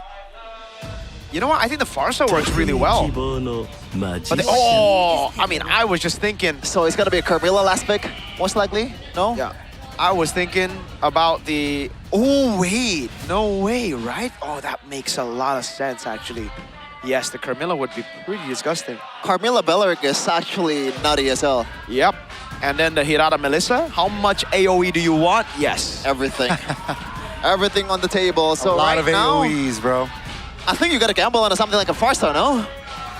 Oh, like how else you want to penetrate the defense? I agree. I think something like a Farsa should work against the Melissa, especially, right? You need some artillery here to deal with the Melissa. And even the Sicilian, they gotta double down on snowballs, basically what we're saying right now. The Paquito's locked in the jungle, they need a roamer as well. And that I don't know what they go for. They go Eudora and Cho. So mid-prio into rotation for the Eudora so that the Brody, yes, try to gank into the gold lane, play for the Brody, get him out of lane, and then 5v5. Sure. But then again, their window is quite small here. Yeah, it is, the but win-con they is pretty hard to execute. They locked themselves into this win-con with the first 3 picks. So I think doubling down on it isn't a bad route. Okay. Once you're in deep waters, I guess. And last pick here, will it be the Carmilla? I think the Baksha's not bad either, bro. For XP, put the Rome, Belleric. You gotta improvise sometimes, right? Because the Carmilla here, you're not gonna get mid-prio at all with the Sicilian and the Carmilla, I don't think. It's like blood. Yeah, They still go Carmilla. The idea is not in the mid-prio, maybe in the total fight, it becomes even more dangerous with the Belleric as someone that can actually elevate the Carmilla's potential. Not level 3 though, so first yeah, you're right. This is why for Na'Vi, they want to double down on that. They saw the Carmilla coming, and that's why they want to try to just guarantee mid-prio, have someone in Rome, like a Cho, to be useful, level 1 to 3, get some damage across the board as the Brody and Eudora just eliminates everybody and to get a snowball. But now at least Alter Ego, if they fail the early game, they have a lot of safety net. They got a Melissa, they got a Casillion, that's a lot of range to deal with, and there is no, I guess, like long-range artillery from the opposing side to actually cover for that. Lineup rating though, it feels like actually favors Na'Vi by a landslide. I don't know if I can agree with that, but we'll see though. Well, the second game here. Na'Vi and Alter Ego, will it be a comeback? Or a first sweep towards game 3, or is it gonna be a 2-0? Let's find out, folks. Here we go. Game number 2. Na'Vi with the ultimate gamble. Win early game or lose the series. Oh, they shift the level 4 to the Carmilla, but you don't have the rest of the Dryad. But at least you are a bit stronger, maybe, if you execute properly, but we'll see though. If you land those, This is not a combination that we see very often. Not just yet, folks. Carmilla XP. I like it, actually. A lot more. Well played. And he got a better whiff clear too, right? Yeah. Compared to Belleric. Plus the concussive blast, so Nino can rotate around quite easily. And there's nothing that can stop Nino maybe from cutting the lane in the mid game.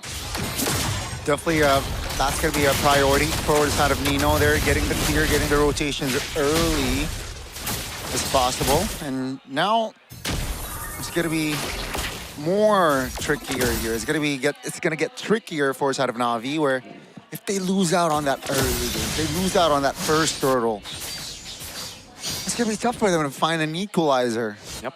Okay, almost identical emblem here from both the XP lane. They prioritize the tankiness because they're going to be the front line for opposing team. Looks like Dalvin is going to opt towards the Bargain Hunter to catch up to the items of his teams, because he knows that he's not going to be the most dangerous mage out there in the early game. Has to proc the items, has to proc the stacks, and that's why he's freezing the lane here to make lives a bit easier. And Apro knows something smelling in the water. Something's fishy. Great awareness. Look at this matchup. Ooh. This is how it's supposed to play out. Oh, great taunt. Afro though, 50% HP. Alter Ego, they're aware of this. Now, what's the call? Seems like kind of proactive. That's going to be the Andoryu providing damage on towards the Belleric. That's a great catch with the Sanguine Claws by Dalvin. And that's going to be a green light for Afan to go on the Lord. Or Turtle. Not advantage though. Yeah. I think they have advantage. I think they have a way to actually burst Nino down. Cars can just chomp him. Let's see here. That's going to be the zone attempt by Afro. Immobilization. That's going to be a turtle for Andoryu. That's a stun from the side of Na'Vi. But seems like with the catch there, the passive of Sicilian and Carmilla, the lovers, it is all A-okay. No first blood here in the first turtle. Well played again for Na'Vi. Playing the early game is what they need to do with this composition. They've done a good job getting mid-prio, and Doryu, this game, not too hasty as he was on the Hirara, died twice for the first few neutral objectives. Afan, I think he was able to secure that one, yeah? Yeah. But at least Alter Ego, this is within expectation, though. They're still leading in gold, by the way, so it's not like they're in deep waters just yet. Nope. They expect to kind of not have the advantage the first turtle, as they're going to take the Lethal Wonder as well here. Good steal by Dalvin. So, yeah, all still are according to Keikaku for Alter Ego. First item for Xeon is going to be that Heptasis for him to pack more punches in each of every hit that is going to deal first towards Tinggaray. But he's been playing pretty good Tinggaray, playing a safe game, and expectedly prioritize that warrior boost to lane against the Brody. Yeah. There's a lot more pressure on Na'Vi to make these moves in the early game. And there you go. Opera with a kick into Andoryu. Yep, on towards Alex. Oh, that's a taunt! What a turnaround! That's going to be Andoryu looking for a kill on towards Afanino. That's heated, that's the bunch. But Cars figure out danger. Alter Ego, though, providing bodies on this Dino. And it seems like Cars will not be able to sustain the damage. That's going to be Afan picking up another kill. I think it was just a bad move there for Na'Vi, trying to go for the Alexander of all people. Yeah. Oh, you looking to jump Tinggaray. With a go away, at least, Tinggaray is safe. I think one of the reasons why they want to go for the Belleric is they realize that it's on a flicker, so it's not going to be as tanky as compared to Belleric with a Revitalize. But still, that was a big miscalculation, I guess, from Apro and the whole team. And now Alter Ego, I don't think they even need to secure the second objective game, even though they're stronger now. These are some really bad moves by Na'Vi. Or, sorry, maybe just Apro, yeah. He's just using the way the dragon every time he sees Alexander. That gives Alter Ego so much space. They know there's no more pig threat. It now just comes down to Cars, and he has no flick. Yeah, and so far Cars on this Dino looks very, very awkward. Not many great plays from this guy just yet. He's getting poked down to the ground. Yeah, seems like with 5 members occupying the turtle, it's gonna be a clean take for Afan to take it. So they share objectives here at least. 2 turtles, 1 piece of each. It's so difficult now for Na'Vi. They should be the ones winning the early game. Through those pickoffs, Maybe, but not on Alexander, man. They need to at least bait out some of these purifiers so the Barats can come in.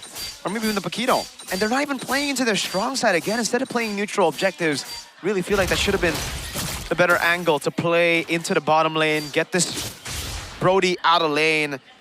I think Na'Vi have just botched their execution.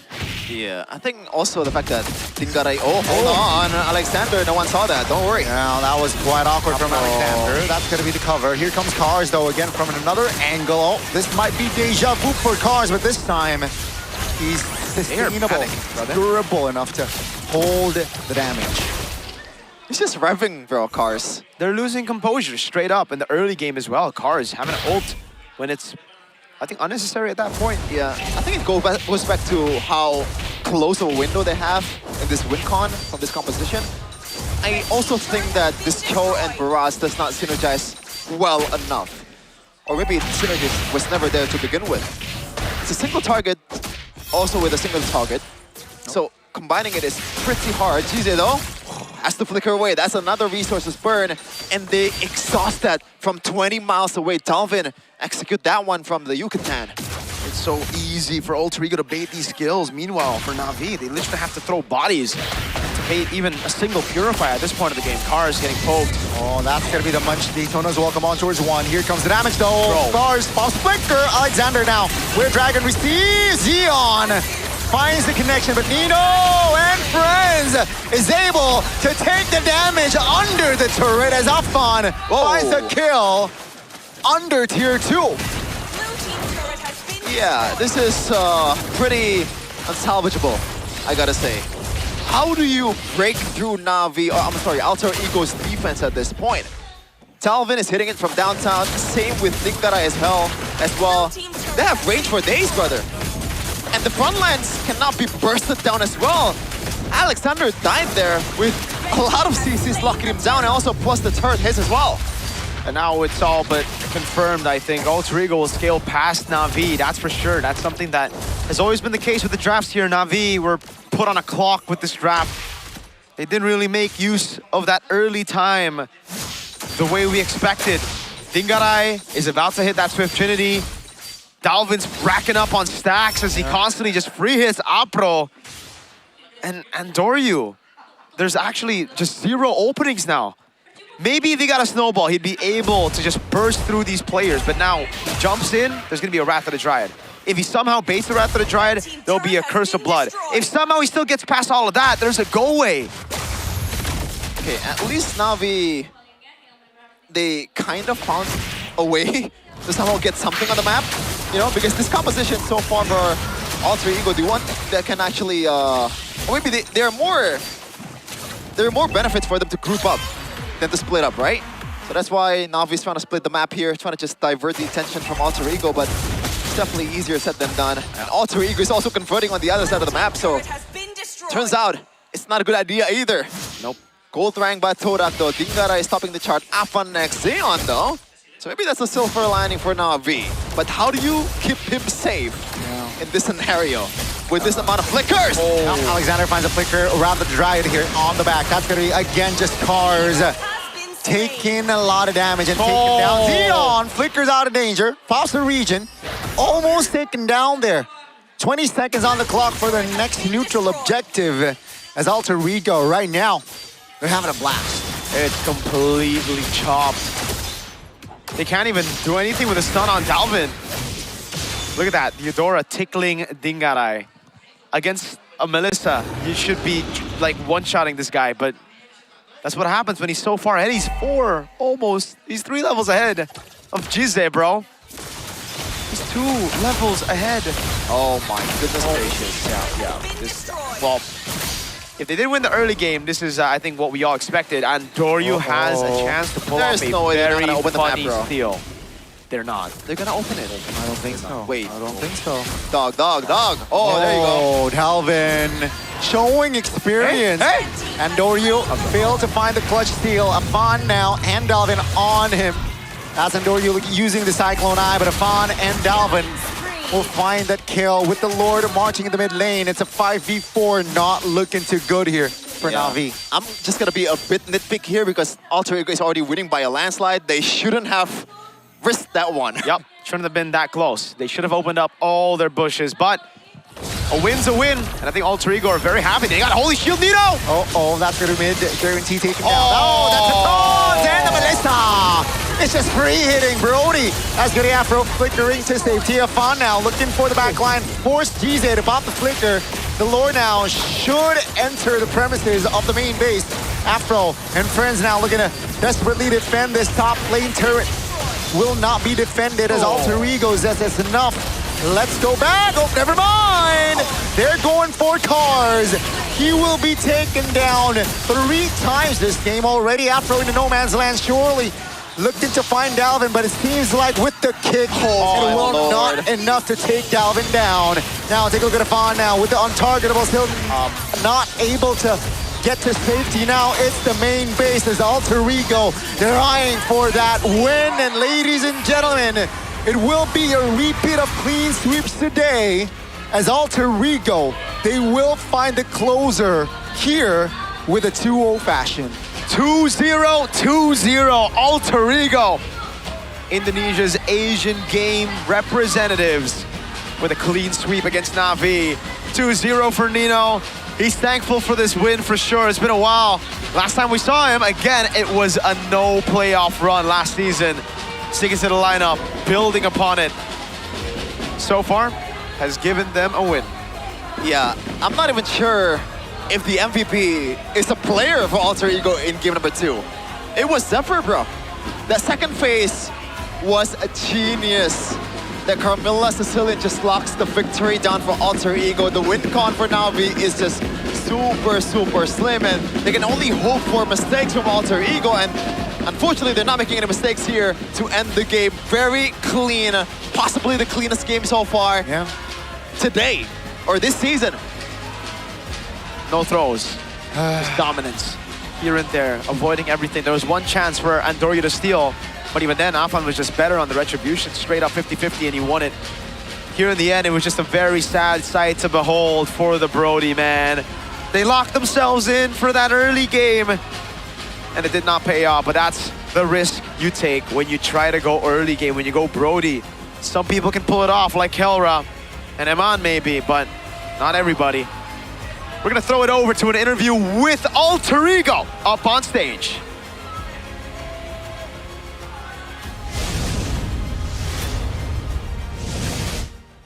Performa Alter Ego dengan roster terbaru mereka, line up terbaru. Inilah dia kemenangan 2-0. Langsung kita sudah bisa mendengar ya. Ini siapa tadi tuh? Siapa tadi kalau boleh tahu siapa? Oh, Nino. Jadi Nino tadi yang yang teriak-teriak. Cuman excited aja. Cuman excited aja, iya tahu kok. Karena match pembukaan dari Alter Ego langsung 2-0, langsung galak banget mainnya. Angin yang baik ya Nino. Alhamdulillah awal yang baik, soalnya season sebelumnya nggak ngerasain 2-0. Wow, awal yang baik. Tapi dari Nino sendiri, gimana nih? Kembali lagi di MPL Indonesia, udah lebih siap belum untuk season ini? Sejujur-jujurnya udah siap, cuman aku masih kurang, apa ya disebutnya, kurang maksimal lah match tadi walaupun menang. Aku rasa tim aku main bisa jauh lebih baik sih dibanding yang sekarang. Walaupun menang ya, kita ambil sisi baiknya aja. Oh oke, baik. Tapi kurang maksimal dari mananya? Kurang sabar. Kurang sabar, terlalu barbar ya. Kurang sabar. Tapi no, ini kan Alter Ego pakai line up terbaru. Ya. Susah nggak ngebentuk chemistry terbaru nih? Enggak kok, aman. Mereka dari mana-mana, ada yang dari sini, situ, beda-beda daerah. Ya, jadi gampang sih nyatuinnya, cukup ngobrol bareng aja. Ngobrol bareng. Ya, sama jangan lupa niup. Niup kayak gitu. Emang rahasia, tapi kalau ini kan tersisa Nino sendirian loh, yang lainnya beda loh. Iya, soalnya kalau Xiaoki kemahalan katanya. Oke. Belum bisa beli Belum bisa. Kalau Delvinnya lebih tepatnya kagak mau sih bayar Xiaoki karena kemahalan. Lebih pilih Nino berarti? Iya, karena Nino anak emas katanya. Maksud gue ini bohongan ya. Ini maksudnya apa sih? Ya itulah pokoknya. Ini kok Delvin langsung jawab, enggak no, kamu anak Iya maksudnya si Ninonya. Ninonya. Oke. Tapi luar biasa banget ya memang teman-teman dari Alter Ego ini untuk di season ini lebih happy walaupun lebih barbar tadi kata Nino untuk gameplaynya Bude. Iya, menarik karena, waduh, yang sebelah Nino siapa namanya? Dalvin. Dalvin. Dalvin sebagai mid laner alter ego. Apa tadi 2-0? Kok bisa? Kamu ngebawa 2-0 loh buat alter ego yang biasanya season lalu susah banget 2-0. Sebenarnya kita di MPL season 18 ini bawain mindset yang baru aja sih. Sama tergantung Nino. Pokoknya Nino dari hotel udah bilang kita menang 2-0, ya udah. Gantung Sekarang bukan GH, hotel ya? Iya dari hotel. Baik. Karena menurut aku self talk itu penting. Manifesting. Iya manifesting betul. Manifesting. Ngomong aja yang baik-baik biar hal-hal baik tuh datang. Asik. Kayak gitu. Dari catat dan kejadian kayak sekarang ya. Betul. Tapi kalau misalnya dari Dalvin sendiri nih, tadi kan bilang kalau misalnya dari Nino aman aja untuk mencari chemistry-nya udah dapet banget. Dari Dalvin sendiri tetap yang penting kuncinya berarti ngikutin Nino aja. Ngikutin Nino, ngikutin aturan Nino, semua tentang Nino. Semua tentang Nino berarti ya? Semua tentang Nino. Seluruh dunia Nino, berpusat pada Nino. Benar, Bude. Kata-kata apa nih yang Nino camkan hari ini untuk kalian? Rapi dah hari ini mah. Rapi buat hari ini. Rapi. Nilainya berapa kerapian alter ego hari ini, Nino? Nilainya berapa kerapian alter ego hari ini? Apa Bude? Nilainya berapa? Nilainya masih karena menang 2-0 ya mungkin 7 lah. Kenapa 7? Karena klasmen kita sebelumnya 7. 7. Oke. Masih bisa dikembangkan berarti? Masih bisa, masih jauh. Masih jauh. Sebenarnya kalau ngebahas jauh yang jauh-jauh ini, nah. Jauh banget nih dari mana? Jauh-jauh ini dari mana nih? Dari mana? Dari mana aja nih kawan-kawan alter ego? Dari mana? Vietnam. Oh di Vietnam. Oh habis jalan-jalan. Iya. Oke, namanya sendiri ya, susah banget serius ya. Di Ngarai. Kepengen dipanggil Ding Ding? Atau Rai Rai? Atau apa? Nga. Hey. Panggil. Nga. Gimana tadi Nga? Nga. Kaku sih Bude game pertama. Kaku. Tangan kayak ada es batu gitu kaku. Sampai bikin gamenya lama banget tuh game 1. Iya, mekanik isu. Mekanik isu. Emang nggak ini bisa aja ya memang ya Bude ya. Tapi dari nggak sendiri gimana sih? Dari nggak ada juga teman-teman pada saat berada di posisi mungkin yang kurang enak nih di game yang pertama. Tapi tetap bisa sabar walaupun tetap barbar tadi mainnya. Gimana nggak? Kita belajar dari Nino, harus sabar dan percaya kalau keajaiban itu ada. Oh berat. Berat ini mainnya udah keajaiban ini Bude. Iya. Tapi keajaiban Melisa yang kamu bawa apa tadi? 2 game fokusnya beda atau sama? Beda Bude, yang game kedua fokusnya buat manasin tangan biar gak kaku. Yang pertama kedinginan, yang kedua udah kepanasan? Panasan. Oke. Tadi diajarin Nino juga Bude soalnya sebelum game 2. Gini Wak cara main, gini nggak cara main Melisa yang benar gitu. Buset, Nino tuh ya udah yang mid-nya disuruh rapi, gold lane-nya disuruh diajarin cara pakai Melisa. Dulu kan aku main. Oh iya? Dulu aku main. Savage Bude. Udah. Iya, Savage ya? Oh. Mengenang masa indah Nino? Jangan, itu kala itu aja. Sekarang udah beda, udah megang barat, Uranus kayak gitu. Udah banyak ya No? Iya. Tapi hero-nya unik-unik banget loh. Mungkin di sini Alex Sander. Wow. Alex Sander sekarang namanya. Iya benar. Kenapa ditambah dikomplitin namanya? Iya sih, soalnya kan yang lain pada ganti nama juga kan. FOMO aja. Kecuali Nino nggak diajak? Iya, Nino kemahalan Bude. Oke, oh iya, Xiaoqi kemahalan. Jadi memang karena Xiaoqi kemahalan ya, tapi kalau misalnya dari Alexander, jadi manggilnya sekarang harus Alexander gitu? Iya, panjang. Harus panjang ya? Harus sopan. Gak boleh disingkat-singkat? Gak boleh dipotong-potong. Oke, noted gak boleh dipotong-potong Bude. Iya. Tapi kalau misalnya dari Alexander sendiri nih, melihat sudah mendapatkan kemenangan di match awal kalian. Gimana sih pandangan kalian untuk teman-teman alter ego di season kali ini? Mungkin pandangannya lebih jauh dari season kemarin kali ya, soalnya prepare kita juga hasilnya bagus gitu. Jauhnya ke atas apa ke bawah nih? Ke atas dong, gak usah ditanya. Gak usah ditanya. Tapi Alexander, kita banyak bertanya-tanya loh. Kayaknya di match kali ini kalian ngebawain juga dua game itu unik-unik hero-nya. Udah mulai berani bereksplor. Kamu juga pakai tadi 2 hero yang berbeda juga. ngebawain suasana baru kah, Alexander? Disuruh Nino sih sebenarnya kita picknya. Jadi ya nurut aja. Biar main, Bude. Gitu. Daripada Ivan yang main, kan aku mau main juga. Oke. Oh, baik No, siap No. Siap, oke. Alex sekarang jadi starting line up, kepengen main terus berarti ya? Bener. Ada pesaing, Alex mode serius? Aku enakin Nino aja sih. Oh, kuncinya ada di tamu No, jadi No. Nanti picetin ya? Gitu, No. Oke, dan yang terakhir, ini juga. Hello. Hello, Avan. Yes, Wis, I found you. Weh. I'm fine. I'm fine. I'm fine. Benar. Dari Avan sendiri, Van, mainnya galak banget sih Van. Ada apa Van? Ya udah pasti karena ada Ninonya. Oke, udah pasti ada Nino. Diomelin juga sama Nino? Oke, terus apa lagi selain itu Van? Emang gak ada saya sih, emang galak. Oh emang galak aja. Iya.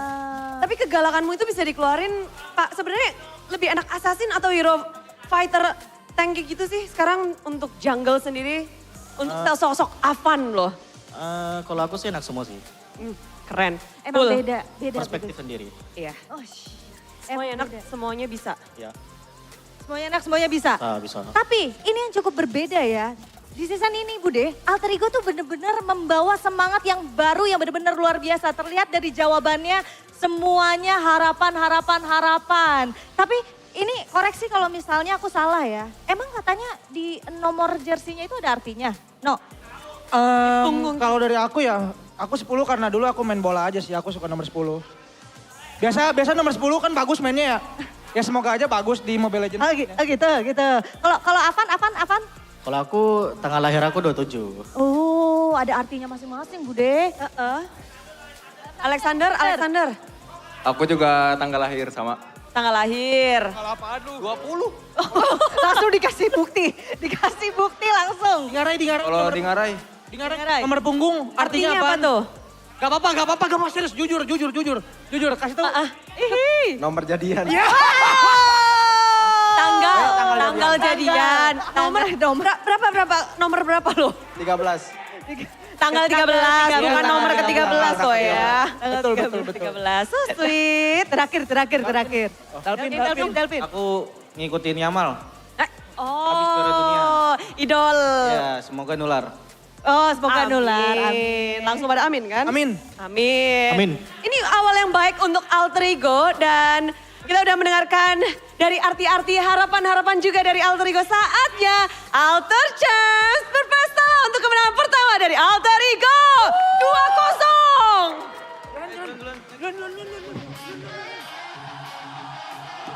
Makasih ya. Bude.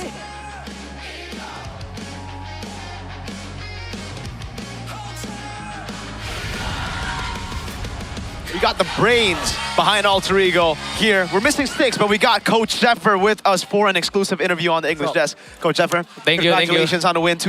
Thank you. Clean performance. I'll dap you up as well, man. Thank you. First question for me is, how does it feel? I think a lot of relief coming into the season with a win, unlike last season, starting it off with a loss. Yeah, actually, I'm kind of anxious at first because usually when we are in the first stage, it's like always like shaking. Right. Yeah, that's why maybe we can see like the first game is like not really that good, that well compared to game 2. Yep. Yeah, but I'm still happy because we are win. Yeah. I mean, a convincing win, right? Yeah, Too convincing win, old-fashioned. yes. But personally, Coach Zephyr, how do you rate Na'Vi in their debut season 18? Will they do better if you compare season 17? Or, I think Na'Vi's in the same tier this season. Not much improvement. Where do you put Na'Vi? Actually, I kind of understand about the thought about changing the players and then like staying the like cast and one under you because I think they cannot change all. I think. Yeah. But I think the idea is great because maybe it's become more fresh about the team, right? But we don't know yet how about the power or anything. Yeah, maybe. Too early. Yeah, but I think they play slightly better. I think slightly better. Yeah. Now I want to jump towards the games of Alter Ego, especially the game number 2. It was crisp, clean. You got the momentum all the way through until the end. If there's anything that you can nitpick from the performance of your boys, like what would it be? Nitpick. Nitpick. So like the criticism that you have towards the performance to get number 2. Details, perhaps. Oh. What could have been better? Maybe from the rotation from the Afan, I think. The Yazuke, yeah, I think From can game be, 2? yeah. Game 2, I think can do more better. Yeah. Okay.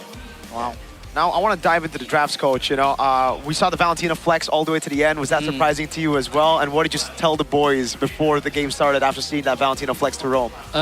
Yeah, I think I'm surprised because that's why I just feel like this Apo guy is gonna play like a lot of weird hero. Right. That's why I just banned like the Kaja in the first game. I think because I think they have something, you know, like. But yeah, they have something though. They have like Valentina home. Yeah.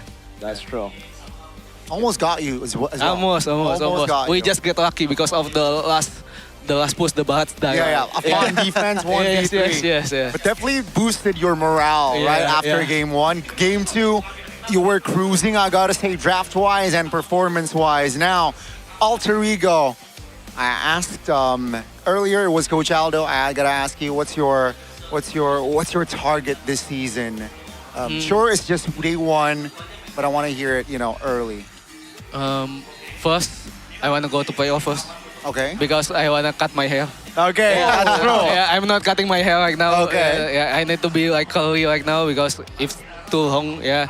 And then second, I think I just want we feel the joyful of the competition. I think last season we not joy at all. Yeah, we are so much stressed because of the Oster Timnas announcement and everything. It's like the pressure. so much pressure. And then like now we are used to it. I think we wanna like. At least we wanna play like our best. I think we don't want to play like last time, season 17. Step by step, take it slow, don't feel the pressure. Now, I think a lot of people, including me, and I mean, I think everybody here predicted Alter Ego. We expect Alter Ego to be a powerhouse this season with the meta. Do you think this meta is very good for you? Yes, I think because the meta is, I think it is the tempo is faster than before. I think like if you watch the Turkey and then even the Onyx, I think Onyx plays so fast, but I don't know how BTL win, because all of the 4 game is like lose, like lose early game. But I think the game should be faster right now. Okay, so that should benefit Alter Ego as well. Yeah. Okay. Before season 18, I think you guys won AFK Masters Cup, beating First Time and also Aura Gaming PH. Like, how much does that play a role in boosting the morale of the team? Aduh, sorry. Can you repeat? Ada yang ngomong ya. Okay. So you won AFK Masters Cup. How much does that boost the morale of your team coming into the season? Yeah, it's how to say? I think I think it's really boosting us. Because the tournament we might think like only 4 team blah blah blah blah, but we don't care because. Before that is like we are suffering so much, Trophy still trophy. Yeah, suffering so much, and then it's like when then we are reborn. I think we are reborn, and I think I'm really happy. I think that's one is like the first step. I think then the second step may be like this MPL for me. That's great, man. What do you think about Afan right now? Is he doing well? He's had 2 back-to-back performances, MVP as well. What do you think about your boy? I'm happy because it's Assassin. Yeah. Last time I keep picking like Baxia and then like Kalmila, like Kalmila and then Akai and then and now we can even see the difference when he play like Pakuito or And how difficult is that, coach, when you have a player who's just so good on Assassins, maybe his comfort pick is on Assassins, when the utility meta comes around? Like, how do you as a coach prepare him to play utility? First, we need to change the mindset again, because if you play like objective like for like 6 months, and then even you play Assassin, you're gonna think like objective only. So you need to like empty again your brain. And then like, you gotta hit the reset button. You need to reset. It's hit like the reset we button. need to change the cup. The cup. Yes. Oh, the cup. Yeah. But man, again, exciting season. Hope all the best for Alter Ego. A very strong start, but I think that's all for today at least. Hopefully we can talk more. Yes. the season. If you win, we'll be here. Yeah, we'll see you more often. We'll see you more often for sure. Thank you so much, Zephyr, Thank you, for thank your you. time. Really Thank you. appreciate it, man. Thank you, sir. See ya. Thank you. Thank you so much, Bye-bye. Zephyr. That was Coach Zephyr of Alter Ego, our Asian Games Indonesia representative. He is our boy, literally, because we're going to have to support them later, you know? He had to take the very strange way out. Could have taken an easy way, but hey, Zephyr likes it more difficult. Sometimes genius works that way, man. Like the mind works in a different way. And you can't really question how they operate. As long as you operate well in the land of dawn, also in the drafting phase, you can't really question the weirdness that comes with it outside of the land of dawn. But how do you operate? You're a land of dawn. Kevin. What? I operate like a normal person, not like you, Gani. You're not normal, Gani. I can't defend that. You know, I can't argue against that. Now, 11 minutes was the game time. Officially, the fastest game of the season. I want to look at David's item though. This is quite interesting. You have Demon Shoes. Normally you want to go for Clock of Destiny or Elegant Gem just to proc the healing, the mana regen that you get every time you up your level, but this is a different approach, I guess. So maybe they realize they need Dalvin to be online much faster than usually is for other citizens out there, because he is one of the 2 or like 3 main damage dealers of Alter Ego. They are very utility-based with the Carmilla and also Belleric as well. And that's why they went that route. And that was a really good game coming in from Alter Ego. I guess the only nitpick that Coach Sever has said to us, I think he also said it before this segment begins, that they forgot to mention that Afan or Yazuke should have rotated towards the gold lane more often than the Turtle Pit. But it turns out it works out as well in the Turtle Pit because Na'Vi was not able to convert or execute the right way. Turtle 2 onwards, right? But Turtle 1 was just taken by Na'Vi. Unfortunately for Na'Vi, they then continued to just get steamroll. No, they were literally like hypnotized to go for the tree. April only had one. That's true. Person in his eyes, and it was Tree Man Alexander. Alexander the tree. I would imagine that was still. That was still? Do you think it's still from game 1? Maybe he's vegan. There's only. Maybe he is vegan. Maybe he doesn't want to get. Wow, you're right. I mean, damn. Look at those choices: Carmilla, Hirara, Melissa. And then you choose to go for the tree. Maybe he is just vegan. All those baddies. Yep. One way to put it, that's for sure. I think the Carmilla would have been a bad choice either way, but, you know, I'm talking in-game here. If we're talking splash arts, then yes. Yes. Damn. Yeah. Yeah, Na'Vi. That was just not the showing that we expected, especially after the hype from Coach Aldo. Because Coach Aldo was saying, bro, Na'Vi, they gonna be the dark horse. And game 1, they showed those qualities. They were like maybe like 1 meter away, one sidestep away from the turret to a victory, right? So we can't really say that Na'Vi is not performing really bad, at least in the first game. No, second game, I think the draft was already set them up for doomed failure to begin with, yeah. In a way. But they did gamble on the early game. I also feel like, just like Zephyr put it for Mr. Afan, it could have been said the same for the boys, for Na'Vi, because they could have ganked the Melissa instead of controlling neutral objectives against a Carmilla Belleric for Turtle 2. But it is what it is. Yeah, it's also unfortunate the fact that Karst is probably, this is the worst meta that we could have been in. And unfortunately, this is also the best meta in esports overall currently, or in Mobile Legends esports. At least for me, okay? It's very dynamic. I agree with you, though. But I also feel sad because my boy Sanford also won't really enjoy this meta too much. Oh. I mean, like, if Philippines lose, then we have more chance to win, brother. I'm sorry to say this. We didn't win MSC. Well, yeah, but like, at least we got better chance. We didn't get to the finals. Yeah. That's your fault, brother. You got 3-0 by Spirit. God damn. Couldn't be me. You know which team from Indonesia put Team Spirit or like Kid Bomba? I don't want to hear this. It's Geek Fam with Beloyski, and now you stole Beloyski because you don't know. Okay, you don't know how to figure out how to win against Geek is Bomba. such a big word. Just don't steal Moreno, bro. Please. Go listen to the mic checks of the boys. Let's go. Then I'll come again. Oh man. Guys, sabar. Angkat telek, apa enggak usah? Lihat gua nih, Lila nih, dua nih, lihat gua guys. Lila ulti. Tadi kalau udah guys. Ada gua. Jauh dulu. Mati. Rata guys, santai. Nice fun. Kasih main. Gua pokin aja. Kan boleh sih, no? Dia lagi di kakak bisa. Gua aman. Aman.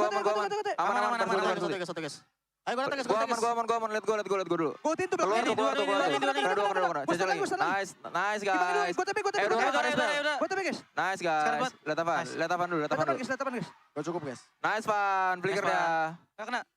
Lihat tuh Brody tuh. Ini nurut, Brody nurut. Brody nurut. Mati. Flicker.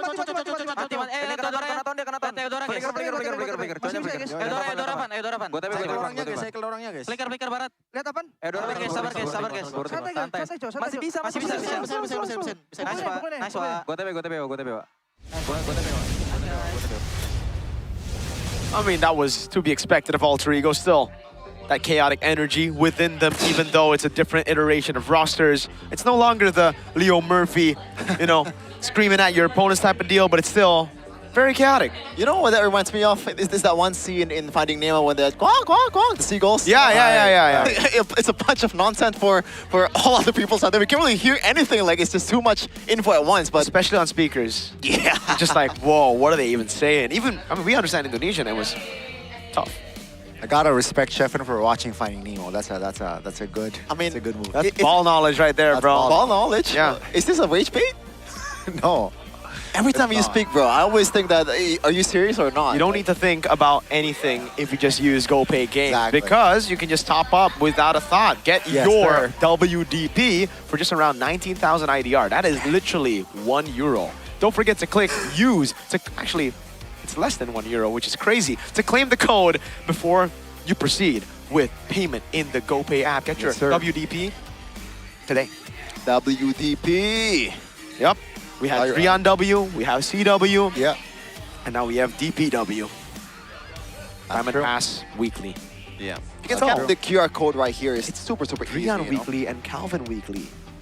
Calvin Weekly? Calvin Weekly. If DPW stands for Diamond Pass Weekly. You have a W? Calvin roster? Weekly. Yeah, Calvin Weekly and Drian Weekly. Remember, Drian W. We should have asked Aldo why he has W in his name. Is it just his last name? Is his name Drian Wijanarko or something? Oh yeah, that's true. Or if it's actually maybe like he's like a Drian Glazer. Like me. Oh, maybe. You're a Drian Glazer? Yeah, I think Drian is probably my second favorite player of all time. Wow, who's your first? Beloski, bro. He was not Lemon. Exonic, by the way. Huh? Not Lemon. What? Not Lemon? Not Lemon, yeah, not Lemon, I'm sorry. Okay. Oh. He's a bit It's overrated. Drian, then third is Renbo. Renbo! XDCR, by the way. That's BTR right there. Drian Oh, boy. Exonic. That's good. Good ball knowledge right there. It's common ball knowledge. Renbo? No. No, don't for think so. us casters, bro. Oh. Okay. Arashi would have already forgotten Renbo, if I'm being honest with you. Yeah. Go and vote on the GoPay app to get your prizes, bro. There's so much being given away right now for y'all. So check in daily, get 1 million diamonds worth of rewards if you're able to make the right vote. Just like last season, you can vote for your favorite team in every MPL Indonesia Season 18 match through the GoPay app. And this season, again, it's up to 1 million diamonds. Not $1 million, 1 million diamonds. But there's also 18 GoPay X Fairy rings and up to 1.8 million GoPay coins every day. Now, we have been great, but you can be so good if you just take a chill pill, sit down, Where's the sausage? and grab yourself some so good stuff. We got 3 right here, 1 for each. Now, which one do you guys want? I want the cheese one. You want the cheese, all right. But it has names on it. Oh, I get the lemon sauce. Gandhi gets this, and you get the hot truffle, my boy. I'll take that. Okay. Wait, don't queue up just yet.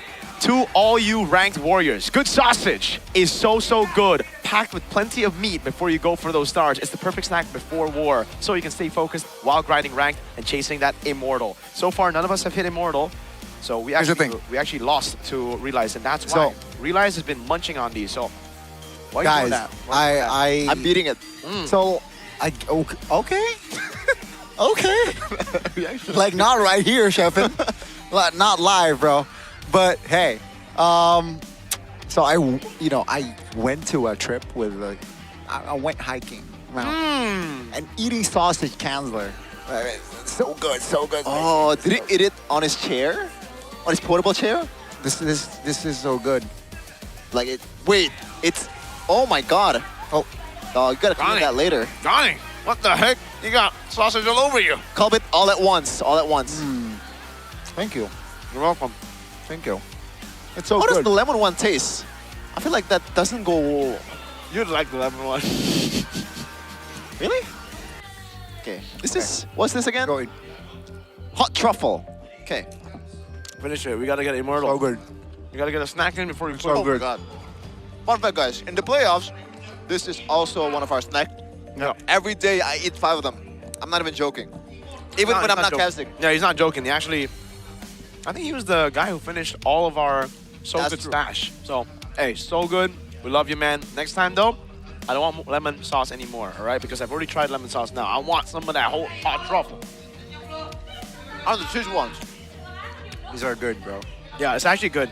I think the spicy ones are a bit better because I got the Indonesian tongue. So, Indonesian flavors. Love that spice. I'm just gonna let them enjoy because they're eating So Good sausage while sitting on Todak chair, bro. Like, this is literally, this is the life right here. Sitting on a Todak throne. Wait, you don't know what the Todak throne is? Bro, it's a gaming chair that doesn't just bring style. Look at this. There's an exclusive MPL brand as well. If you look at the back right now, I'm gonna twist around. Boom, you see that? MPL. It delivers when it comes to performance. There's this official MPL edition that you guys can get. Scan the QR code down below and you guys can buy www.todak.id to check out the full catalog because there's a lot more than just the Todak throne. Because outside, I believe they got the pins here, also made by Todak, in the Todak booth. Yeah. It's not just about performance, Merch. though. It's about Chairs. style becoming part of your identity. And I got this one at home too. That's crazy. Sending all of us one at home. You got it? You got it already? Haven't, no, but we will have it soon. I'm gonna get it last, bro. It's okay. For real? As long as you Probably, get it. like, I'm like 500 kilometers away. But look, Todak X MPL Indonesia, sekarang. What does sekarang mean? What does that mean? Now. What does dapatkan kursi gaming throne dan merchandise exclusive mean? Get a Todak gaming throne and exclusive merchandise. For a non-Bahasa speaker, Miracle, What about shop now? You're actually really good at pronouncing these words, Hey, bro. thank you, man. Thank you, man. What even is Todak? I'm not talking about the brand. I'm talking about like, what's the Todak? Todak is a swordfish, I believe. Look, you have the logo? It is. It looks like a swordfish, but does it mean a swordfish? You can look it up in your It's like- downtime, Chefin. Yeah. Use your Infinix phone. Here, you want to use mine? Here. This is my Infinix phone. Oh my Todak god. Infinix. Chefin, look. It's your wallpaper. That's your wallpaper. Oh yeah. Unlock it, Gani. In Unlock Malay, it. Gani, Todak- unlock it. In Malay, Todak translates to swordfish or needlefish. There you go. So Todak literally means swordfish. Who the hell calls it needlefish, bro? I don't know, but Like, imagine you being a fish, you know, I got a sword for my nose, you know. It's a sword. well, But people call it a needle. hey, not everybody has a long sword. Size matters. Yeah. Some people have needles. You think size matters though? Like if you're a swordfish, like it's. I would like to have a sword more than a needle. Yeah. Okay. I'd love to have a big phone with a bigger display so I can see the wallpaper. Fair enough. Anyway, it's been a good day. This is 2020. the best way to open up MPL Indonesia Season 18, right? Competitive 2-0 games, but to get you up to speed, we're going to take a look at the regular season standings as of right now. 2 matches played in day number 1. Here we go. Number Oh, 1 is look at- Alter Ego 1-0. Look at the style, brother. Shout out production. Shout out to production. They've been on fire, and then Evos follows through. Oh no, Gani. Onyx are not making it to playoffs. Oh. The yellows are the bottoms. Wait. That's not right. What? Navi and RQ are still 0-0. Oh, yeah. Okay, but at least their game win Minor loss spelling is mistake. 0-2, yeah. Yeah, minor Yeah, spelling you're mistake. right. It's all good. It's all good. The Alter Ego and EVOS. Could have Stop the been- count. Stop the count. They'd love for this to be the final one. But the thing is, it's not a sprint, it's a marathon. That's why we always say, when you start things good, it might not always be good. Dewa and Navi were the ones that started really good. Ooh. Navi didn't make it to playoffs. Dewa? Almost. No, they just lost day 1 on playoffs. What do you think about Almost the made it. Dewa United, though? Almost didn't make it to playoffs. I think Dewa are great. I think Kesu is amazing. I think Kane is Kane. amazing. How about Kane? I think Kane's decent. Especially in this assassin meta, right? Because he brought the Ling. I don't know. Actually, I think he might have been better on utility, but we'll see. We'll see. I'm excited to see who will replace Moreza on that team. too. Kesu. It's Kesu. Kesu, yeah. He's like, great, yeah. To see him play. MPL, yeah, to see him play. It's actually pronounced Kes. Maybe, I don't know. If you're a weeb, We have to ask Arashi. Gotta ask. you gotta ask the Eldritch God weeb. That's a good way to put it. Yeah. That's a good way to put it. Yeah. On a scale of 0 to Rashi, how much of a weeb are you? 0 to Rashi is kind of. I'd be mainstream level of weeb. Like, you know, I don't really follow that much. There's a little bit of niche picks for me. What about you know? Bro, you got an anime tattoo to your head. Yeah, that's why they have some niche picks. Wait, can I mention that here? What about I you? think you can mention. Oh no. Okay, yeah. My bad. No one heard that. What about you? He's Arashi. Nah. I play Okay, maybe not Arashi. some anime games here and there. Oh, what kind? You know what I'm playing. Damn! I hope we get a collab from that game, bro, because that game has been collabing with every game. I think that's appropriate, bro. Huh? I think that's appropriate. Is it? Yeah, the game you I play. didn't. Wait, what? What are we talking with? What are we talking about, brother? Nah, but Na'Vi had a very good. Oh yeah, you're right. I actually forgot. watched the video. Did you? Did you watch the Yeah, I did, roster I did, video? I That's did. great from Na'Vi. So, if they can only replicate that. Oh wait, Superfans Cup is back as well. Whoa. Oh my God, RQ Kingdom though, we're able to get the dub over the Evo's fam. So at Evo's least Kingdom, they have something to celebrate today. Donnie, they were #1 last season in the Whoa. Superfans Cup, but RQ Hoshi were #9. They need to do the opposite. So I don't think they care. By the way, like, what do you think about the name Bigatron Troopers as opposed to Bigat Troopers? Yeah, I think they screwed up there. Troopers. And it was on Trooper sound. By the way, in the opening it was Bigatron as well.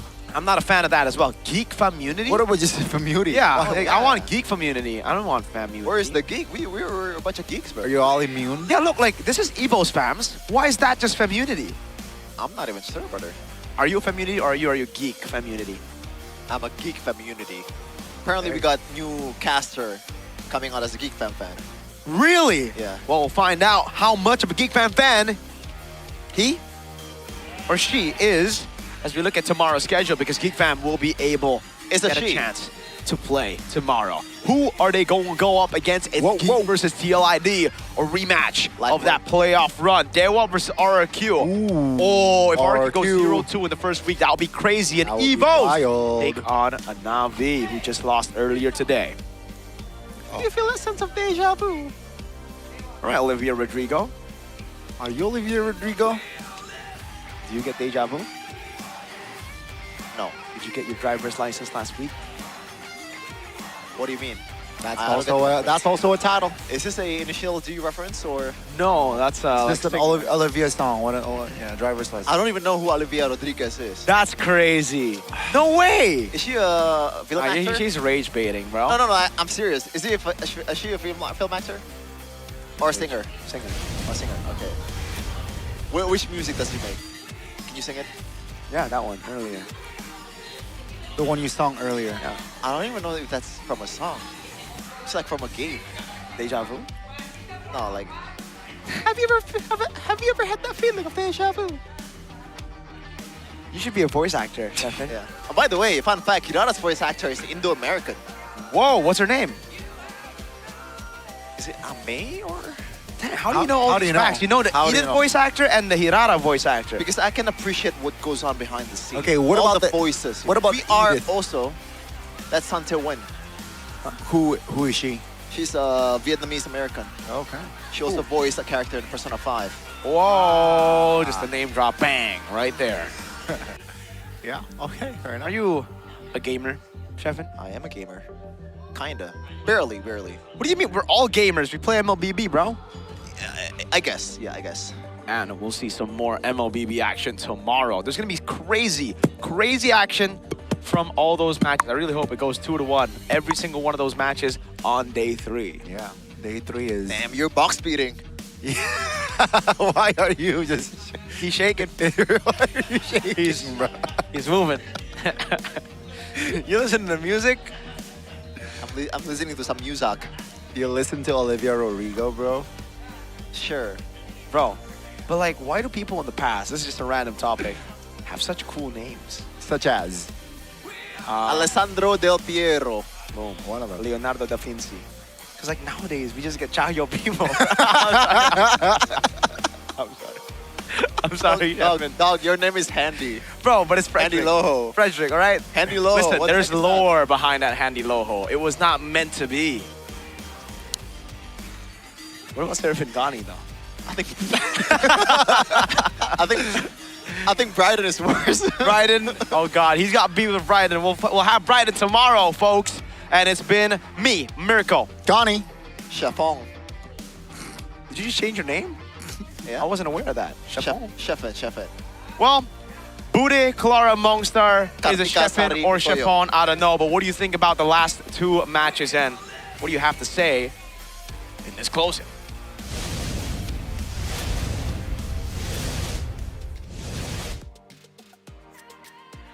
Hari ini di hari yang pertama kita sudah menyaksikan dua match yang luar biasa sekali.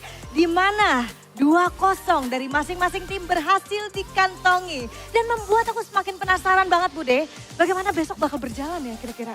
Bener banget Sabila, karena semua tim seperti sudah mempersiapkan sesuatu. Ada yang berganti nama, ada yang berganti formasi, dan juga mereka merombak banyak sekali. Jadi di season 18 ini kita akan melihat gebrakan apa lagi yang akan dibawa di esok hari. Namun hari ini tentu begitu meriah di hari pembukaan. Dan tentu saja semua itu berkat dukungan para superfans dan juga para sponsor dan partner. Karena MPL Indonesia season 18 powered by Munton, supported by PBSI, presented by Official Gaming Phone Infinix, dan Official e-wallet GoPay. Official Gaming Chair ada Todak, serta untuk partner ini sports kita ada Aqua, So Good, dan juga Good Time. Wah hari ini kita ngelihat adanya 2 match 2-0 semua Sabila. Betul, dan apakah besok masih sama 2-0 atau bahkan nih kita akan melihat adanya match-match perlawanan. Jadi kita juga pengen ingetin ya, buat teman-teman semua jangan lupa buat yang udah punya tiket langsung datang aja ke sini. Dan kalau misalnya belum bisa nonton ke MPL Arena nggak apa-apa. Kita seru-seruan lewat online gak masalah Bude. Nobar-nobar bareng, jangan lupa absen juga yang lagi nonton dan dukung tim favorit kalian. Karena baru ada 4 tim yang beradu esok hari, akan ada 3 match yang berlangsung di malam minggu, malam yang kita tunggu. Akhir kata, Bude dan juga Sabila mengucapkan terima kasih and see you tomorrow di MPL Indonesia Season 18. We on this!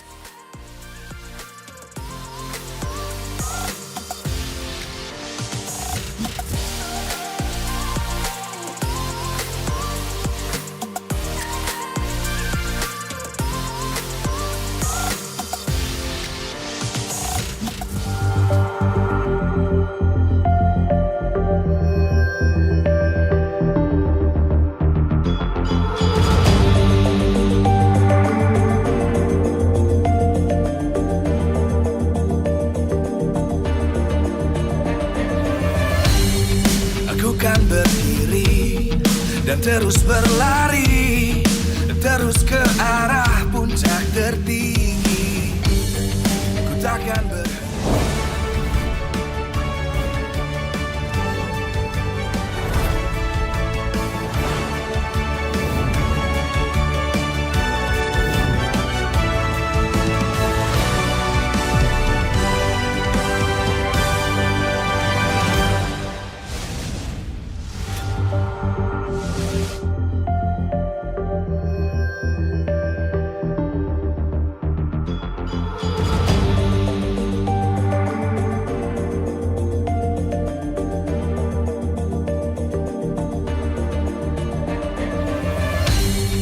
Aku kan berdiri dan terus berlari, terus ke arah puncak tertinggi.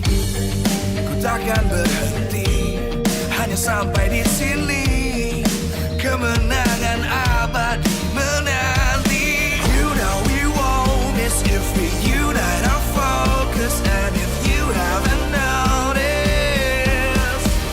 we all live. Nyalakan apimu, hadapi semua tantangan, hadang semua serangan, jatuh bukan halangan. Bakar semangatmu, janganlah engkau menyerah. Kita akan buat sejarah.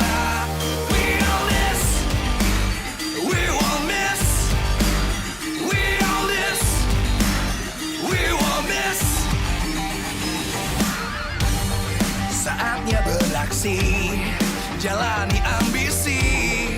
Aku kan menyawakan hari ini. You know we won't miss if we unite our focus. And if you haven't noticed, we all live. Nyalakan apimu, hadapi semua tantangan, hadang semua serangan, jatuh bukan halangan. Bakar semangatmu, janganlah engkau menyerah. Kita akan buat sejarah. We all this, we won't miss. We all this, we won't miss. We all this.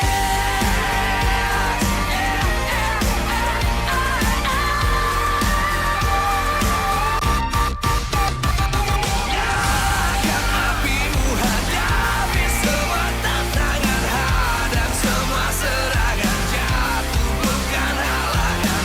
Bakar semangatmu, janganlah engkau menyerah. Kita akan buat sejarah. We all this.